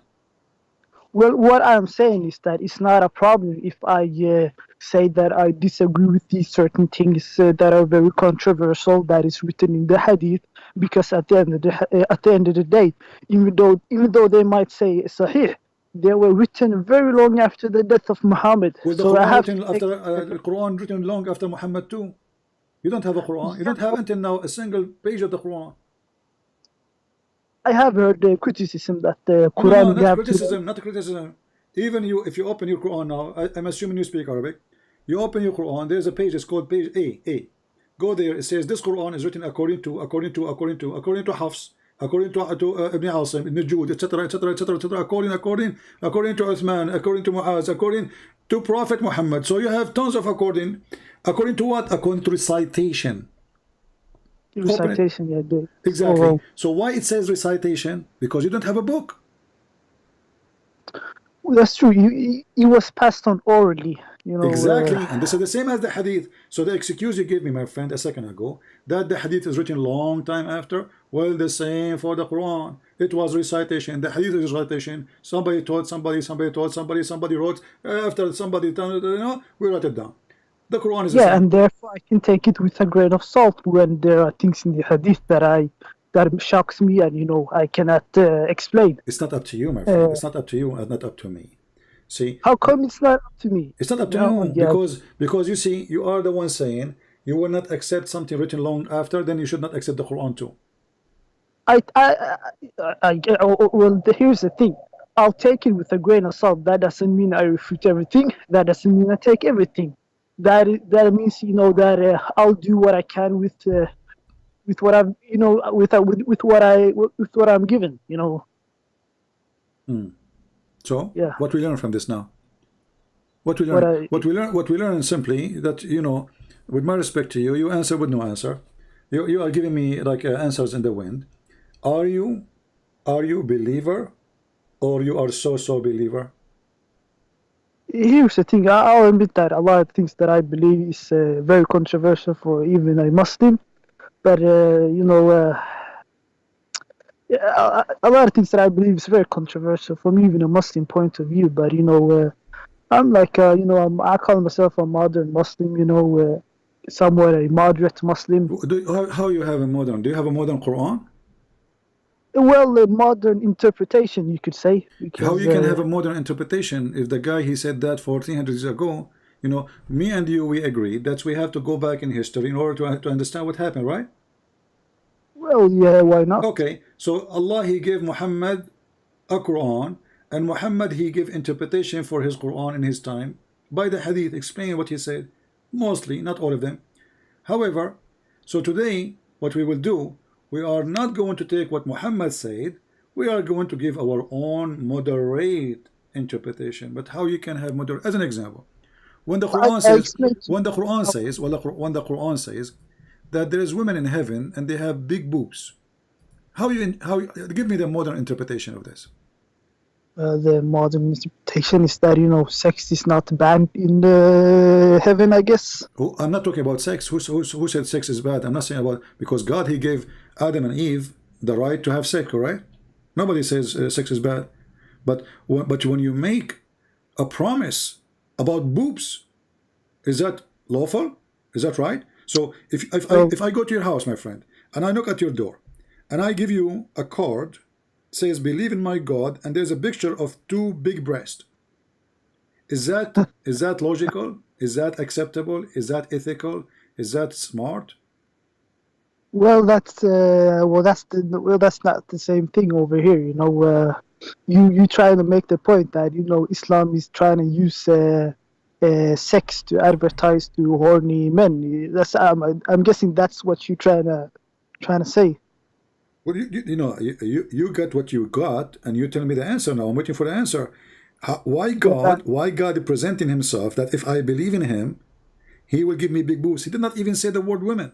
There's no women there. There are two understanding. One is that God, he's trying to use sex to sell his religion, and one is that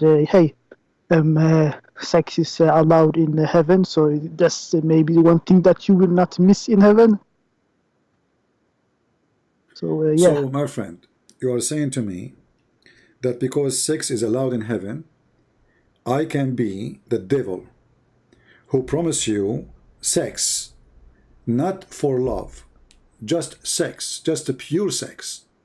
I can tempt you to believe in me by telling you I will give you big boobs. So what is the difference between Satan and Allah? Whoa, relax now, relax, friend. No, why relax? Why relax? What I'm asking you a serious question. What is the difference between Satan and Allah? What kind of a question is that? What is the difference between Lucifer and Yahweh? There's a huge difference. Lucifer is evil, God is good.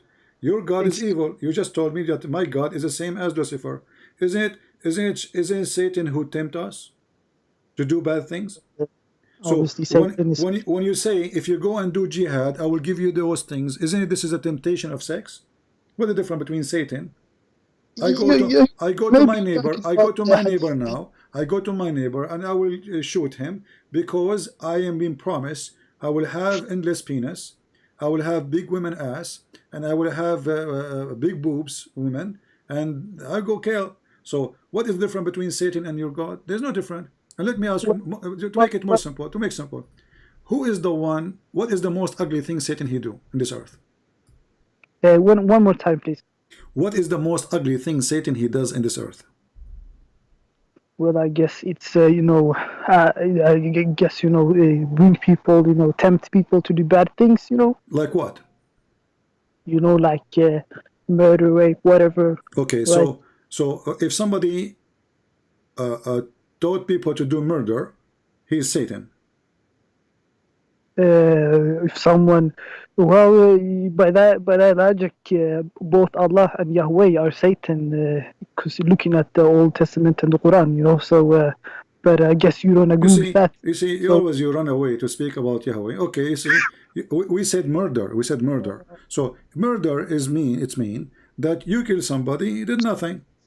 He's not even your enemy. Do you agree with me? Do you agree with me? There is difference in the murder and if killing. I kill somebody to take his wife, is that a murder or not? Of course, it's murder. Okay. What kind of a question? What is the punishment? What is the punishment if a man he killed a slave, a white man, a white Arab, he killed a black slave?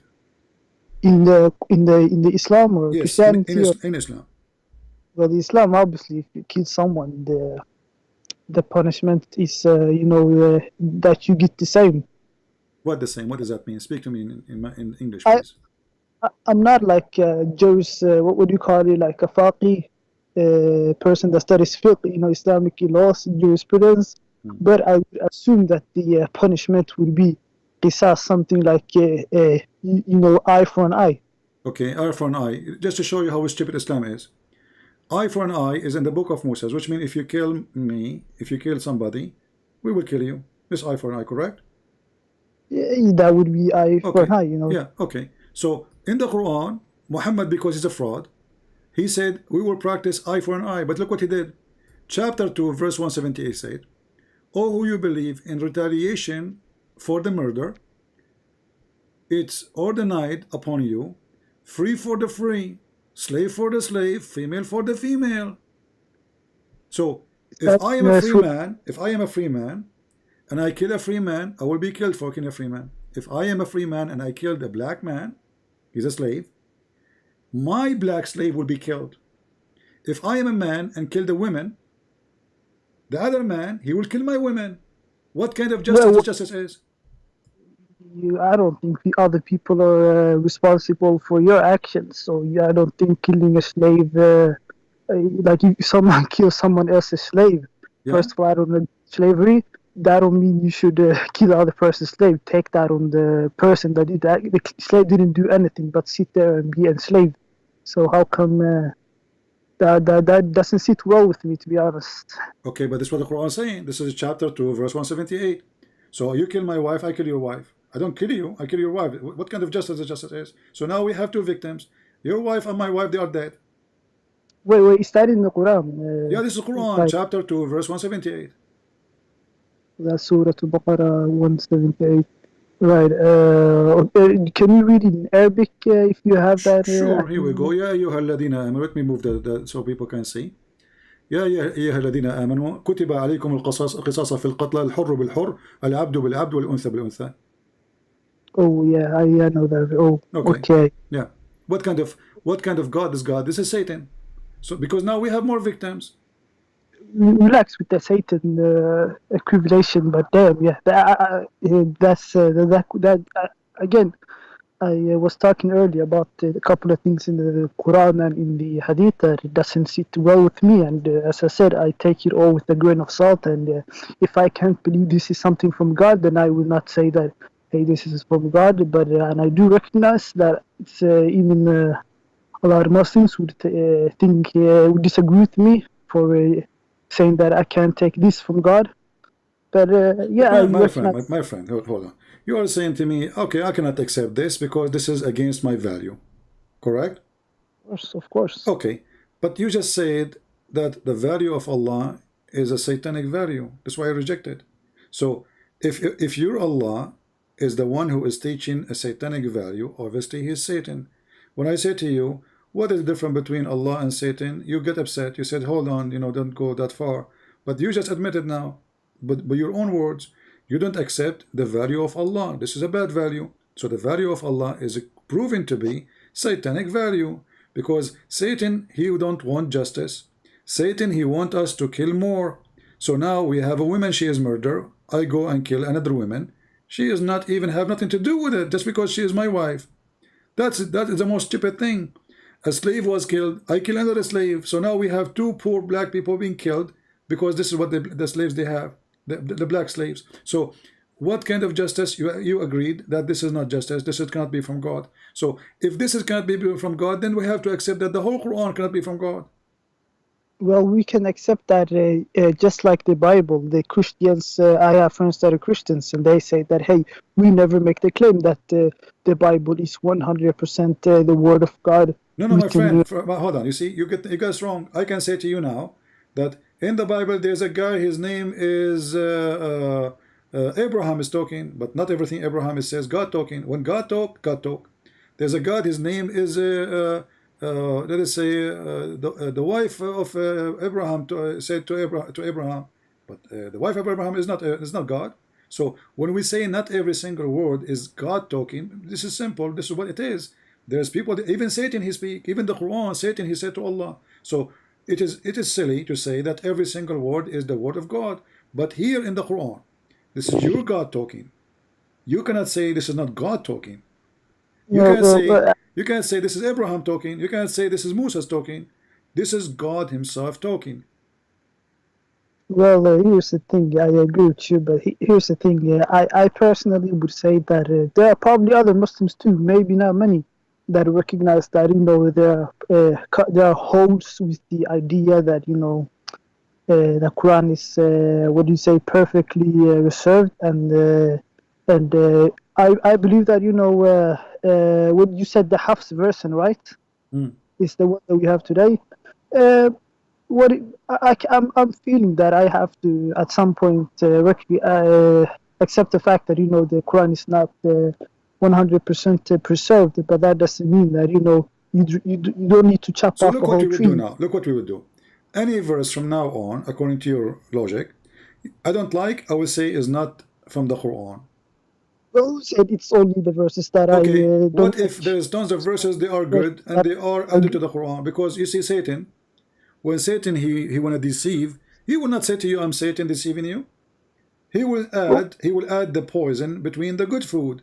So if there is something good, doesn't mean it's really not from Satan. So again, your logic is wrong. If I want to kill somebody, if I am an evil person, I want to put poison. Where I will put poison for him? I will put it in his toilet seat? No.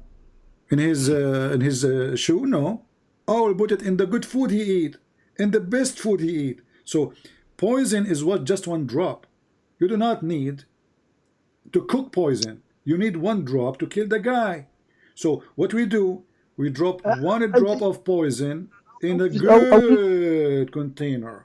Container have nice apples, nice beef, nice meat, nice rice. Then we put the drop there, and then we are dead. That's it. So you just said now that this is a drop of poison. Before you continue, you say that problem would be a drop of poison.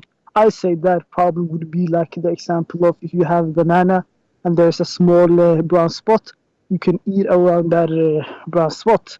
That wouldn't destroy the whole banana. But if you compare it to you say no, it's like a poison. But how do you know that the whole banana is not from Satan? Here's the thing. There is, first of all, how I know is, you know, there are a couple of things, you know, Okay, I will do this with you, my friend. I want you to show me one thing in the Quran is not, for sure, is not from Satan. Okay, that should not be a very difficult thing. Okay, show us. Right. Let me, for example, say that, you know, let's take Surah Al-Ahad, Qul huwa Allahu Ahad, Allahu Samad. All right. Qul huwa Allahu Ahad. Okay. Why, if the Satan is not a believer, why would he say that? Hey, God is a monotheist. Maybe the Satan has become a Muslim now. If he would agree with that, you know. Okay. So that's an example that can't. I heard you. You speak Arabic. I speak Arabic. Qul huwa Allahu Ahad. Ahad does not mean one. Ahad mean one of. I challenge you, my friend. Yes, I challenge you to make one sentence using the word Ahad, and it does not mean one of. Just make any sentence. It's the Quran. The Quran is not like, you know, Arabic that is spoken today. What do you mean not in the Quran? This is Arabic, my friend. Ahad does not mean one. It's mean one of. If I go right now, my friend, hold on. If I go right now in the front of your eyes, I don't know. I think you are from Morocco. Is that correct? I'm from Africa. I'm from. Do you know about Djibouti? Oh, okay. So look at this. If I type the word ahad in the Quran, I will find the word ahad all over the Quran. وَمَا يُعَلِّمَانِ مِنْ أَحَدٍ. So you did not teach anyone off. I agree with you. Okay. It does not. So this is what It does ahad not mean. Ahad mean one off. So قُلْ هُوَ اللَّهُ أَحَدٍ. He is one off of what? Then it says Allahu Samad.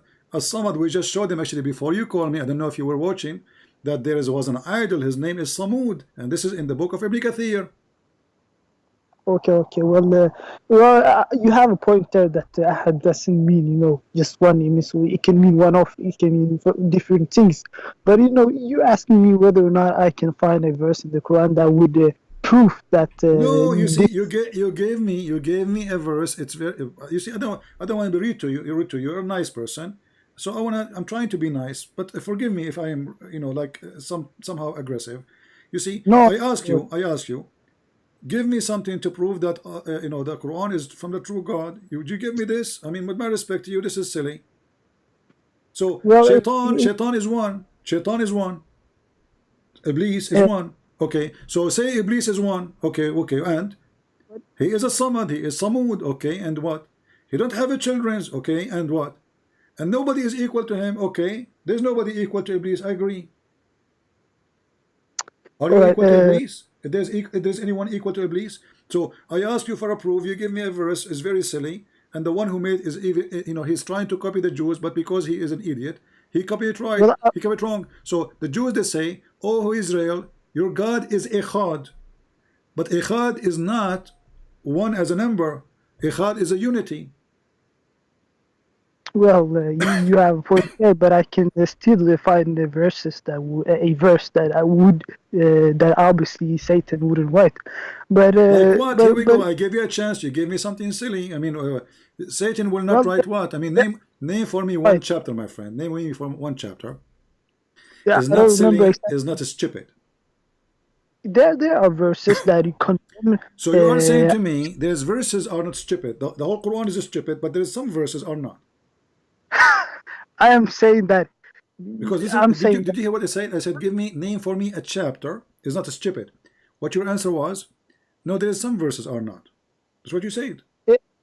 Here's the thing. What I'm saying is that obviously by today's more standards, there are certainly, but that I also I also hold those standards. There are certain things in the Quran, but mostly Hadith, to be honest, that would be considered immoral, and obviously I can take that with a salt. My friend, forget about immoral now. We got it, the immoral thing.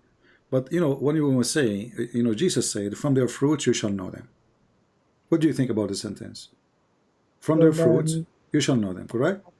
I'm thinking it means action speaks louder than words. Exactly. Probably. Yeah.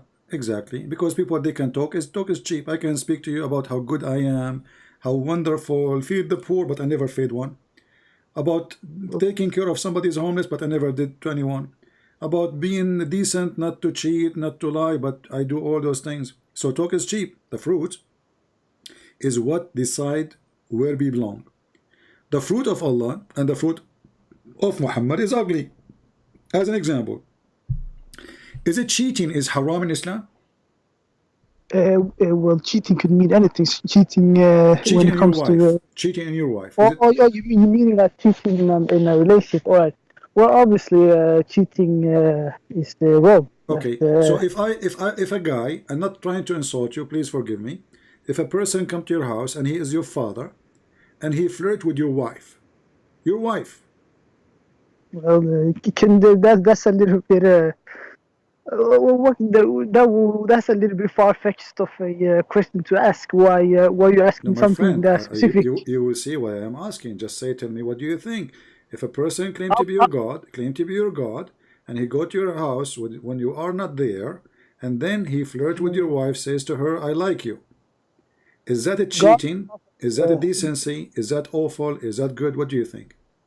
You mean prophet? If someone is prophet, doesn't matter. Doesn't matter, my friend. So are you saying if he's a prophet that he can do it? It's okay? No. But what I mean is, like, of course, even if he's a prophet, why would you say that? That's messed up. So let us focus on the question. If a person, he is supposed to your father, and he come to your house and he flirt with your wife, how you describe such a behavior? Is that a decency? Is that a good fruit? Is that a bad fruit? Is that satanic? Is that from God? How you describe it? Obviously, I would think maybe he's drunk. He drank the person some is not a alcohol. drunk. Let us take that option. He's not a drunk. He don't drink. He don't drink. He don't Well, smoke. He don't take hashish. Well, I'd be surprised about his behavior. What kind of behavior is that? So what does that mean? Tell me. Is he bad or good? It's obviously messed up. Okay, messed up. This is what your prophet did. Your prophet, he went to his own son's wife when she was alone, Zainab, and then he said to her, praise be to Allah, the one who made my heart move and flip for you. He said that to her in front of her face, not only in his heart. No. He said that in his lips, and the woman, she is married, and he was allowed to enter the house because simply this is the house of his own son. Where is this like? You're talking about a lot of people. They mention this about Zainab.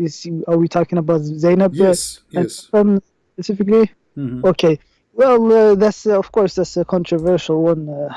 Zainab Hassan Muhammad. Obviously, maybe Hassan, he didn't like Zainab anymore, and Muhammad, she was single. Muhammad, he didn't want her to be single and lonely. My friend, the story is saying that the guy was happily married, and then Muhammad, he went to visit his son. Let us say, for the sake of argument, you and your wife, you have a fight every day. Is it lawful for me to go to your house when you are not at home and she is still your wife, and you flirt with your wife? Even if it's not a happy relationship, that's kind of uncalled for thing to do.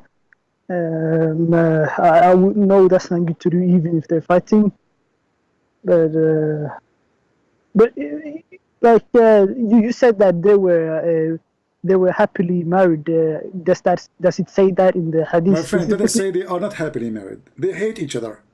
Is it right to go to the house of a married man and you flirt with the wife? Is the value will change in Islam if the guy is happily married or not? I mean, what kind of logic is this logic is? So you are saying to me now, oh, okay, so if the guy is not happily married, I can go flirt with his wife? I mean, that's a very that's a sticky one, because obviously there are people that that are unhappy in relationships and they start new relationships even today. My friend, but this is a cheating. Well. Because you are okay.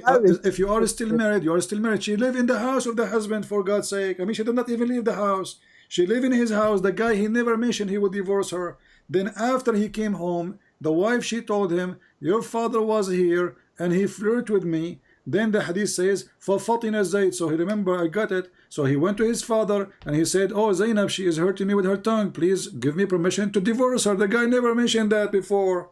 But now he knew for sure that his father and his wife, they have a relationship. Otherwise, why he didn't divorce her before? Why he decided to divorce her after she told him that your father was here and he flirted with me? And look, just to show you how filthy this woman Zainab is, she said that after the Prophet, he flirted with me, each time Zayd wanna have sex with me, Allah make his penis swell. Let me show it to you on the screen, and you speak Arabic, you have no excuse. إن زيدا تورم ذلك منه حين أراد أن يقربها.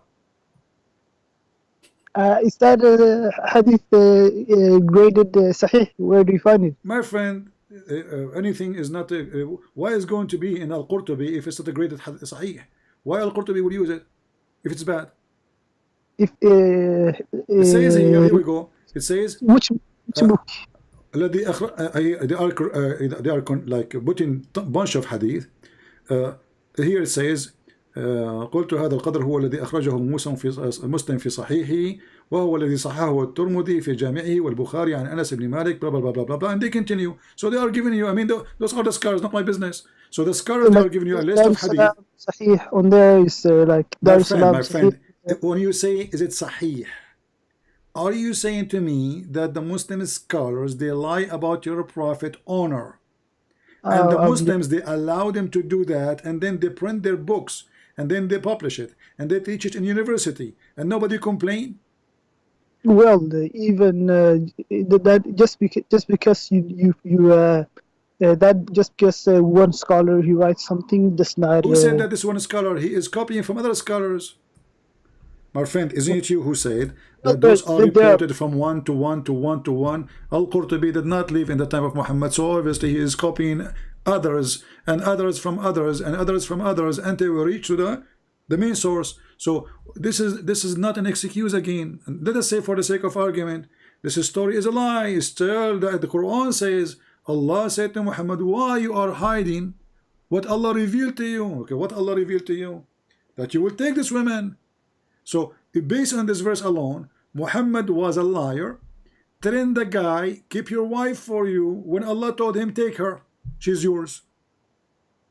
Even the verse proving that Muhammad is a fraud. Because it's a very controversial topic. You see, my friend, this is what you do. Anything is disgusting, you say controversial. Anything is stupid, you say I have a problem with it. But the question is that a prophet we can trust to follow? Is he the best example? The Lord said, from their fruits you shall know them. As simple as that. Obviously, this does not sound very beautiful, what you're describing. And it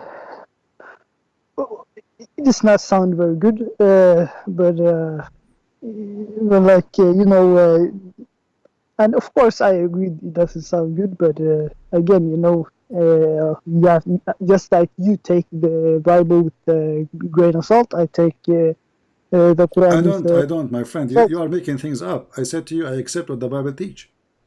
I didn't say I don't accept anything in the Bible. I never said that. It's you who keeps saying things I did not say. So it is you now trying to run away from what is written in your books. It says each time the man he tried to have sex with her, Allah make his penis swell.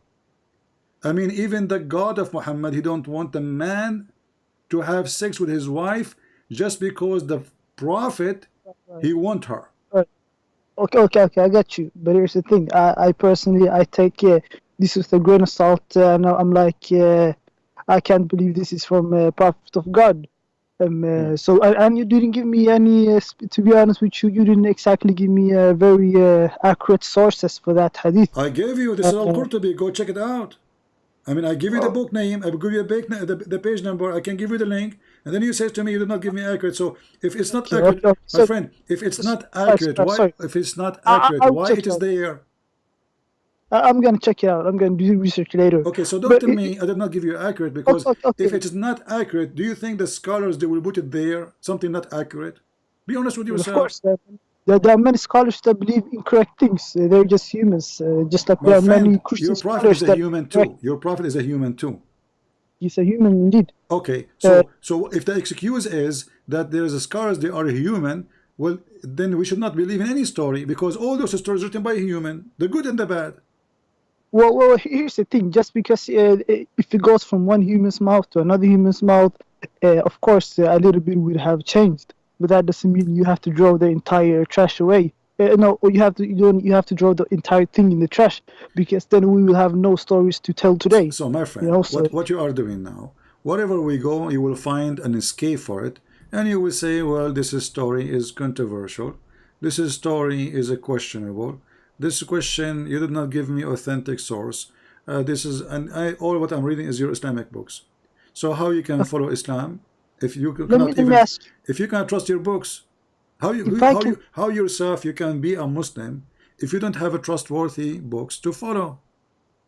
There are a couple of course, there are a few flaws here and there. It was passed on from human to human. That doesn't mean that the Quran itself. I showed you a verse from the Quran. You say this is wrong. Is that passed from a human to human wrong, or this is Quran? I'll give you my answer. Let's say I have a apple tree in my yard, and it makes a couple times it produces very bad apples. Few times, you asking me why I should throw away my whole tree, chop off the whole tree. I'm telling you, I can't do that. I will accept that it is not perfect, and I will keep it for the good apples. So you are saying that Allah have a bad apples. and there's a tree. There's some apples are good. There's some apples are bad. So in this case, that would mean that in the Quran there are verses that have not been perfectly preserved. That's all that means. okay, so now anything I will show you, I'm wasting my time with you, with my respect to you. Anything I will show you, you will say it's not preserved. Very simple. Okay, let me ask you directly. Just because there are things that, let's say, are immoral, because let's be honest, you used arguments based on morality about Muhammad, things that he did.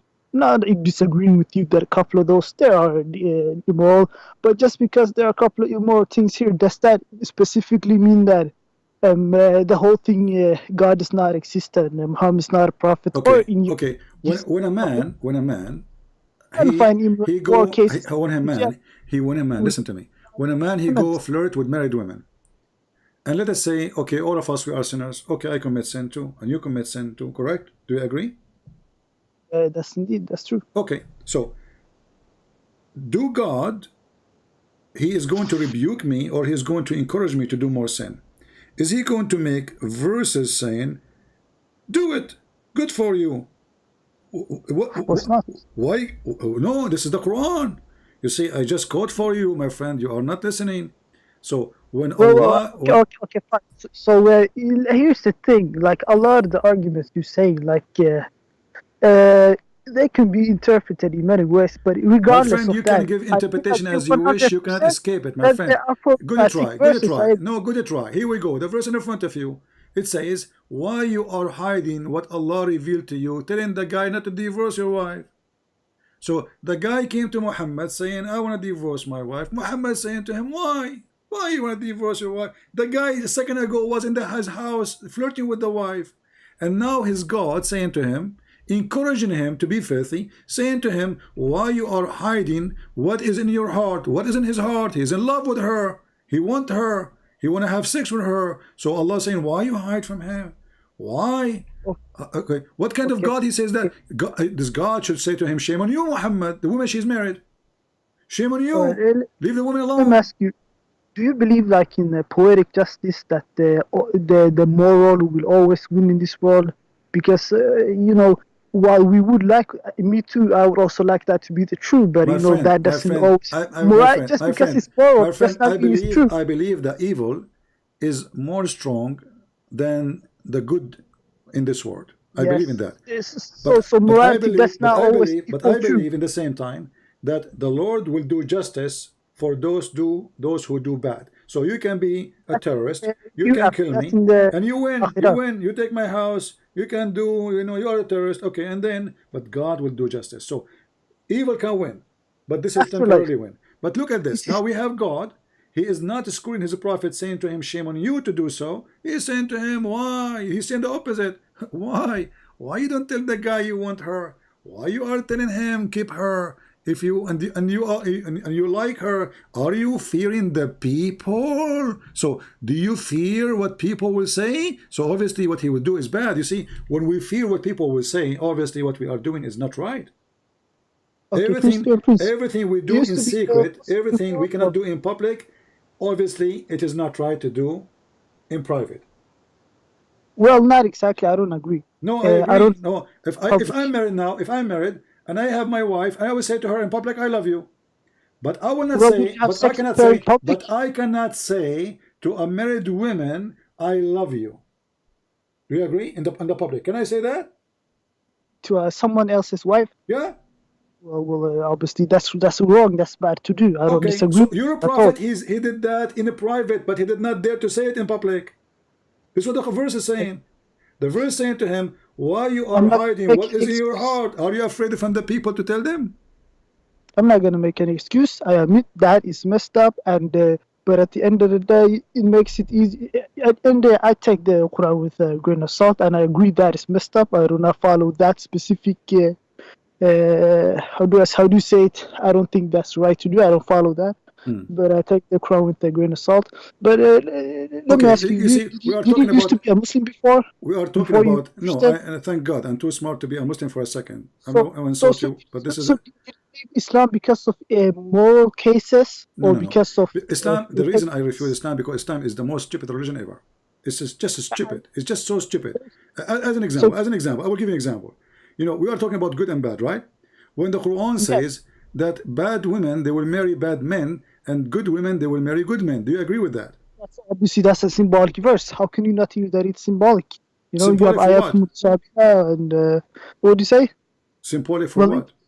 How bad women? How Allah destiny that bad it's women? basically talking about like a karma almost, you know. But this is about destiny. This is about destiny. Read the interpretation. So Allah He made a destiny that bad women for bad men, you know, bad and good women for good men. Well, that could mean that could mean that that doesn't mean that, you know. Well, that could mean that could be karma. It means like you reap what you sow. My Maybe friend, you Muslims are Hindu now. Karma, and what is that? It says bad women for bad men. Al-khabithatu lil-khabithin, at-tayyibatu lit-tayyibin. You speak Arabic, so you have no excuse. So if it's destiny by Allah, the plan of Allah, He will marry bad women to bad men. Then no prophet will marry a bad woman. Correct? Well, there are definitely based on the Islam prophets that have married significant others that are not exactly a perfect example. But then again, it's I take that verse symbolic as to be symbolic and not exactly literal. See, my friend, look what happened to you. The second now you are trying to use a new duct tape to close the leak of Muhammad. So now this is symbolic, guys. Symbolic. My friend, it's symbolic. We agree. It says symbolic for what? That bad women, they will marry bad men only, and good men, they will marry good women only. It's a destiny. So symbolic. I get it, but symbolic for what? Symbolic for a foolish logic. Because you just said there's many good men, they marry from bad women, and vice versa. So what kind of God He says, I made it, I decide that I made a destiny that bad women only will marry bad men, and good women only will marry good men, and good men will marry only good women. Look how you repeat himself like a kid. I mean, how many times I need to repeat? Okay, women who they are bad will marry a bad man, and men who they are bad, they will marry a bad woman. And then a man who is good, he will marry a good woman, and women who is good will marry a good man. Read it one more time and look at it, and you will come to understand. There are good possibilities that it is symbolic. Okay, give me the possibility you accept. Well, okay, the possibility is that it symbolically means you reap what you sow. And Islam, we believe this. You probably believe that in Christianity too, or not? You wouldn't believe in the concept of hell and concept of heaven. But that doesn't mean that Allah. What does this have to do with heaven? What's wrong with you, my friend? Are we going to talk about electricity soon and the price of the oil? Don't you understand? Listen, focus with me. This is not about oil price, and this is not about taxes, and this is. Listen, I asked you symbolic for what? I said to you symbolic for what? It says bad man will marry bad women. Bad women will marry bad men. Good men, they will marry good women. Good women will marry good men. Very simple. And suddenly you start talking about things that have nothing to do with the topic. Explain to me what this verse means. What it means is you reap what you sow, but that doesn't mean that God always involves Himself in people's life on earth and always make sure that people reap what they sow. But in general, people reap what they sow. Hold on. It says bad women. I mean, very simple. He did not say some bad women marry some bad men, some good women marry some good men. He made it so clear. Bad women marry bad men, and good men, they marry good women. And now you are trying to again use duct tape. They will not try. You know, you are out of duct tape. Do you still have more? To be honest with you, I'm pretty. When it comes to this, is not your best argument. You have made a lot of good arguments. No, actually, this is one of the best, because if this is true, then Muhammad's wife, she should not be bad. Aisha, she did not go and make a strike against him. So Hafsa, she did not make a strike against Muhammad. Even the Quran says that the wife of Lut and the wife of Noah, they betrayed their husband, and they are prophet. So when the Quran says Allah will make a destiny that bad men may marry only bad women, and good men, they will marry only good women, that's mean Muhammad is bad. Well, again, there's a lot of way too much plausible deniability that verse could mean symbolic. You can use dictate. Read the interpretation. You know, again, even based on the translation that you used right now. I'm a friend. If Use any that translation you sounds want. very- You speak Arabic. You do not need translation. You are a person who speaks Arabic. So let's not to go and jump to the exclusive translation. الخبيثات للخبيثين والخبيثون للخبيثات Yeah, but والطيبات للطيبين والطيبون للطيبات. does it not sound like it could be like a nice, a poem, like a poem, like it means like a poem, symbolic poem, some verses are like that and some verses are direct, and you are not My friend, mostly. my friend, your God, he made a decision that he will marry bad women to bad men and good men to good women. And then we find that this is absolutely false, because even the Quran speak about the wives of Muhammad going and doing strike against Muhammad, and even the Quran accused them to be kuffar. The Quran says وَقَدْ صَغَتْ أَيْمَانَهُمْ, which means their heart became a heart of kuffar, and Allah is asking them to repent in the verse. So if bad women, they will marry only bad men. That's mean Aisha, she married a bad man, his name is Muhammad. And you agree with me that the fruit of Muhammad, obviously it's bad, but what you do each time I show you something showing that Muhammad is a very bad man, you use a duct tape. Either you say, oh, this is controversial, and this is maybe it's a corruption, or maybe this is not authentic source. Even if it's Quran, you said that maybe this is not true from the true Quran, this is additional. So speaking to you, my friend, speaking to you, I have to say that you are a person, you like to sit with me in a round room, so I cannot corner you. Well, you have a lot of points. I admitted to you before, and that there's a lot of things that I think the Muslim community they need to look at. But then again, this is maybe the first time in history where people that are not Muslim they take a good look at Islam's sources, and so we have to take a second look at because when it comes to Sahih Bukhari and Sahih Muslim, we just call the whole book Sahih. We don't. Yeah, we just, even the names. Actually, the books of Sahih are 6, not only Bukhari and Muslim. And by the way, just to give you information, maybe you do not know it. Do you know that you don't have the book of Al-Bukhari and Muslim? How come? What do you mean exactly? You don't? No Muslim have it. I have it. Sahih Bukhari and Sahih Muslim. Nobody have it. Nobody have it. They have what they have today. They claim that from the students of the student of Al-Bukhari, some of them they memorize what Al-Bukhari said. Who in the world can believe such a thing? You don't have a book of Al-Bukhari. Same as the Quran.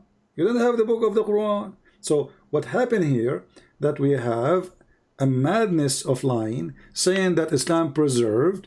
When we check out, we find that the Quran is not preserved, the Hadith is not preserved, and nothing is. Islam does not exist actually. What we have is a collection of his stories, and the story is embarrassment to our Muslim. He would deny it the same way what you did. Okay. Have you heard about Yasir Qadi? Yeah, I know him. He was my cousin. But my family, they decide not to accept him to be my cousin no more, because he said there's holes in the narrative. Okay, funny. Okay. But by the way, hold on, my friend. I want you to call Yasir Qadi and tell him about the duct tape you are using, because he can close the holes in the narrative by using duct tape. Okay, but he's get on.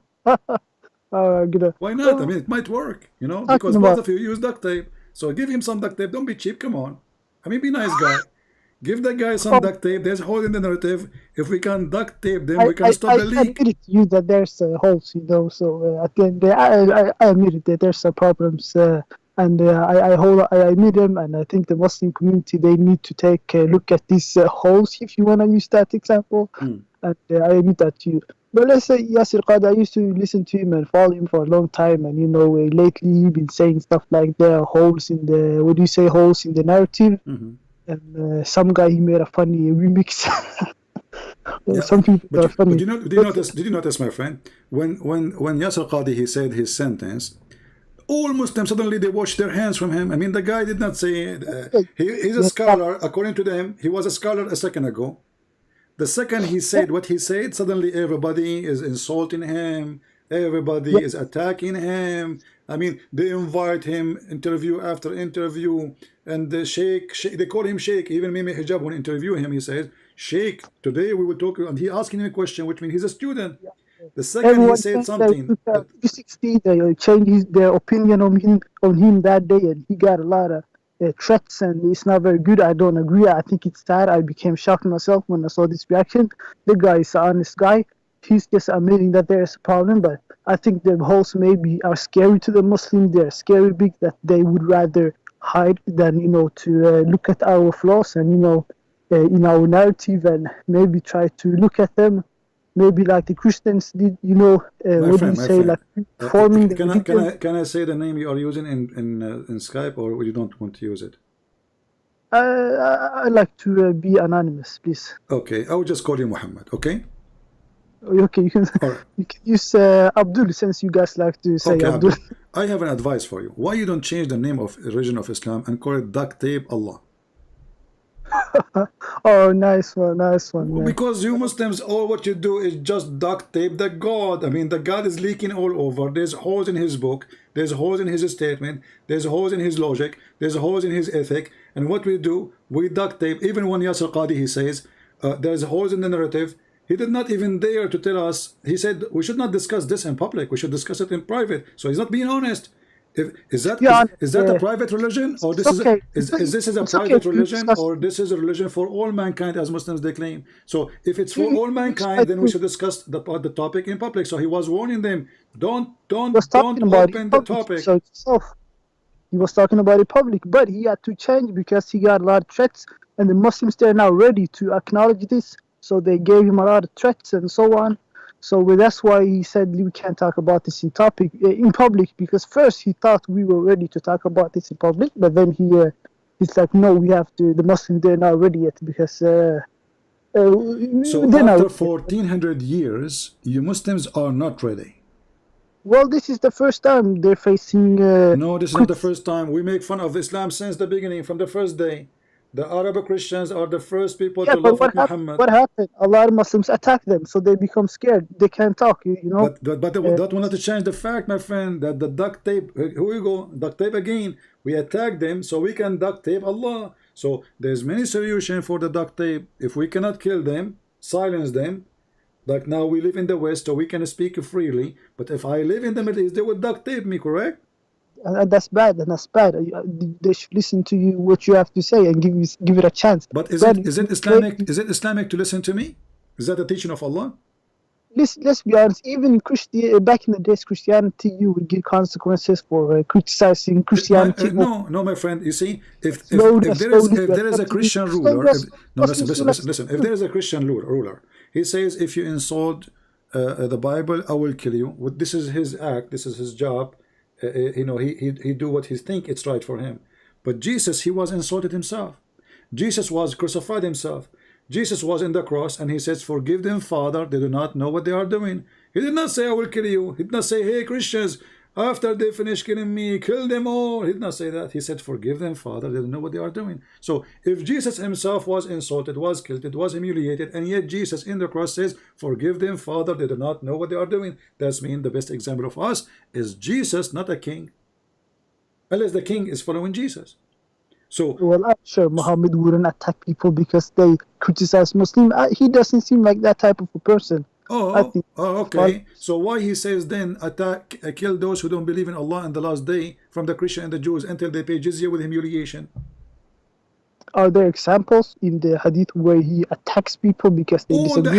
All the hadith about he said, I've been victorious by terror. He even scared the Christians from a distance of 1 month journey. I haven't heard that one before. You are talking to Christian Prince. You will hear Allah. Before that, there's Allah on the other side of it. This is a Sahih hadith. He said, I've been victorious by terror from the distance of 1 month journey. The terror hadith, something. What does it say exactly? It says in Arabic, نصرت بالرعب مسيرة شهر. So from a distance of 1 month journey, he was victorious by terror. People, they hear he's coming. month journey. It's a month away. This is how you see how peaceful he is.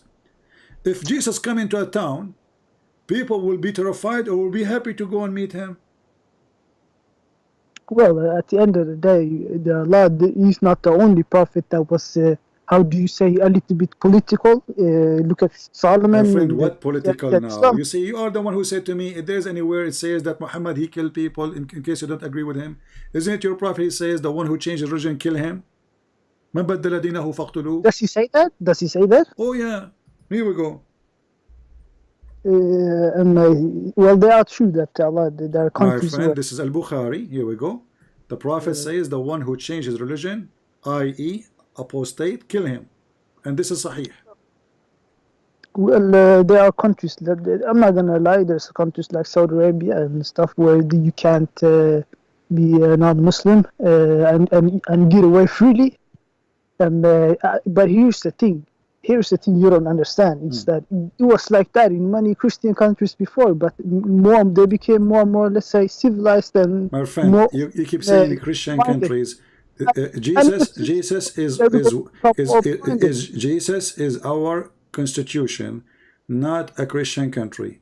As you see now in some Christian countries, they do everything against God. So can we follow them now? Can we say that Jesus what he said? So either we follow what Jesus said, or not. The punishment for people who are not Muslims is being killed. Just to show you the stupidity, of Muslims. A guy he posted for us in the chat saying there is violent verses in the Bible. Read for me Luke chapter 2 verse number 49 and 51, and he said that Jesus says, I did not come to bring peace, but I brought division. My friend, but Jesus, did he kill anybody? And why you don't continue reading the verses? He said, you see what people they do? Muslims, I'm not trying to insult you, the one is with me, Mr. Muhammad, but Muslims are a bunch of hypocrites. Did Jesus kill anybody? Did he take a sword to kill somebody? Jesus said that they will kill you. They will kill you.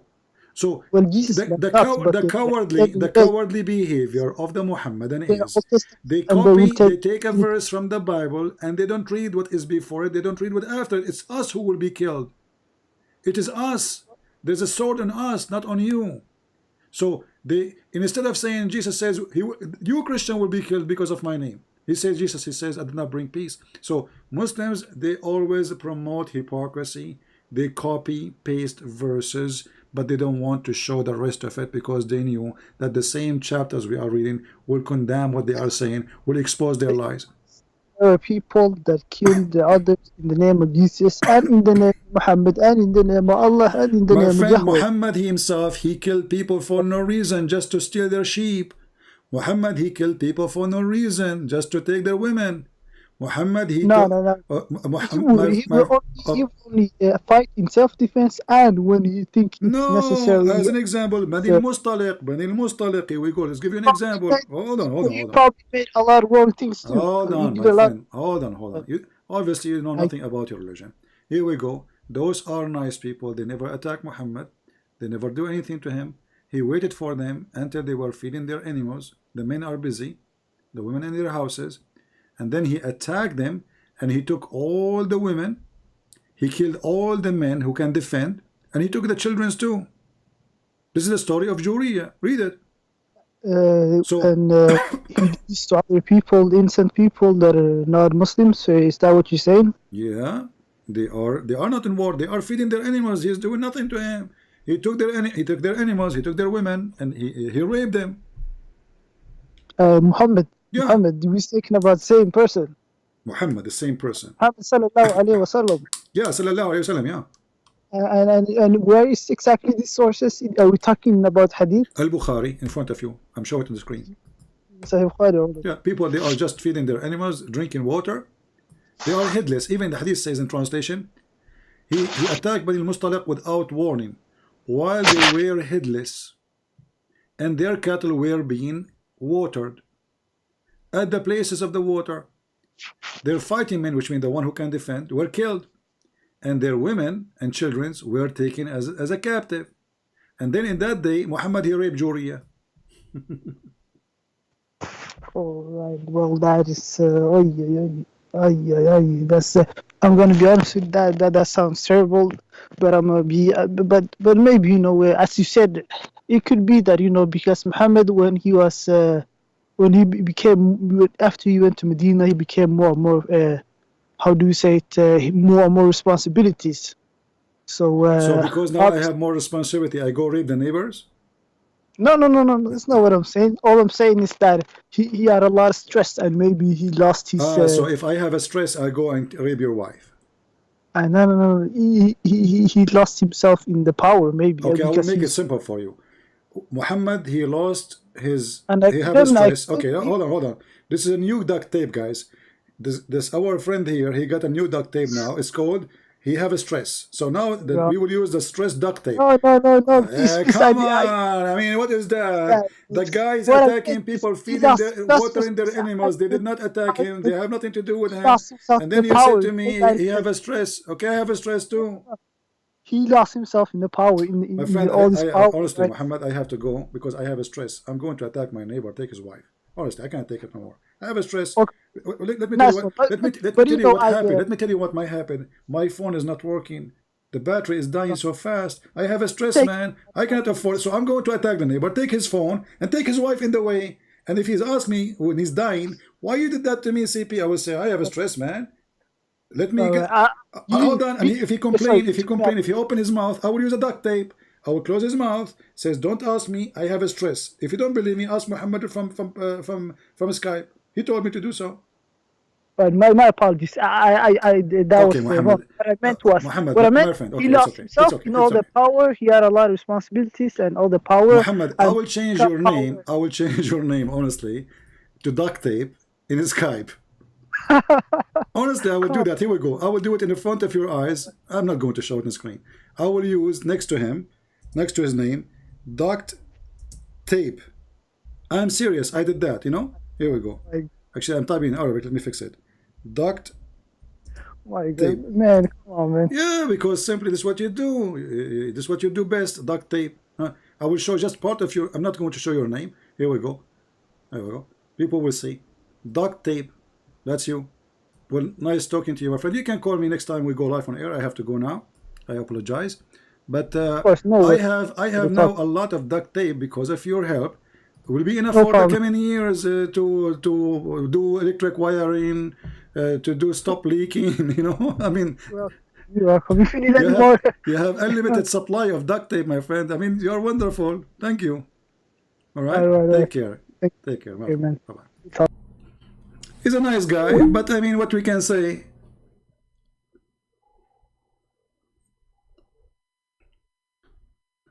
He agreed that the Quran is full of garbage. But what his excuse is, maybe those verses are not from the preserved Quran. Or this is not a good ethic of the Prophet, but maybe this is a story is not right. Or the Prophet, he did this, he took the women and the children, etc. Maybe he have a stress. I will not be surprised if our friend Muhammad, he work in Home Depot. And each time he leave work, he takes some duct tape with him. He do not know what to do with them. So he said to himself, let me call his Christian Prince. And you know what? I will use some duct tape. Let us see what he can do now. And I have to admit, I am out of options. Your duct tape is all over the place. I can't even move. Actually, my hands is tied now. My feet, why I can't move my feet? Because duct tape is all over. But in the same time, it was a very useful conversation. At least he is honest. When it's wrong, he says wrong. He tried to find escape for it, but he's a nice guy, I have to admit. He is different from the rest of Muslims. I can tell he's coming from a good family, right? You can tell right away when a person is a straight boy, when a person is coming from a nice family. So this gentleman, obviously, he is from a nice family. I salute your mother for having a child like you. Because if not your mother, she is a good woman, you will not be the nice person we spoke to. This is what we say, from their fruit you shall know them. See, people, they say to me, sometimes you are very savage. If you are savage, I will wipe the floor with you. If you are kind and nice, I will be nicer to you. And just now, as an example, Even though he got my nerve, making me like, I mean, the guy, wherever he go, he tried to escape, but still he could not get me so angry because he's nice. You know what I mean? He's a nice guy. He's a nice guy. But nice is not enough. We have to hold into our truth, and we have to be more brave and say, well, you know what, this is garbage. And if you agree that, and you agreed already, there's many things in this religion is stupid, hole in the narratives, etc., not ethical. So why you don't accept that Muhammad is a fraud?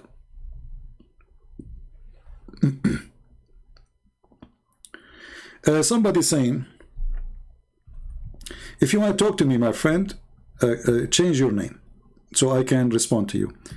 Don't use respond Christian Prince. You cannot respond to me. So he said that Jesus changing water into wine is not scientific. That's stupid of you. This is miracle. I mean, even look at this logic. Jesus changing water into wine is not scientific. Who told you that when the Quran says that Jesus, he made the blind see, is that scientific?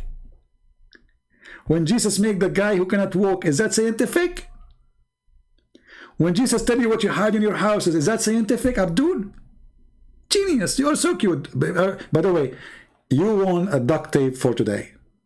And it's not me who paid for it, our friend Muhammad. Just leave your address, we will send you a duct tape because you're an idiot. So this is the error in the Bible. It's not scientific, Jesus making the wine from water. The rest in the Quran is okay. Jesus, you know, he sent 7 sandwiches. Every sandwich have a whale. This is scientific. You have a chapter in the Quran. It's called the chapter of Al-Ma'idah. Why it's called Al-Ma'idah? Because Jesus, Isa, he asked Allah to send him 7 sandwiches, brother. And then when they open the sandwich, brother, they have inside them 7 whales. Brother, now based in your scientific, this is very scientific. Actually, me myself, I always do that. It is science.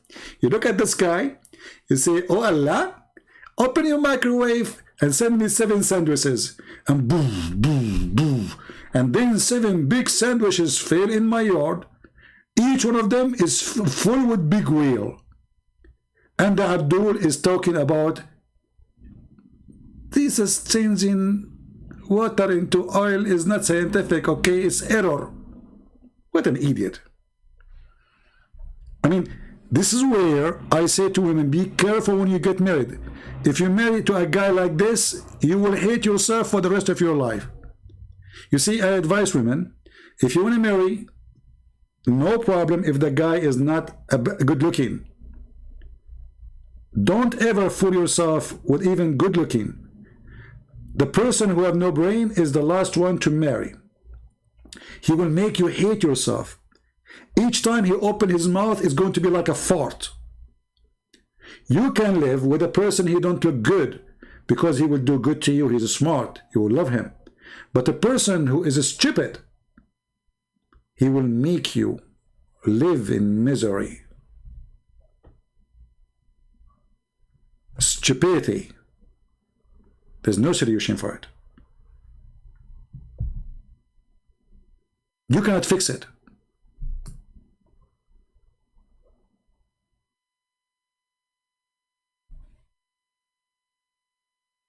And the funny, they say that women are stupid according to Islam. But what I see that men are more stupid.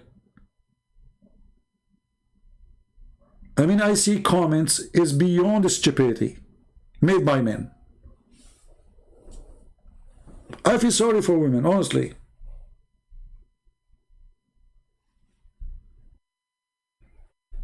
I mean, what's wrong with people?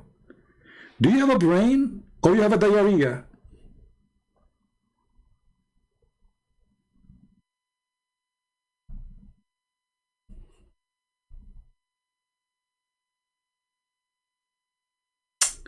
Oh boy. Sorry, this guy. I hope men are not upset from me. Hello. But honestly, I mean, you know, the problem is really big. You know, we all exist in a society where everybody around us make that the man, he is the smart, and the women, they are not really smart. But if you go and check in reality, you will find there's a lot of men, they are the most dummy idiot ever you can imagine, and they claim to be smart. Same time, there's women, they have no just in their life, they are smart, they deserve way better. But women, they have little opportunity to change their life because society control them, culture control them, rules put on them, everybody judge them. You see, in the Middle East, if a man, he goes sleep around, he sleep with 1,000 women, nobody say he's a bad person. If a woman, she sleep with one guy in her life, and people know about it, that's it, she's over. The most hypocrite culture ever in the world. The parents even will be proud about their son that he had many girlfriends. Imagine the parents, religious parents. But the parents, if they knew that their daughter, she did something, which means all the daughters are doing it at the same time, because how your son can have many girls to sleep with unless all the community is like that.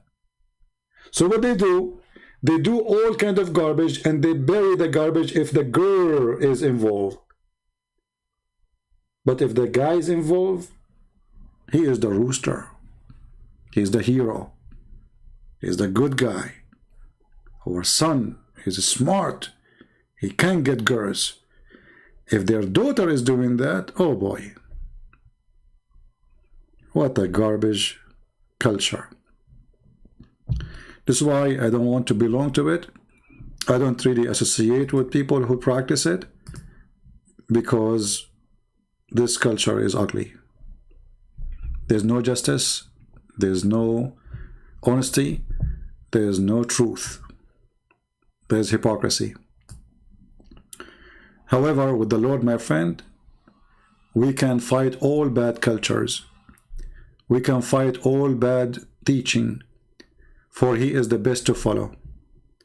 With Him, we can be victorious against our sin. All of us, we commit sin. Anyone says to you that he is a good person, he don't commit sin, he is a liar. The Bible says, for all commit sin. For all. Prophet, not a prophet, who care? All. But there's only one person. His name is the Messiah. So never make an example, a best example of you for you, except the Messiah. For no man deserves to be the best example. For all of us, we commit sin. And if you can find me better name than the name of Christ, let me know. You will never. When those foolish ones, they go in the Bible, they say, look, Jesus says here, Jesus said there's a sword. Foolish statement. Coming from a fool. And the foolish will never win. Because the first thing a foolish person do, he hurt himself. It's like giving a gun to a fool who do not know how to use it. He will shoot himself. And this is what happened exactly to Islam. The second you start studying it, the bullets is all over the place. So today, I hope we have a good time. We are here for many hours, even though I was planning to be here for 20 minutes. It is 5 hours and 18 minutes only. Again, remember, please, if you have friends, they are Russian or they are Chinese, we have a new books translated, and you can find them in the info, or you can find them in the Patreon. You can download them from there. Don't just share the link. Download the books and put them in your own drive, in your own Google. It's for free, Google Drive. And then you can share them with your friends. This way we can preserve those books, and they will be there forever. And again, they are a gift from me for free, as many other languages: Indonesian, Croatian, Albanian, Malaysian, you name it. I mean, all languages. So more and more languages will come soon, I hope so. And more books will be there to be gift as for people. And I hope that the Lord will give me time so I can write more books and we help more people, more nice people like this gentleman who called me, Muhammad, so he can see the truth and the truth will set him free. I pray that this person, him and his family, they will find the truth. He's trying to resist, but he is close. He is close to leave. So I hope next time he call me, I pray that the Lord will provide me with patience, because sometimes I lose my patience. Too much duct tape. But I will try to go to the pharmacies and buy some medicine specifically for duct tape issues, so I can stay talking to him longer. So until we see you again, may the Lord bless you all. Christ is Lord, Islam is false, and we prove it every day. Take care.